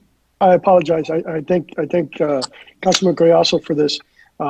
Anything we can do to help some people with the mental health issues, that especially during this time of unrest in our city and in our country, and a lot of unknowns. And it's not just for adults. I think that we need to address our children as well. There's a lot of kids that are out there just confused about what's going on, and maybe we can educate the parents on how to talk to their children about what's going on with COVID and everything else going on in the world. Thank you, Vice Mayor and Councilman Rodriguez. Nothing to add, Mayor. I think it's a great item. Thank you, Councilman Collazo. Yeah, great item. I think I've been fortunate to be there with Louis and the other folks, the professionals that he brings for Mental Health Thursdays. I can tell you it's impactful to see folks reaching out, listening. I know there was some stats that came out in the peak of the COVID-19 pandemic that 50% of Americans were impacted by their mental health was impacted by the COVID-19 pandemic. So I think this discussion is more important than ever. I'm in full support, and we're ready to vote unless you have anything else to say, Councilman Collazo. No, thank you. And actually, I just did want to mention you, Mr. Mayor, and the opportunity to include the Mental Health Thursdays. You've been a great advocate, and I appreciate that platform to get that message out, and I think it's very timely. So thank you so much for your support. Absolutely. All those in favor? Aye. Aye. Any opposed? Seeing none, the motion passes. We're on to 13E, property tax transparency. Councilman Dieguez. Thank you, Mr. Mayor. And this should be very quick. Very simply, I've seen it done in Doral and a few other municipalities, an infographic, particularly one involving a dollar bill that is broken up into sections, I guess is the best way to put it, based on to illustrate a representation of what percentage of your property taxes goes to the town, what percentage goes to other entities like the school board, the children's trust, etc. I think this would be a great tool to include as part of our regular budget presentations moving forward. And I think it's a graphic that can be widely shared around budget season to help make the point of how much in the property taxes that people pay actually goes to the town and how much goes to other entities. So I think this is a useful tool that helps our residents better understand their taxes. Obviously, the trim notice breaks it down, but At least I think most people are probably like me, that they like a graphic that neatly illustrates that point. And talking with the town manager, the basis, of course, everybody's taxes are going to be a bit different, right?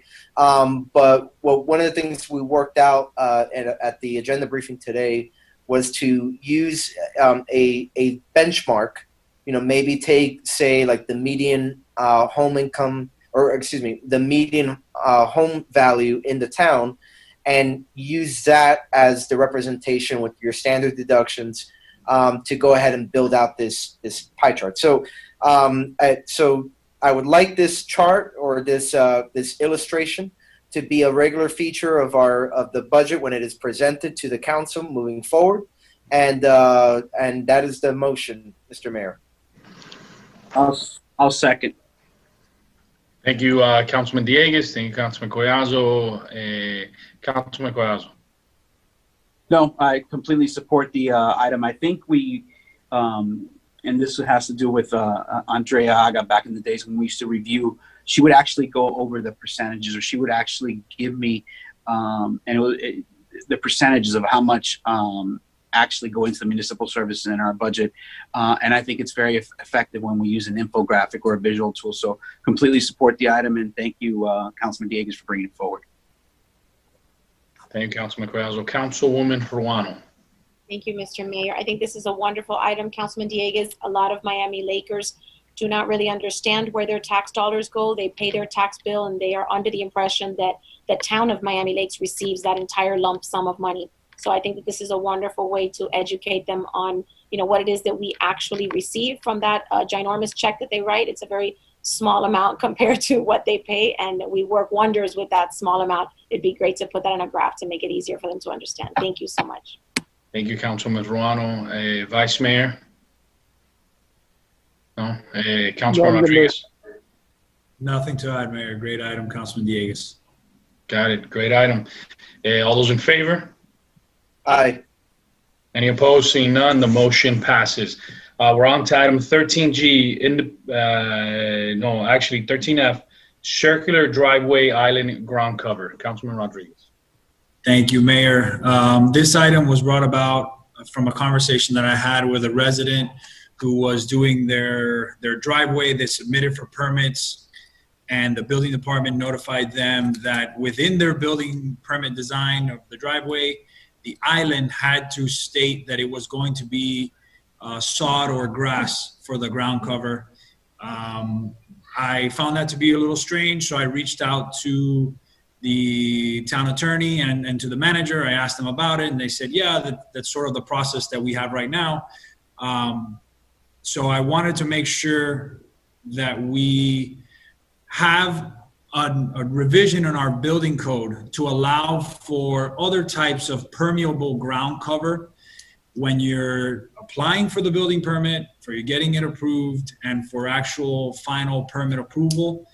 So I'd like to make a motion to discuss a potential amendment to the town ordinance to broaden the type of ground cover allowed for center islands to include other types of permeable, and that's very important, permeable ground cover, such as mulch, decorative rocks, or other landscaping designs. A lot of times what ends up happening is that if this were to stand the way it is, people have to put sod, pass the permit, and then remove it and put whatever rocks, as long as it's permeable, that they would like to do. So I'd just like to, skip that process and make it a little bit easier for our residents who are doing things to improve their homes. I'm going to second that, Mayor. Yes. There's a motion and a second. I know the Vice Mayor wanted to chime in first. No, thank you, Councilman Rodriguez. I suffered the same thing when I did my circular driveway, when I didn't know what I was going to put in the landscaping, and I put mulch, and I was told I had to take it up and put grass. So it affects a lot of residents, and it's a really good item, and I'm glad you brought it up. I should have brought it up back then, but it was overlooked. But yeah, it's something that makes our life easier for our residents. Why waste the money of putting in grass, passing the permit, and then coming back and re-landscaping it and doing everything else? So, there's a lot of xeriscape stuff that's out there that doesn't necessarily have to be sod. So, thank you. Thank you, Vice Mayor. Councilman Dieguez. Thank you, Mr. Mayor. And Councilman Rodriguez, again, excellent item. Don't have much more to say. I'm in support. I think that that this is a great solution that you have found here. So with that, I'll be in full support of your item. Thank you. Thank you, Councilman Dieguez. Councilwoman Ruano. Thank you, Mr. Mayor. I'm in full support as well. I wasn't even aware that this is how the process went about. So I think that this is a wonderful revamping of this unnecessary process. Thank you. Thank you, Councilwoman Ruano. Councilman Collazo. Another great item, Councilman Rodriguez. Thank you for listening to the residents and taking immediate action. Really appreciate that, and completely in support. Thank you. Thank you. Good job. And all those in favor? Aye. Aye. Aye. Any opposed? Seeing none, the motion passes. We're on to my item. Yeah, I just put this on the agenda. I really thought it'd be a cool way to get, by the way, I was in, not everybody's going to believe it, but I was actually, I think, in Pitbull's first video. So his first music video ever, Welcome to Miami. But I thought it'd be a cool way to bring our residents together, just to do something. It doesn't have to be this song or whatever, just to bring our residents together, kind of bring some joy since they really can't be there. I'm sure staff can pull it off. I don't know if we need a motion. I thought Welcome to Miami was Will Smith. I'm not sure. Councilman Rodriguez, what do you think? Yeah, no, absolutely. Welcome to Miami's Will Smith, but I think he wants I Believe That We Will Win, which is great. Guys, okay. guys. Let me educate you guys in some of the music, Miami music, just so you know. Maybe it was Ice Ice Baby or Welcome something. to Miami was Pitbull's first song that put him on that put him on the map. So just yes, Will Smith had one, but you know the original one was Pitbull. So check it out when you guys get a chance. So I don't know if we need a motion. I just thought it'd be an interesting, a fun way to get our residents involved. Think about it. We're going to be watching the fireworks, but from afar, and I think it'll be just a cool way to get everybody involved. Pitbull did a good job of that in his video, and I just think, I know there's only 2 weeks left, but I'm sure staff can pull it off. Just ask folks. I don't know if you guys have any thoughts. Yeah. Yeah, Mayor, I did, and I thought one of the great ways that we can get community buy-in is really putting this on the communications team and maybe putting out a quick survey. Say, hey, look, what kind of song would you like? And then get a community survey out there, a quick Facebook poll or a quick social media poll, and then coalesce around the song that the community picked, and then do the video that way. That was my only suggestion. I'm good with that. Mr. Manager, you think? Yeah, Councilwoman Ruano. I think it's a great idea. I think it's a lot of fun. I've seen these kind of montages of people singing. Can we maybe put like some patriotic choices up there? I'm kind of all COVID-19'd out. Like I don't want any more COVID related stuff. I'd love for it to be like maybe a patriotic song or something that has to do with America. I think it'd be really cute. Yeah, I'm in. Whichever way to get it done, I'm in. Mr. Manager, without having to take a motion, I think there's sufficient direction there from the council. Yep. I just want to know, just for clarity, do you want this song, and then we can start working towards dotting the I's and crossing the T's towards doing this song, or do you want something different? Just leave it up to communications, I guess. And they got feedback from Councilman Collazo, Councilwoman Ruano, myself. I think there's enough direction there that there's options, right? So I don't want to say one way or the other. Just, we want to see something like this. This is the concept, and just move forward. Mayor, you're going to get a solo to do your intro into the Pitbull. No, we're all of us together. Yeah, I say we submit one. I say we submit one, all of us.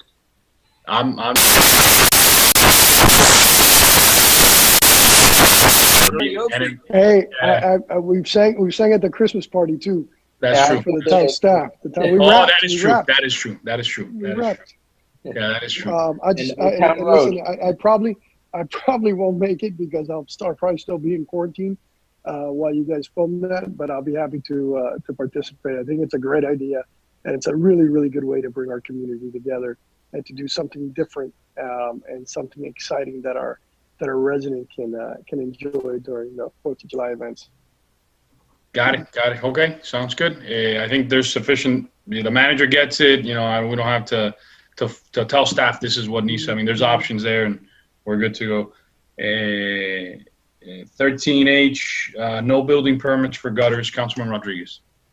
Thank you, Mayor. This is another item that was brought about by a conversation with a resident and his gutter installer.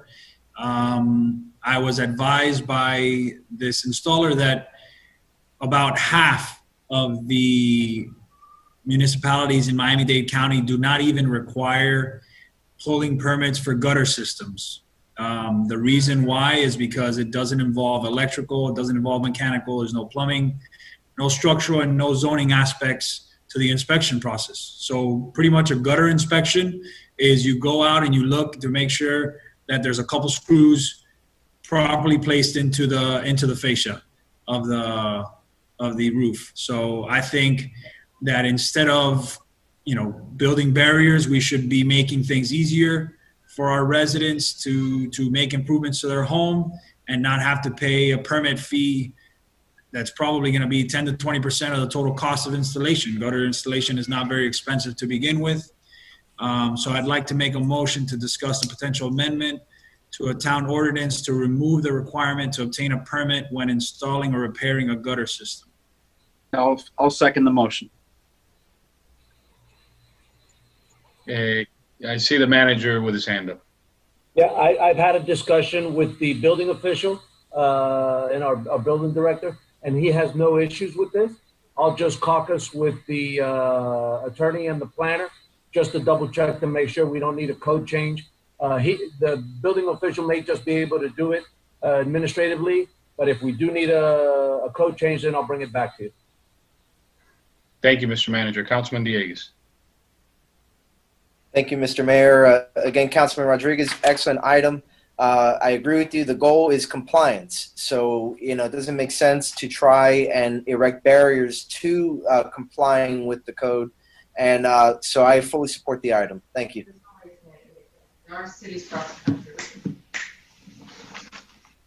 Okay.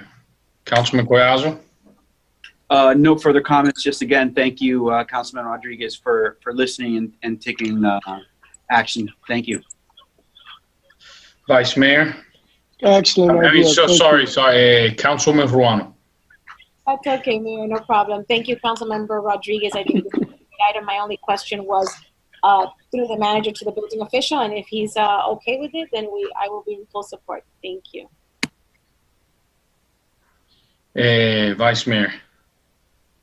No, another excellent item, Councilman Rodriguez. It's trying to get things done in Miami Lakes and move our residents to a higher level of awareness and make life a little bit easier for our residents. Yeah, I'm fine with it. Councilman Rodriguez, in closing, anything you want to add? No, Mayor, nothing further to add. Thank you. Got it. All those in favor? Aye. Aye. Aye. Any opposed? Seeing none, the motion passes. The next item is mine. I know that we do a great job at social media, but I know that there's some social media platforms that we are not on.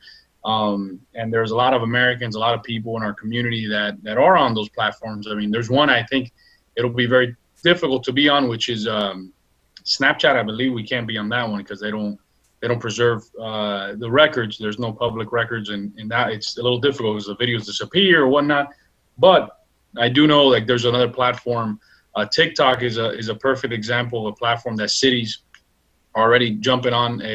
City of Tampa is one. I think Clearwater. I don't know if it's Clearwater Beach or something like that, but I know Tampa specifically is one of the cities in Florida that is on TikTok, and that reaches. There's already 37.6 million Americans utilizing TikTok. So, and I just don't know if there's any other platforms. So I think the more voices, the more ways that we can get our social media reach out there, I think the better. I mean, all I'm going to be motioning is to direct staff to take a deeper dive into these platforms and bring back to the council what their recommendations are.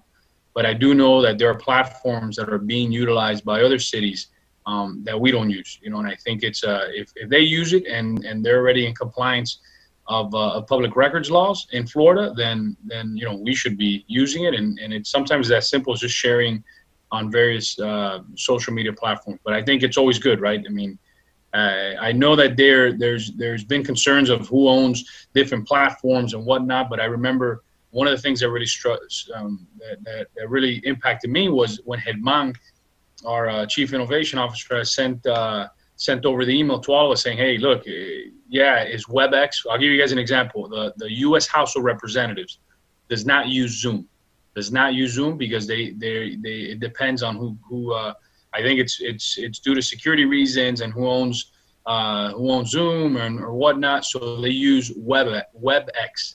So they're not allowed to use Zoom, but they use WebEx for security purposes. But when Germán had sent this information to staff, they're like, listen, our information, everything that we share on Zoom is public for public consumption. There's nothing that we're hiding, right? We don't do any meetings on Zoom that are really a secret or whatnot. And that's the same way I feel about some of these platforms, right? I mean, if they're already out there, they're city using it. So more than anything, I just want to make a motion just to direct staff to look into any other possible social media platforms that we are not using and come back to the council with recommendations.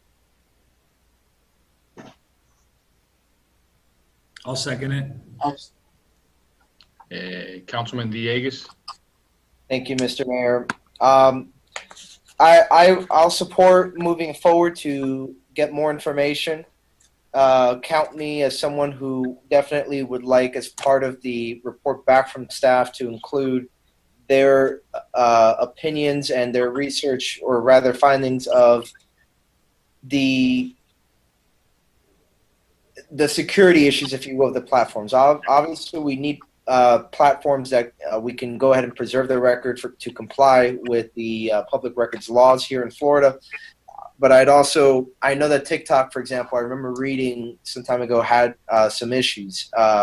So I'd like them to also, opine on the security risk with respect to some of these platforms when they come back with their recommendation. But I will move to advance the item, or support the item to advance it. Thank you, Councilman Dieguez. Councilman Collazo. No, I have nothing to add. I'm completely fine with throwing it back on staff and having them come back with recommendations and seeing if it's something that we should or shouldn't be engaging in. So thank you. So I do see the manager up, so I had to laugh during my briefing because the manager wanted to give me advice on social media, yet he is on no platform. So I'm like looking at him, I'm like, what are you talking about? You don't even have social media and you're giving me advice. So I was like, all right, but Mr. Manager, I think we Mayor, I did want to add something though to the item. Yes. So I wanted to make a motion that the first TikTok video from the town of Miami Lakes has to include you doing a rendition of Old Town Road. I'm in. If we get the entire council, we're in. If you got to be in for me, so personally, I think we should definitely look at the video that he did with Pitbull. And I'm going to send it to all of you so I can. Mayor, please identify where exactly you were on that video, so I can. I know you had long hair that back then, and I want to know. I've tweeted it. I've tweeted out before, so just check out my Twitter. Mr. Manager. I just wanted to be clear. Is TikTok the only platform that you want us to explore, or is there anything else? Any other platforms out there? I mean, I don't know. I don't know if there's any other platforms that other cities might be. Whether I'll look real quick, see if there's any other cities utilizing or leveraging any other platforms to get their information out. But I know not only does Tampa, but I know like you guys could look it up right now. I mean, the city of Columbus, Ohio, does a really good job of sharing information on TikTok, and it's received very well. But it's just hitting a different age group, right? I think. You look at the different demographics, and Facebook is a little bit older crowd. Instagram is in between millennials, and then TikTok is a lot younger. So it's always important to make sure that we reach out to everybody. Councilman Ruano, you spoke on this already or not yet? Thank you, Mr. Mayor. No, I haven't had a chance. I share some of Councilmember Dieguez's concerns regarding the security. Particularly with TikTok, and just on a different level, I can't support TikTok. It is a Chinese tech company, and I can't support us investing any of our time or resources in Chinese-owned companies. I know that a lot of the little kids are using it. I know there's a lot of little videos of, dancing and things like that on TikTok. I don't particularly let my son use it because of the security breach issues and things like that. But I think on a different level, we recently, as part of the Economic Development Committee, passed something where we wanted to support U.S.-owned companies and kind of go in that direction. So just on the basis that it's a Chinese tech giant that's kind of taking over the social media platform world, I wouldn't want to participate in any kind of platform like that. Thank you. Yeah, no, that's why I want staff to do their due diligence, do the research, and whatever it is, just come back to the council. I mean, I'm not saying let's open up tomorrow or whatever, but yeah, that's the main gist of it. Just let staff do their due diligence, and yeah, if we decide not to do it, we don't do it. But I think it's always good to look into things, So Councilman Collazo spoke, Vice Mayor. All right, Councilman Rodriguez, nothing. No, I All don't. right. Yes, Councilman Rodriguez. So I just wanted to make, obviously I'm one of the younger council members, but social media is a blind spot for me. I am not good at social media, but if the mayor thinks that this is something that young residents are into, then I'm all in favor of it. So let's do it. Yeah, look, for example, I think Snapchat is headquarters in Los Angeles, and they have 360 million folks participating in there. I don't know if cities can utilize it, but yeah, there's a couple other ones that I see here popping up. But yeah, we'll just leave it up to staff to look into it, come back to us, and we'll go from there. All those in favor? Aye. Any opposed? Seeing none, the motion passes. We are on to mayor and council members' reports. There's nothing. The item 15A, town manager's monthly police report. Pedro Ruiz.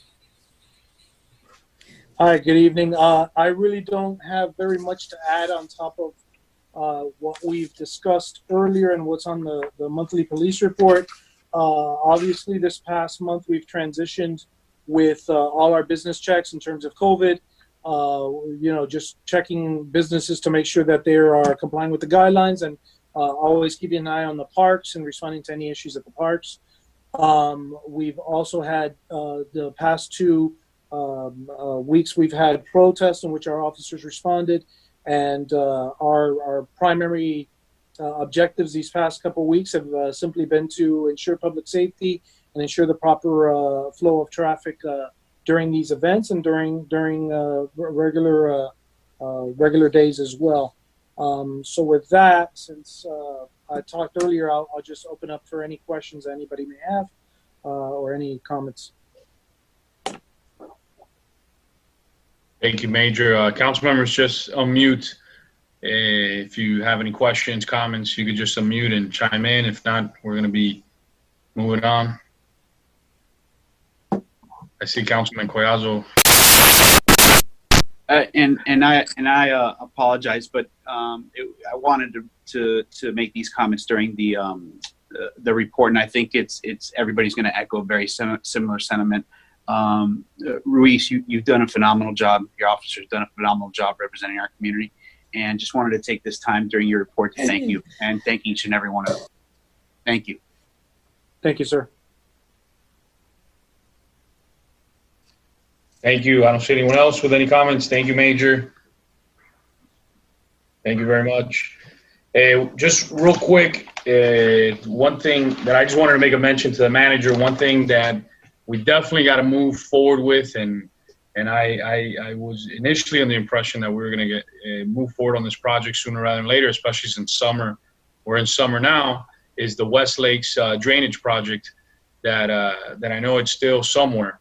That's been pending for a very long time. We already have that money, so I don't know if it's in procurement or whatnot, but that project has to move forward sooner rather than later. it's been pending for far too long now. Yeah. So just Mayor, I'll get a status report from my staff, and I'll email it out to all of you before the close of business tomorrow. got it. Thank you, Mr. Manager. We're on to the attorney's reports. Mr. Attorney? I really don't have anything to report. There's, in the busy matter, there's ongoing discussions, but there's really nothing to report right now. All right. Thank you very much. Councilman Collazo, I see your hand up. Yeah, thank you, Mr. Mayor. Just a point of personal privilege. Just wanted to make a quick announcement to each and every one of you. For the past few weeks, past few months, we've been using Royal Oaks Park as a distribution site for food every other Friday.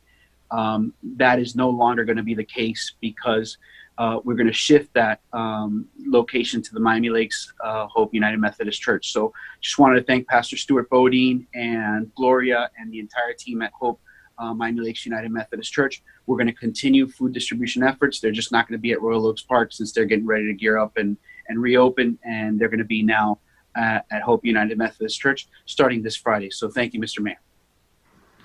Thank you, Councilman Collazo. Thank you, everybody, for participating. Thank you to our entire community. And I thank you, our entire community. We showcased today, right, that we are the change we want to see in society, that we work hard every single day to represent our community, keep pushing our community forward. And you can see, we're a very focused group. We understand that, we have to continue uniting our community and keeping putting Miami Lakes on the pedestal that we're on in terms of, this year we have the lowest crime rate in town history. We've seen the budgetary projections coming in for next year. We're in a good position.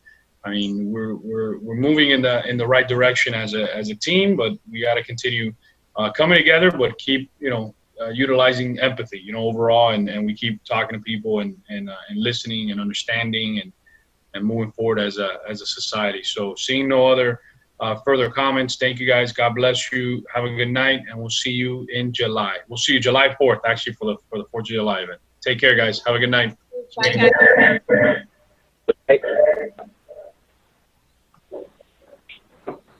Bye, Mayor. Bye, Gina. Bye, Mayor. Thank you, Herman. Thank you. Bye. Good night. Good night, everyone. Good night. Good night, people. Good night, everyone. Good night. Good night.